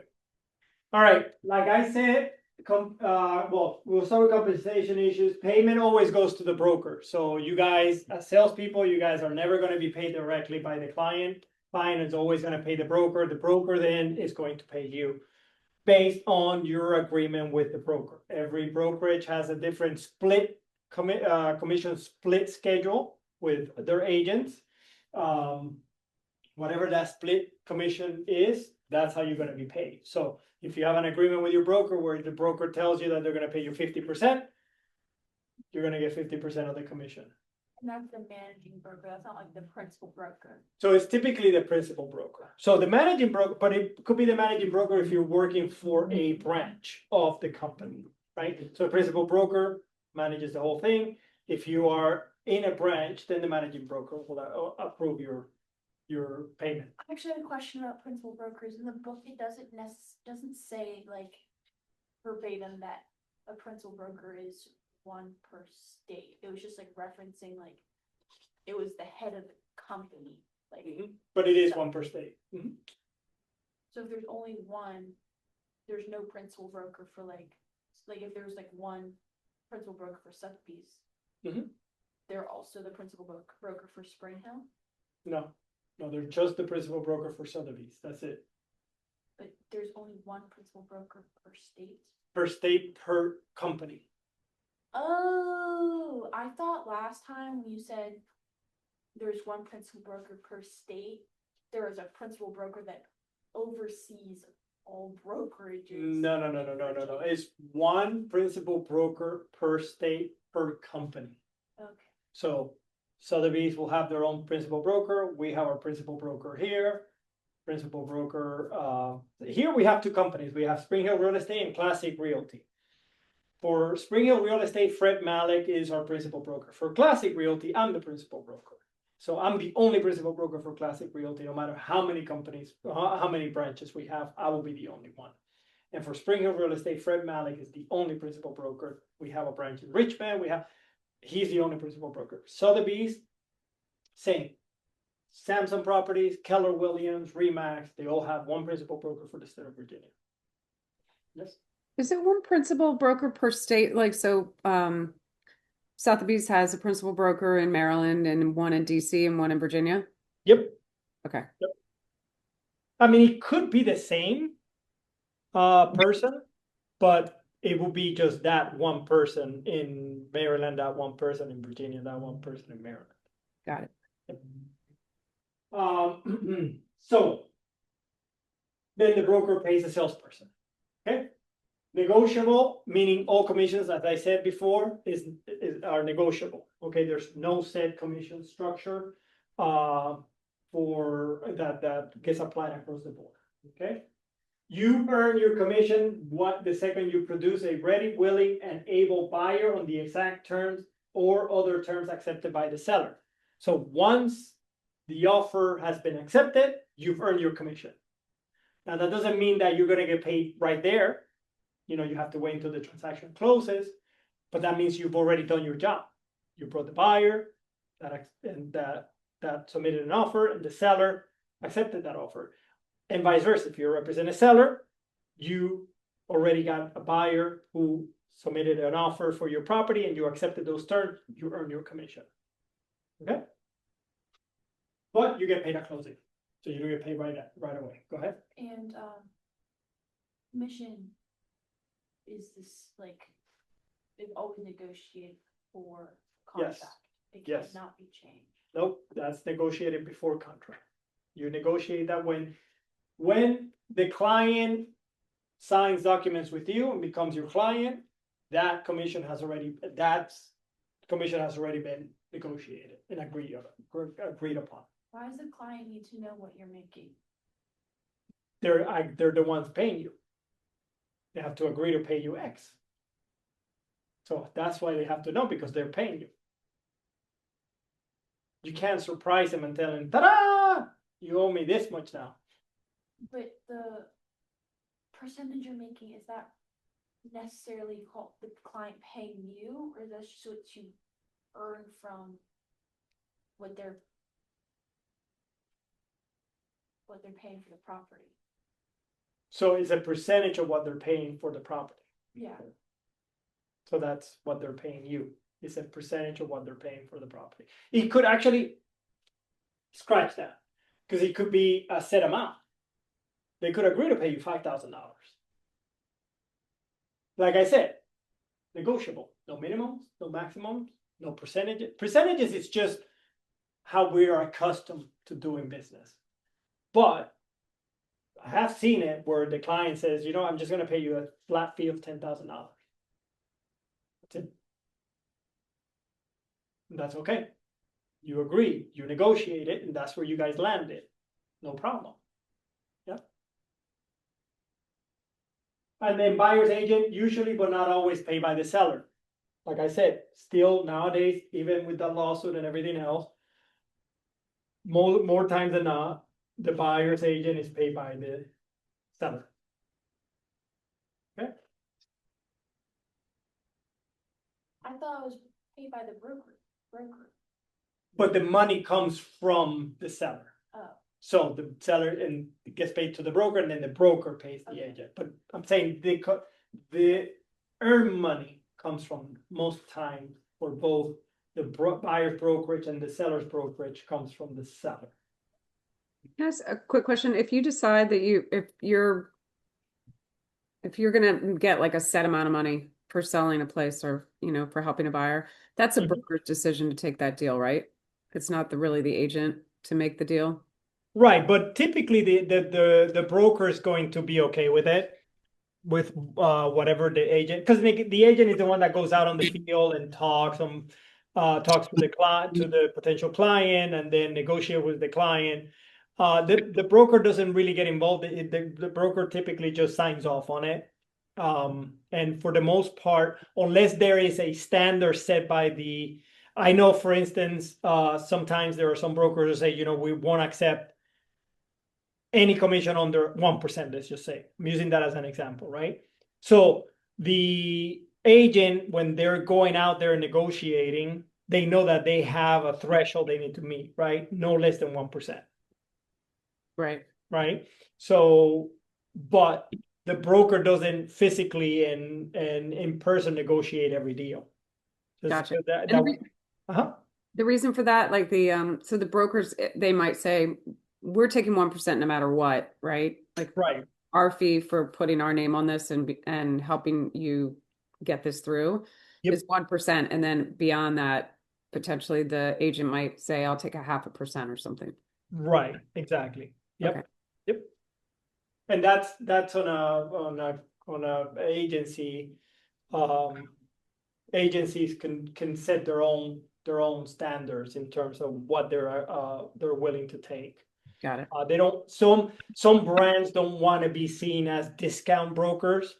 So Right. like Sotheby's, right? It's a premier type brokerage. They don't want to be seen as a discount broker. So they might not take that, even though they do, they just don't say it that way.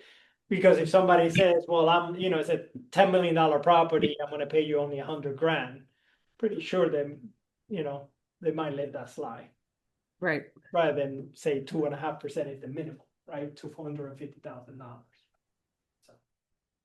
So, okay, we are now going to talk about the antitrust laws. This is the Sherman Antitrust Act was designed to prohibit monopolies.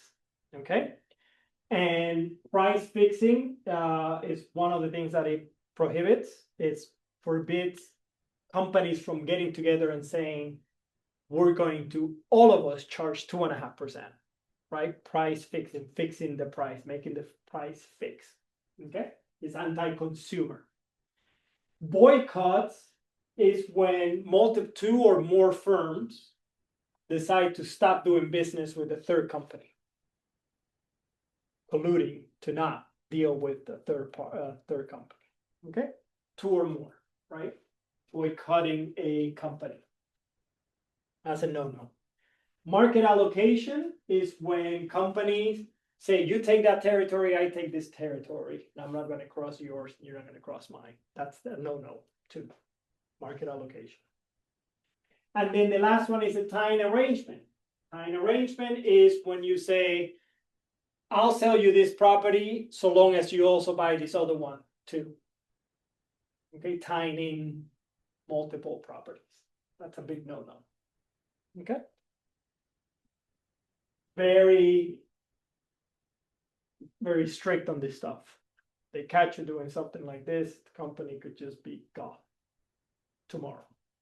Could you explain boycotts again with like third-party companies? It's two or more companies colluding and saying, we're not going to do business with that other company. Oh, like if there was like a buyer or like an agent that's not a buyer. Or a brokerage, like Keller Williams and Sotheby saying, we're not going to do business with Spring Hill. Can't do that. Can't do that. Okay. Can't boycott a company because that breeds just all kinds of nastiness. It could be done on a racial basis. That's that's an all Hispanic company we're not going to deal with, right? So it would, and the reason why I use the racial part is because that's originally why it's part of the antitrust. Okay, because especially in the Black community, they used to boycott companies that were Black owned. Yeah. Okay, so CAN-SPAM Act sets rules for commercial emails. This whole junket about spam. No misleading headers or sublines are allowed. You could be in big trouble if you don't check your headers and subject lines. And you have to have those opt-out provisions, like that unsubscribe button that all those mass emails have to have at the bottom for you to click and unsubscribe. You have to have those. When you guys have to be careful when you're in real estate, when you are marketing to people, and you're sending mass emails to people, you have to be careful not to violate the CAN-SPAM Act, because the violation, ta-da, is $51,744 per violation. Don't To do the it. brokerage or to you? To you. Well, l- so you're supposed to be checking with your broker when you're doing something marketing related. Okay, now if you take it upon yourself to not check with your broker and do it on your own, then you. But if you check with your broker gave you the blessing, and then this happens, the broker. Make sense? Same with the do not call registry. So consumers can register their phone number at the www.donotcall.gov. You do that, it should cut how much spam you get. Telephone solicitors have to check this every 31 days. Okay. And they are not supposed to call numbers on that list. The exception for you guys, especially clients, you can call your clients, somebody who has bought a property with you, for up to 18 months, no problem. And anybody who has inquired, who has first called you to inquire, you can call them back for up to 3 months. But if you violate this, if you call people in this list without these exceptions, $51,744 every time. Don't do it. Inquire customer, Huh? does inquire be customer? Somebody who has, exactly, they're a customer because they never signed with you, but they called you to inquire about your services, man. Or a house that you have listed for sale. These are both exceptions to clients and inquirers that have signed up for this email. Correct. Mhm. Good. How do you know when the 18 months start for a client? You have paperwork. Client signed something with you. Like when the client, like date of signing. with us. Mhm. Yep.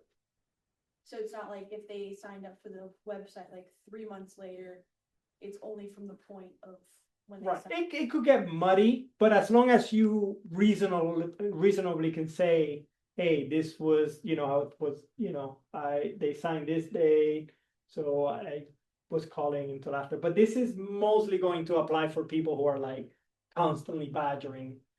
I'm gonna sign up for that. You should. You should. You know that was a thing. I did. It cut it like in half. It didn't cut. It's not. I'm not gonna lie. It's not gonna cut it to zero. But if you register your phone number, if you go to www.donotcall.gov and you put your number there, in about a month or two, you're gonna see a decrease in calls. For sure. For sure. Okay, independent contractors and employee. Let's just go through 3 main differences when you guys become salespeople, when you guys pass your exam, which I'm very confident that after a class, you guys are going to pass aces and you guys are going to become salespeople. You guys will be independent contractors, not employees. 99.9% of agents are independent contractors, meaning they basically are, you're not going to get a paycheck every 2 weeks or every month. You are going to be paid on a per commission basis. Okay. So the difference between an employee and an independent contractor are, for the purposes of this, 3 things you need to remember. 1 is hours. An employer sets their employees' hours. You need to come in from 9 to 5. Okay. An independent contractor, the company cannot set your hours. They're not allowed to. Not that they shouldn't, they cannot. Well, there isn't a company. Yeah, you're gonna be working for Sotheby's. That is a company. Oh, I thought you said independent contract. Independent contractor, you will be an independent contractor of Sotheby's. You will be contracted by Sotheby's on a per deal basis. Sotheby's is not going to be allowed to control your hours. Even though you're going to be working under somebody, you're an independent contractor. Unless they're going to pay you a salary. I don't know what they're going to, but that's very rare. I can tell you it's very rare. Okay? So so most people that work for Sotheby's, for example, Almost all of them. almost all were independent. Almost all of the agents are. If it's a secretary or an accountant, those are paid employees. They're very likely 9 to 5 salary. But agents, realtors, they're all independent contractors. Could you be an employee and also an agent, independent agent? Very rare. I only know of one company that does it that way, and that's Remax. Not Remax. That's Redfin. Redfin is the only one that does that. They pay you a salary, and they give you bonuses. So, but everybody else that I know of, all the agents are independent contractors. Yeah, but they pay you very little. I'm sure. But 99%, so more likely than not, you're gonna be an independent contractor. That means you're only gonna get paid every time you close a deal, you're gonna get paid your commission. But they cannot control your hours. Okay, so hours is number one. Number two, taxes. And as an employee, taxes get withheld from you. Okay? As an independent contractor, they give you all your money. You got to do your own taxes at the end of the year. Okay? And 3, benefits. So 1, hours, 2, taxes, and 3, benefits. An employer is very likely to give you benefits, whether it's healthcare, 401k, dental, whatever, they have benefits. Okay, time off, paid time off, those are all benefits. As an independent contractor, you get no benefits. You have to go buy your own. You want healthcare, you can go get it on your own. Okay? You need to invest for your retirement, you need to open a retirement account yourself. Okay? No 401k. Does that make sense? Those 3 things you need to remember. Hours, taxes, benefits. Yes? No, maybe? Yes? All right, let's go. Listing agreement. A listing agreement is an employment agreement between a broker and a seller. Okay?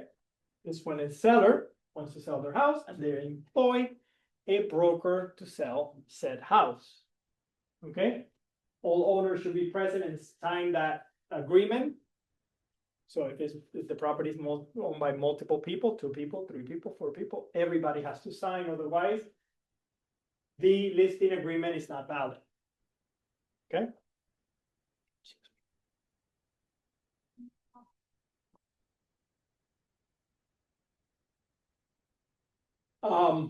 Once you list the property for sale, you must present all offers that come to you until the transaction closes. So even when you have a buyer who has submitted an offer and your seller has accepted that offer, until that transaction closes and finishes, any other offers that come in, you still need to present it to the seller. Okay? Can I ask a question about that? Yep.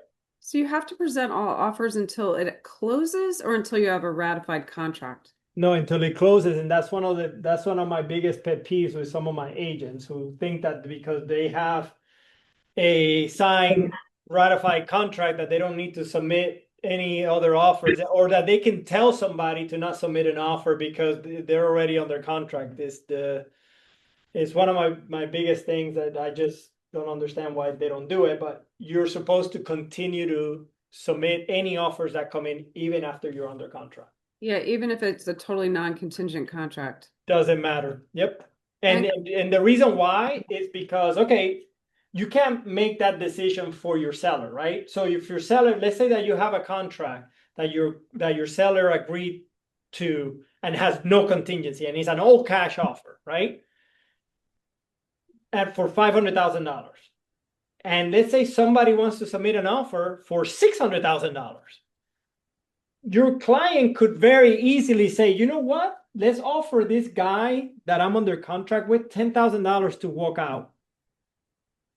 Because Right. I want to take this other 600. Who are you to say no? Who are you to not let your client do that? And do you advise the client to, because I've been in this position myself where the client, I think, at least the agent represents that the client doesn't want to, they're taking they're ratified a contract and they're not interested in seeing any more offers. So that's a direct directive from your client, and you must obey your client. If that's what your client tells you, then absolutely. Then you tell the other agent, I'm under direct instructions from my client not to take it, not to even look at another offer. Gotcha. Okay. I mean, again, I don't know of a seller who would say that. I mean, I guess there could be that they don't want to see anything else. I mean, I guess somebody could say that. But for the most part, a seller doesn't know any better, and it's ill advised by their agent not to look at another. I mean, that's just silly. Like, even if you're under contract, you just never know what's going to come your way. I know. I actually was in that circumstance, my husband and I, and we were like, this is so dumb, but whatever. What happened? They didn't want to see our offer, and we were gonna beat the other offer that they were considering, and they didn't want to see it. And I can promise you that I can almost promise, I can't promise you, but I can almost promise you that was entirely the agent I think so too. Yeah. that did not want to do any more work. He already had a commission. Again, that drives me you have no idea how insane that drives me. Yeah. Because that is not the agent's decision. Like, just show every offer. It doesn't matter. Like, yeah, you may need to do a little more work, but your fiduciary duties, your responsibility is to the best, whatever is best for your client. And what in this case, this is why we go through this. You have to submit anything that comes in at all times until the end to your seller. They're the ones who are going to make the decision whether or not. I mean, even if they decide to unilaterally get out of the contract and be sued, that's on them. You could advise them. You could definitely advise them and say, look, if you get out of this contract, you are likely to be sued. They could say, I don't care. I'm going to take a chance because that's an extra $100,000, $50,000, whatever the case may be. But it's not your decision. That's not your decision. That's theirs. Contract cannot be, I skipped one. Contract cannot be assigned, but broker may delegate. What that means is that when a client signs a contract, an employment contract with us, say Spring Hill Real Estate, we cannot assign that contract to another brokerage. We can never do that. Okay? But we can delegate who within Spring Hill manages that account. We can say what agent I'm going to assign it to. Does that make sense? Listing price ultimately set by the seller. So the seller has the final say on the sales price, even though we as licensees are going to use what we call the comparative market analysis. We're going to do an analysis on the property, and we're going to advise our client as to how much we think the property will sell for. Okay. When I talk to my sellers, I always tell my sellers, I always have a pricing strategy when I'm talking to a seller, based on what the market is doing, what the conditions are in the neighborhood in specific. For me, a listing price is set as sort of an invitation. I look at it as an invitation for people to come in and take a look at the property. So I never say, well, this is, even when I think the property is worth X, that's not necessarily the listing price that I go with. I typically look at all the conditions and go, yeah, I know that the property is worth this much, but there's not a lot of it. There's not a lot of movement in the neighborhood. So let's just price it a little bit under so that we can get more traction, maybe more eyes, more traffic through the property, and maybe get a situation in which we can get a competitive bidding going on. Or I could look at the neighborhood and say, I think your property is worth X, but there's so much traffic that, you know what, let's just list it at market, or maybe let's just test it a little bit higher and see if we can get still at that price more eyes and more movement. There is no, this is where your training and then experience is going to come into play, right? What to look for and how to maximize your client's money. Because at the end of the day, that's what you want. That's what you need. You need to maximize your client's money. That's your job, is to get your client as much money as you can. But in the end, no matter how much information you give your client, at the end of the day, they make the final decision as to how much we're going to list. They may tell you, "You're crazy, Jose. You know, we're not going to list that low. We're going to go higher." You could go, "Look, there's not a lot of traffic. I warn you that, you know, if you price higher, we may not get anything. And after a certain amount of time, the price is going to have to drop and you're going to end up getting less than what you even think." But at the end of the day, all the advice that you give a client, at the end, they are the ones who make the decision. They're the ones who have that final stamp and say so. Okay? I had a question actually for financing, like when a buyer is trying to refinance, Mhm. like under contract, like needs to take out a loan or like mortgage or whatever for property. How does commission work with the agent then? If it's not like funded directly, like not like cash, like do you get the same percentage like immediately when it's Same. closed? Same, no matter what. So Mhm. if there's not like actual money, like 100% of it there yet, you're still getting that percentage. You are. Where does that money come from? Comes from the sale of the property. Mhm. Yep. Yep. Everything has to balance out. At the end of day 3, next week. Yeah, next week is the final day of the national portion. Okay, because day 4 is all Virginia. Okay, so at the end of day 3, we finish the national portion. We're going to be talking about prorations. In prorations, we're going to go over a sort of an example of a settlement sheet, and there you'll see that everything has to balance, including the agent's commissions. Okay. Listing agreements have to have a specific termination date. Okay. So typically, if it doesn't, it's 90 days automatically, but it has to have that. Okay. Types of listings, very important.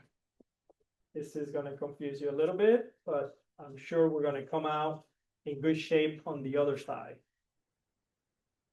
We have an open listing. Well, what is an open listing? An open listing is one that can be given to many brokers. So a seller can hire Spring Hill Real Estate, Sotheby's, Remax. Okay?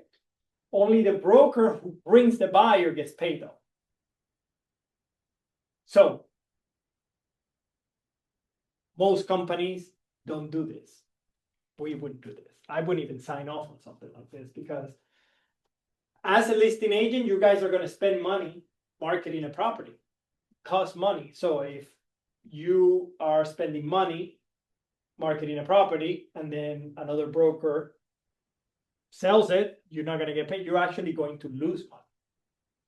Okay? So open listing may be given to many brokers and only the procuring broker gets paid, right? Exclusive agency listing is a listing that the broker gets paid if any broker finds a buyer, except when the seller themselves find a buyer. We don't like this one either. Okay? So you're the only broker that the seller hired. But if the seller themselves, they find a buyer, you don't get paid. For the same reasons as the top one, although it's less likely, but the same reasons as the first one, we don't like the second one either, right? Because if the seller themselves, they find a buyer, then all the money you spend marketing the property, you lose. Any broker, as in any agent in the brokerage finds a buyer? Which one are you talking about? About open?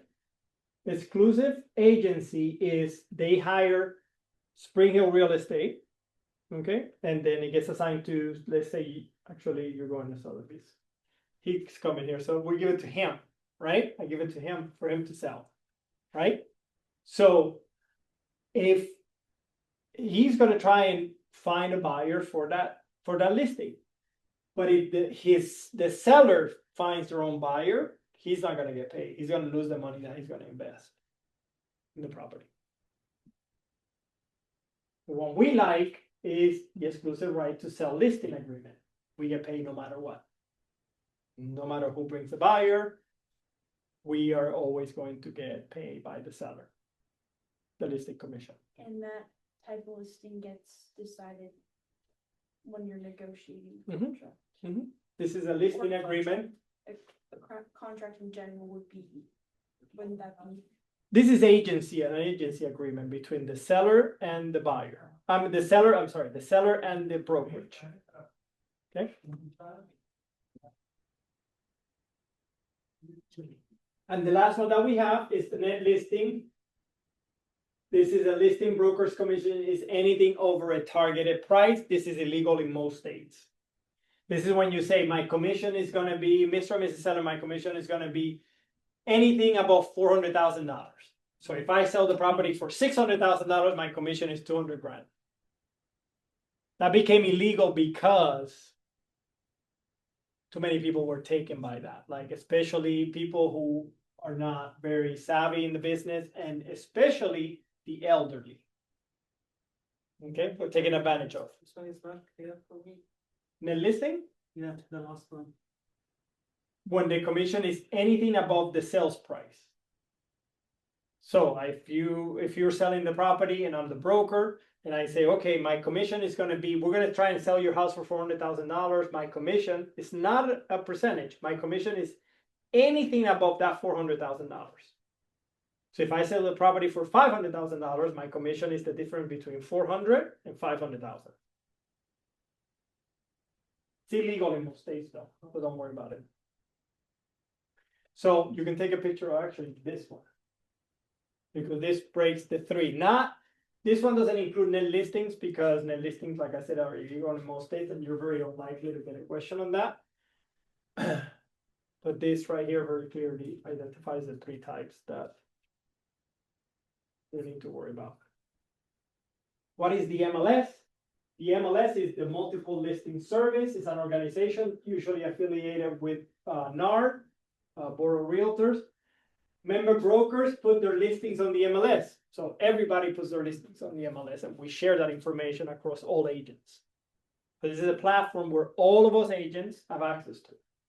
The public doesn't, agents do. This is what Zillow made available to the public. They basically are grabbing the information from the MLS and making it available to the public. But the MLS itself, the stuff in there is only available to us. To all brokerages though. Yep, so you'll be able to see Remax, Spring Hills, Keller Williams, Samsung. You're going to be able to see everybody's property in the portal.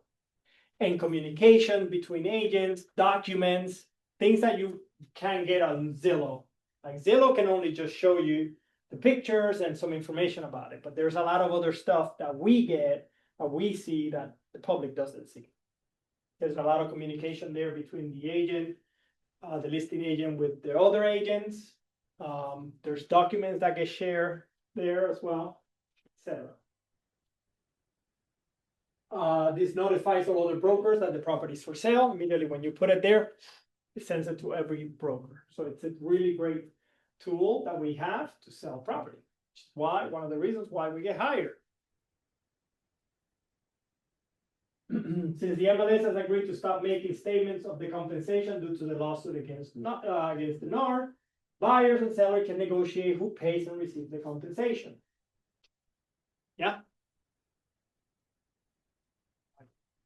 And buyers are now required to enter into a written agreement prior to touring any homes. Okay. And this is an illustration of how compensation works. Okay, so you have a seller, pays a listing broker. The listing broker can pay their own salesperson to manage the transaction, right? Ignore the top part for now. Listing broker gets, I'm the listing broker, and I assign you as the agent. agent. I'm not a sub-agent. No, you're the agent. You're the broker, you're the co-broker, so you're the one who brings the buyer. Okay, but you will assign one of your agents to manage that buyer. Yeah. So the seller pays 10 grand to me.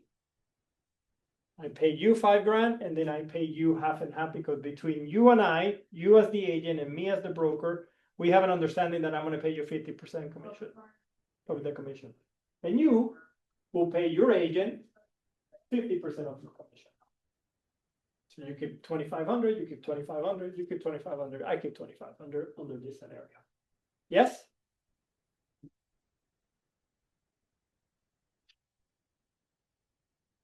Let's do some math. Shall we? You guys ready for math? All right, equations, calculations. Now we're jumping to page 194.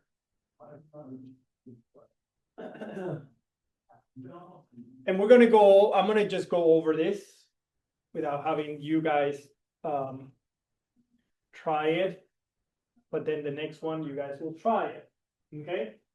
A salesperson has a goal of earning $60,000 over the next 12 months. The firm's commission rate is 6%, which is split equally between the listing side and the buyer side.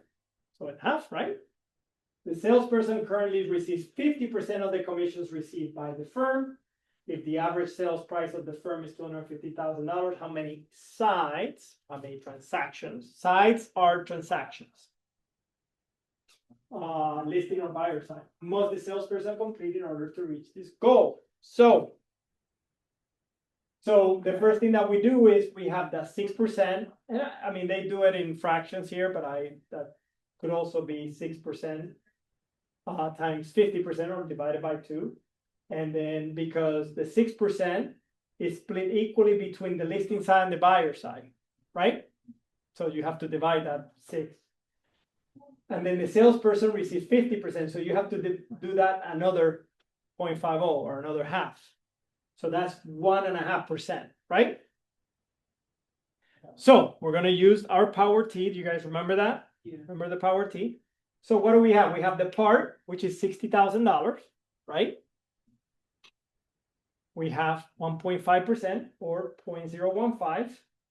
So our whole, it says, so the T says that if we have the part and the rate, we divide, that gives us $4 million, right? Now, because we said that the average sales price of the firm is $250,000, how many sides is that for million? How would you figure that out? Divided by 2. That's it. And that's pretty much it. 16 sides. Make sense? Somewhat? Yeah. Sides means, Transactions. Number of transactions, number of sales. and this is a reference to the graphic before that. No, this is just separate. This is now brand new. Oh, We're now in a different section of the book. With section 5, real estate math. Okay. Let's try this one. Tell me what you think. Give you a minute to see if you can figure this out. And I'm gonna give you a quick hint. If when you remember when the guy was explaining the power T, he said that when you see 2 percentages, that means you're gonna need 2 T's, right?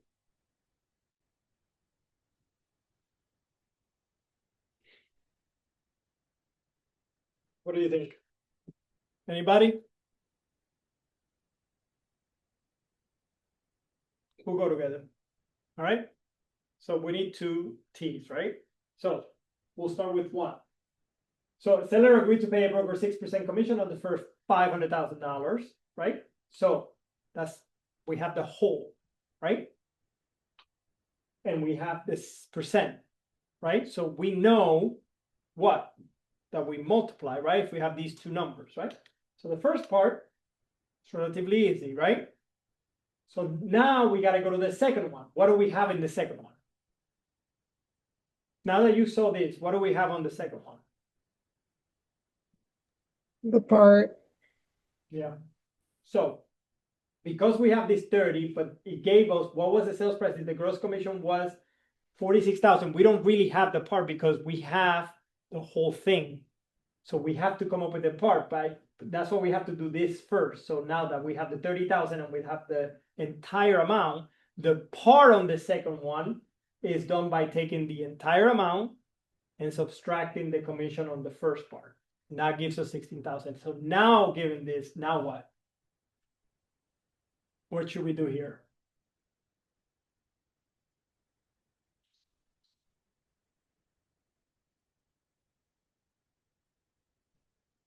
You multiply 4% by 16,000.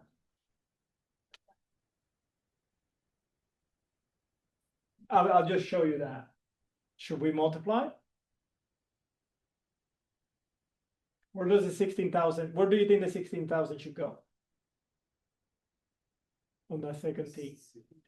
Second thing. Yeah, where on the second T? Which space? So you have three spaces on the second T. You have the top, which is the part, the left, which is the whole, the right, which is the percent. Well, sale price, if you're asking what the sale price is, isn't that the whole? 16 will be the part, Yeah, so. part of- right? But then you have what else do you have?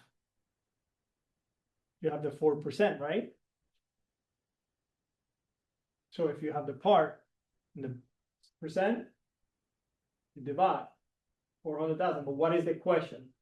What was the sales price? So what do you think the sales price was? 900,000. What's that? 900,000. That's right, 900,000. You have to get used to doing these separate like this so that you could get to what the total is. Because when it breaks it this way, that's the reason why you need two T's is because the question itself is broken into two parts. So you need to do one part at a time. Does that make sense? Not really? I always just get confused how to determine what's the part, and what's the whole. Okay, but remember, so the one way of remembering is when he's asking you, when you look at a number, when one of the easiest ways, when you look at a number, right? What was the sales price if the commission growth was $46,000? Clearly, that's part of a total bigger number, right? Because it's asking you what was the sales price. Also, when it's telling you this $500,000 of the sale and 4% per 100, right? So you know the 4 is lower than the 500 because it's asking you what was 4 per 100 of the number.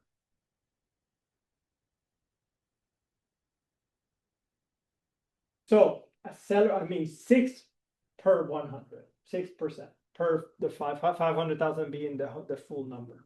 Yes? Or no? Maybe? Yeah. You? Yeah. Yeah? Make sense? Yes. Okay. Any questions? Next. All right. A salesperson sells a property which was listed by another broker. The sales price was $165,000. The commission was 7%, and the two brokers split the commission equally. Okay? If the salesperson receives 40% of her broker's commission, what was the salesperson's share of the commission? This is going to be straight math. Right? So the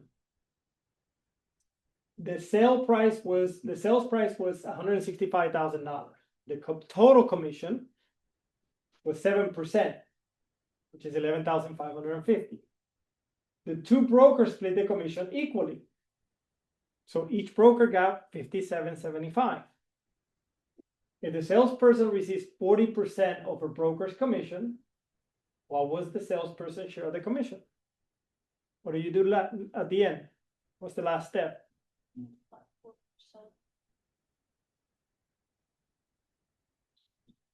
40%. So the agent got $2,310. Yes? All right, now we move into the buyer contract. We discussed seller's contract or a listing contract. Now buyer, employment contract for buyer representation, employment contract whereby the buyer hires a broker to find him a home to purchase, which meets a specific criteria. Buyer is the client. Okay? Sellers usually a customer, somebody that's not a client to them because they haven't signed a deal with them. Usually calls for a specified percentage commission. But see how the word says usually, because why? Everything's negotiable in real estate. So it could be, I told you, it could be a flat fee, right? Any commissions paid by the seller will be applied first. So if you are charging the buyer $10,000, right? And the seller agrees to pay $5,000 of your commission, then your buyer would only owe you $5,000, the other $5,000. Anything that the seller's paying the buyer's agent gets applied first. Yes? Make sense? Yeah. A real estate sales contract always begins as an offer. Okay, it's an offer for you to buy my property for $500,000. I'm just gonna keep using that number, right? That's an offer. That's a sales contract. Always begins that way. And earnest money deposit. Remember, I told you about the earnest money deposit that gets put into an escrow account. It's customary, but it's not mandatory. Okay, it just shows serious intent when you put money in an escrow account because it shows the seller that you're serious about buying their home. Okay. Counter offers terminate original offer. So if if you make me an offer to buy my home for $500,000 and I counter with $550,000, your offer to me is over. We have no deal. That offer to me is canceled. Now what we have is an offer from me to you for $550,000 for you to buy my house for $550,000. Okay. And that's not just price. So I just mentioned price, but it could be anything else. So any changes to the offer, it could be closing date. Instead of 30 days, you counter with, yeah, I agree with your $500,000, but instead of in 30 days, I want you to close in 20 days. That's a counter offer. Even if we were to agree on the price, but we don't agree on the date, cancels the contract. Yes? Becomes a contract when accepted and communicated, where both parties are aware of that all the terms have been accepted by both parties.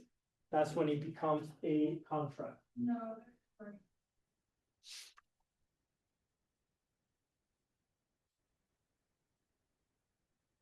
Buyer then has equitable title. We discussed what equitable title was, right? Equitable title is the vested interest in title during the contract period. Okay? And a contract may contain contingency, like home inspection contingency, appraisal contingency, financing contingency, home sale contingency, etc. There could be a number of contingencies. Remedies for breach of contract, liquidated damages, sue for damages, sue for specific performance. You could sue for money or to force them to finish. Yes?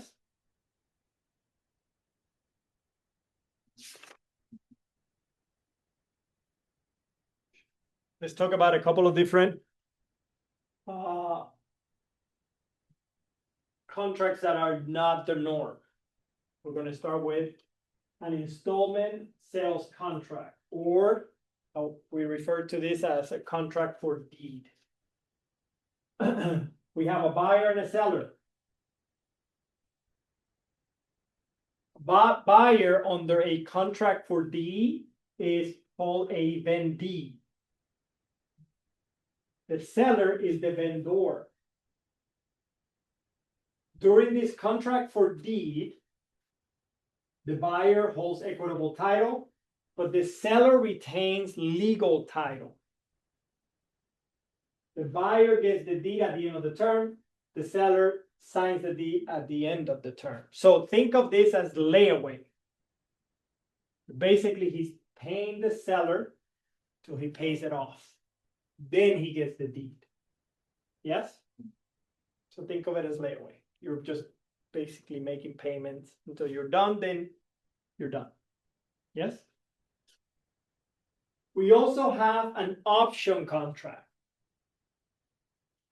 Now, an option contract gives the seller is giving the buyer the option to buy the property at the end of a period. So let's think of it as a year, right? The seller and the buyer, the seller says to the buyer, I'm going to give you the option to buy my home at the end of the year for $500,000. Okay? The buyer is the optionee, the seller is the optionor. The buyer, for having that option, to have that option, the buyer pays a premium, an amount, $5,000. Let's just say, I'm going to give you $5,000 for you to give me the option to buy the house at the end of the year. Why? Because the seller has an obligation to sell, but the buyer only has a choice. They're the ones who make the choice, whether they want to buy it or they want to sell it. If at the end of that year, the market has tanked and that house is worth half of that $500,000, the buyer can say, I choose not to buy it. But if the house has double in price, the buyer says, I'm going to buy it. And the seller doesn't have a choice, even if the property has double in price. Because the buyer paid to have that option. Does that make sense? So it's a fixed price. Yeah, the price is fixed until the end of that term. And the buyer can buy or can say no. They have the option. That's why it's called an option. They have the option to buy or not to buy. If they don't want to buy, they don't have to say anything. They can just let it die and not exercise their option. Then there's nothing they need to do to exercise the option, but to say, I'm going to exercise the option. They lose that $5,000 if they Yep, don't. that's it. Yeah, that's correct. That's a good point. So they pay the premium in order to have the option. If they don't exercise the option, they don't get that $5,000 back. They pay to have the option. Okay.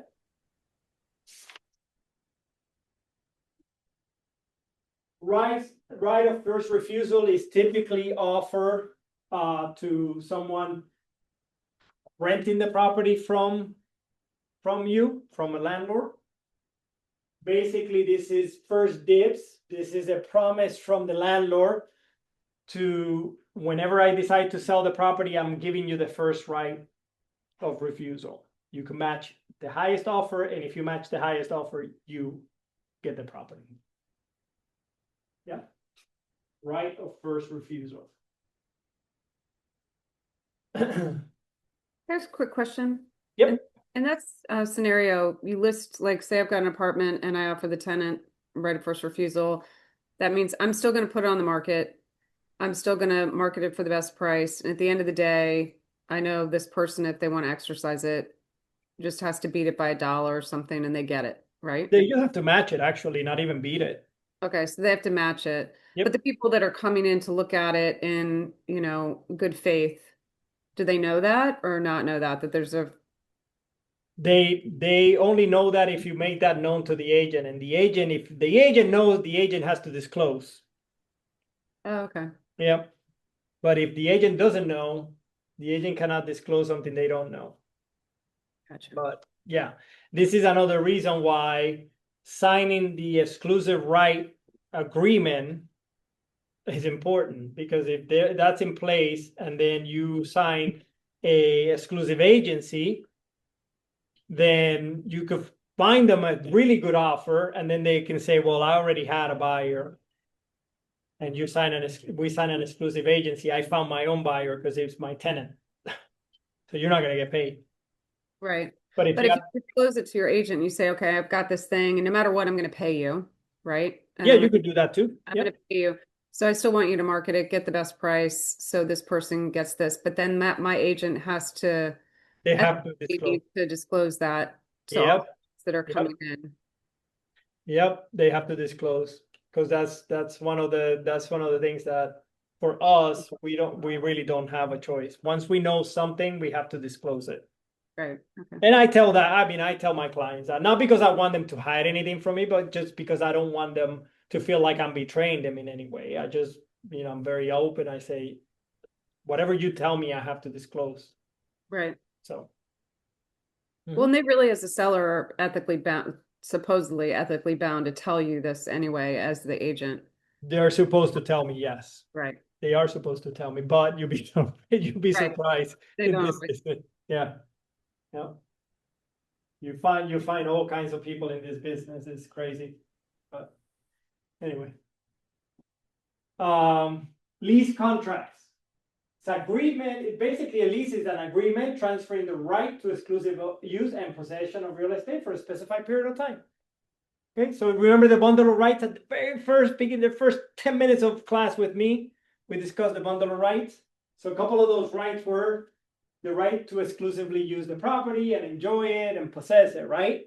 So basically, when you lease it, you're transferring those rights to that person, right? Not all of them, right? Because one of the rights that you have is to sell the property, right? You're not giving them those rights, but you're giving them the right to essentially use the property without anybody bothering them for a specific period of time. The statute of frauds, if what? Come on, you're falling asleep on me. Don't fall asleep on me. A contract over a Statute of year. frauds. Huh? A contract over a year. It's That's right. right. That's right. That everything that's over a year has to be in writing. writing. Right? Non-disturbance clause just means what? What do you think that means?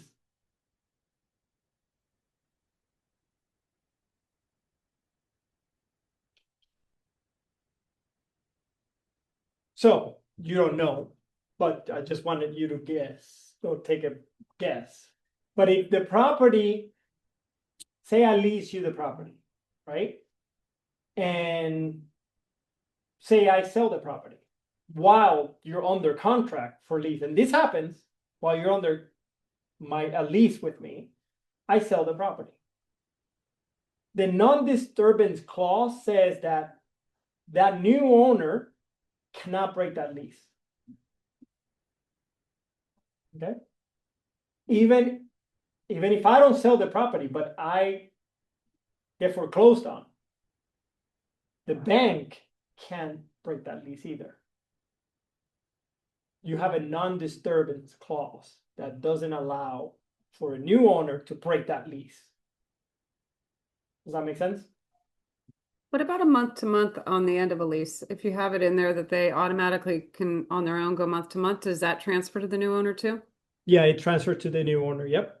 So that's where. But the new owner can then give the 1 period notice, Oh, okay. right? Which is on a month to month will be a 1 month notice. Okay. Mhm.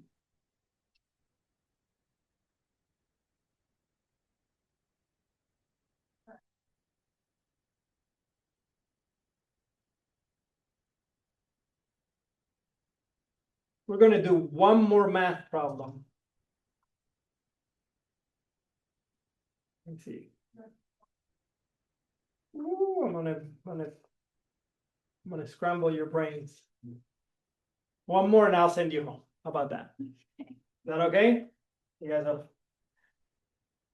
This one is a cool one. This is a sales price calculation. I think I can explain this in a way that you guys will always understand, but let me see, because when I put all the numbers in the screen, people get flustered. So I'm gonna just try and explain the logic behind how I solve for this type of problem. Okay, then please don't freak out when you see all the numbers and all this stuff, the explanation, because a lot of people do. But a seller received a net amount of $207,275 when they sold their house. Okay, that's what they put in their pocket. They sold the house after paying all the expenses. They ended up, boom, they put in their pocket $207,275. They paid $4,225 in closing costs and 6% commission. So what was the sales price of the house? Okay.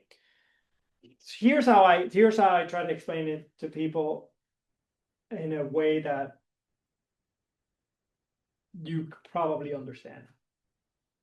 So you're gonna first add the two numbers, right? Because the seller clearly had gotten 207,275 and 4,225, right? Clearly, that was what the seller had gotten. So then there's just one more number left. When you add those two, now you have to just figure out what was what, The total, the whole which is sales price. right, the whole sales price, the entire sales price. And how do you think you would figure that? You multiply 6% by 2 members added. So it's actually, and I can see why you would think that, but in order for you to get that number, you would have to reverse the 6%. It's not 6%, it's actually 94%. So you would have to divide the total by 94%. Does that make sense? Because you're trying to figure out what the 94% is the sales price, right? So go ahead and do that. And I'm going to show you how these people think I can teach this. That's why I said it that other way, because to me it's a lot simpler than showing you this. But the net to the seller in their pocket is $207,275. The closing costs were $4,225. What we don't know was how much the commission was, right? And we don't know what the sales price was. So we begin by adding these two, right? This could easily be done by using the power T now, right? So if we have 211,500 is the part, and 94% of it's 94% of 211,500 is 94% of the sales price. So if you divide the two, that's it. 225,000. So if we're going to check our work, might help you. So if 225 is the sales price, and 6% is the commission, and the closing costs were 4,225, we will get that.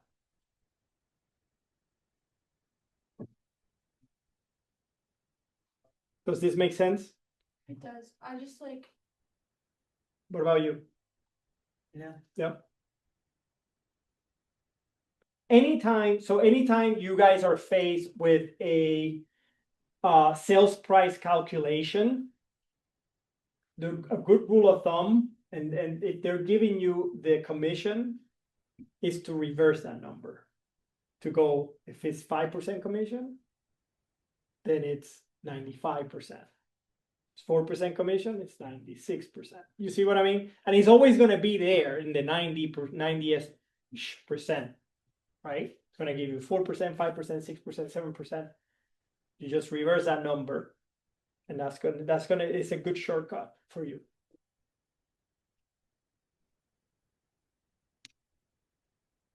Yes, no, sort of maybe. Actually, let's do one more. One more. A household for $300,000. After paying 6% commission and closing cost of $10,250 and paying off the loan, the seller received a net amount of $199,250. What was the loan? What was the loan amount?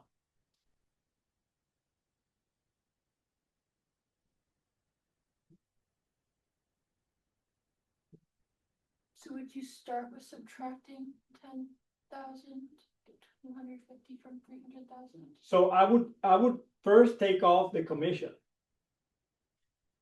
So you have the 300,000. You pay 6% commission. So after paying 6% commission, what do you have? You're not dividing by 6%, you're dividing by 9. No, there's no dividing. So the commission is 6% of 300,000. You multiply 300,000 by 6%, right? Okay. Of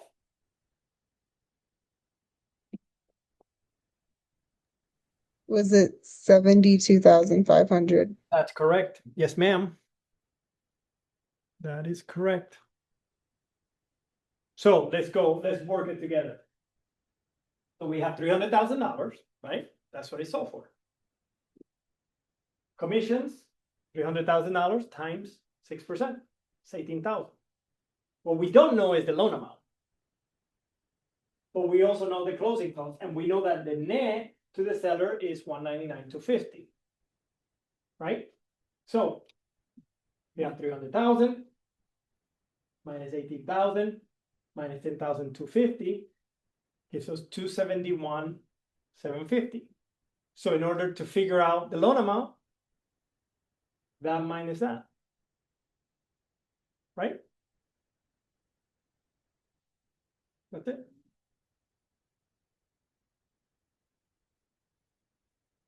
To practice that. So the way that the way that you are going to hammer this home, it's not as difficult as you think. I want you guys to change these numbers. Don't change the question. Start with just changing the numbers. Instead of 300,000, use 500,000. Change maybe, leave 300,000, but then change the net amount to 210,000. You see what I mean? And start practicing that so that you start playing with the numbers. And eventually it's just going to be, oh, this is a lot easier than I thought. Okay? We're going to stop here for today. I should warn you. No chapter 4? Nope. I should warn you that day 3 is very dense. There's a lot of concepts in day 3. So come prepare to be. Day 3 is the longest day by far. Okay, so be prepared for day 3. Day 4 is just boring because day 4 is all Virginia and it's just learning dates and just bunch of boring stuff. Day 3 is the most dense day, the longest day, but it's probably the best in terms of like information. Okay. Stop chapter 4, lady. Are we not going to do the quiz for this one? What's that? Not going to do the quiz for this one? Yeah, we'll do the quiz. Let's do the quiz.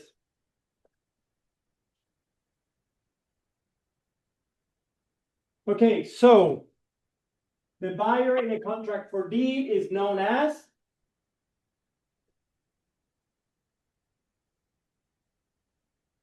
that's right. Don't doubt yourself. The vendee. Okay. Obligor and obligee, those are, I didn't go over, is somebody who has an obligation to do something, somebody who's receiving entitled to something. Obligee is entitled to something. Which type of listing agreement gives the broker maximum protection? Which is the one that we want.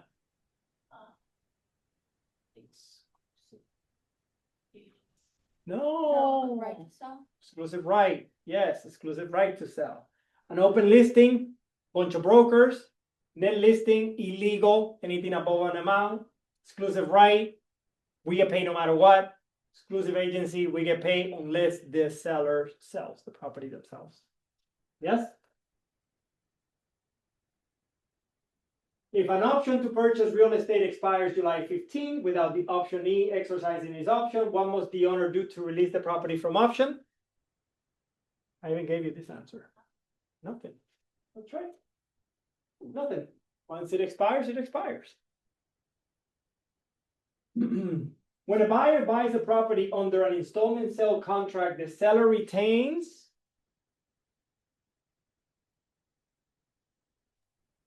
Possession of the property? actually it's title. Title. The Oh, when the person purchasing gets equitable title. Right? All listings must include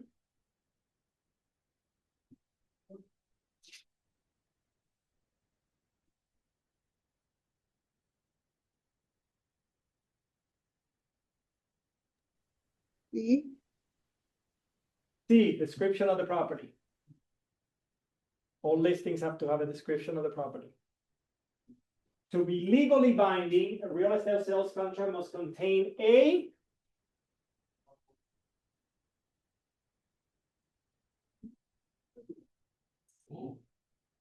that's right, legal description of the property. Which of the following would not be legally sufficient to support consideration in a sales contract? Yeah. Because it has to be measurable, right? Money, property, service. Okay? Those are all measurable. When a contract is breached, the injured party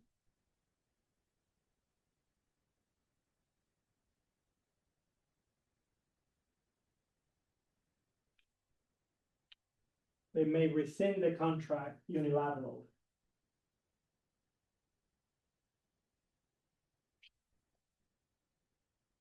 Which of the following would not terminate an offer to sell real property?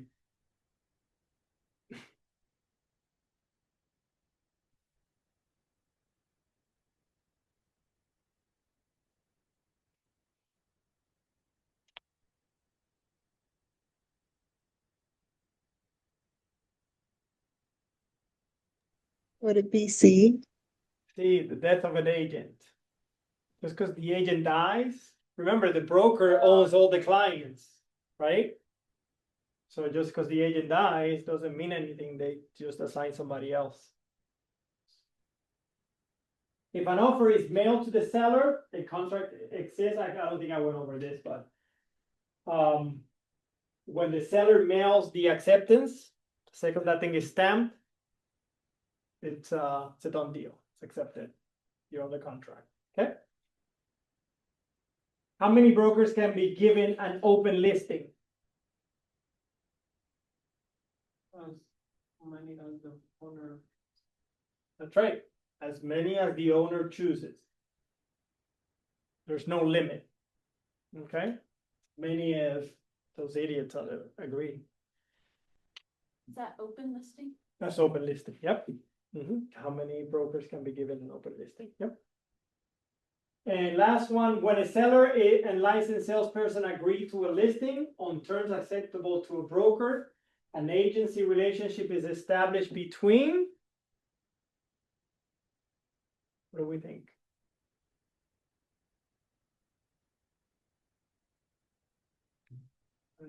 The listing broker and the. Is he right? What did you say? B, the listing salesperson and the seller? isn't it D? Why not B? Isn't it the broker and the seller? That's right. This is the listing broker and the seller. Because remember, the agent Yeah, it's not. is assigned by the broker, but the broker is the one that you guys gotta get that, like, you know, it's the broker owns all the clients. No exceptions. It could be your mom who's selling the house. And you brought your mom to your brokerage. You do not own that client. Your broker does. Your broker will then assign you to manage the account. But it is the broker's client. Okay? As extreme as that. Okay? All right. Very good. Go study.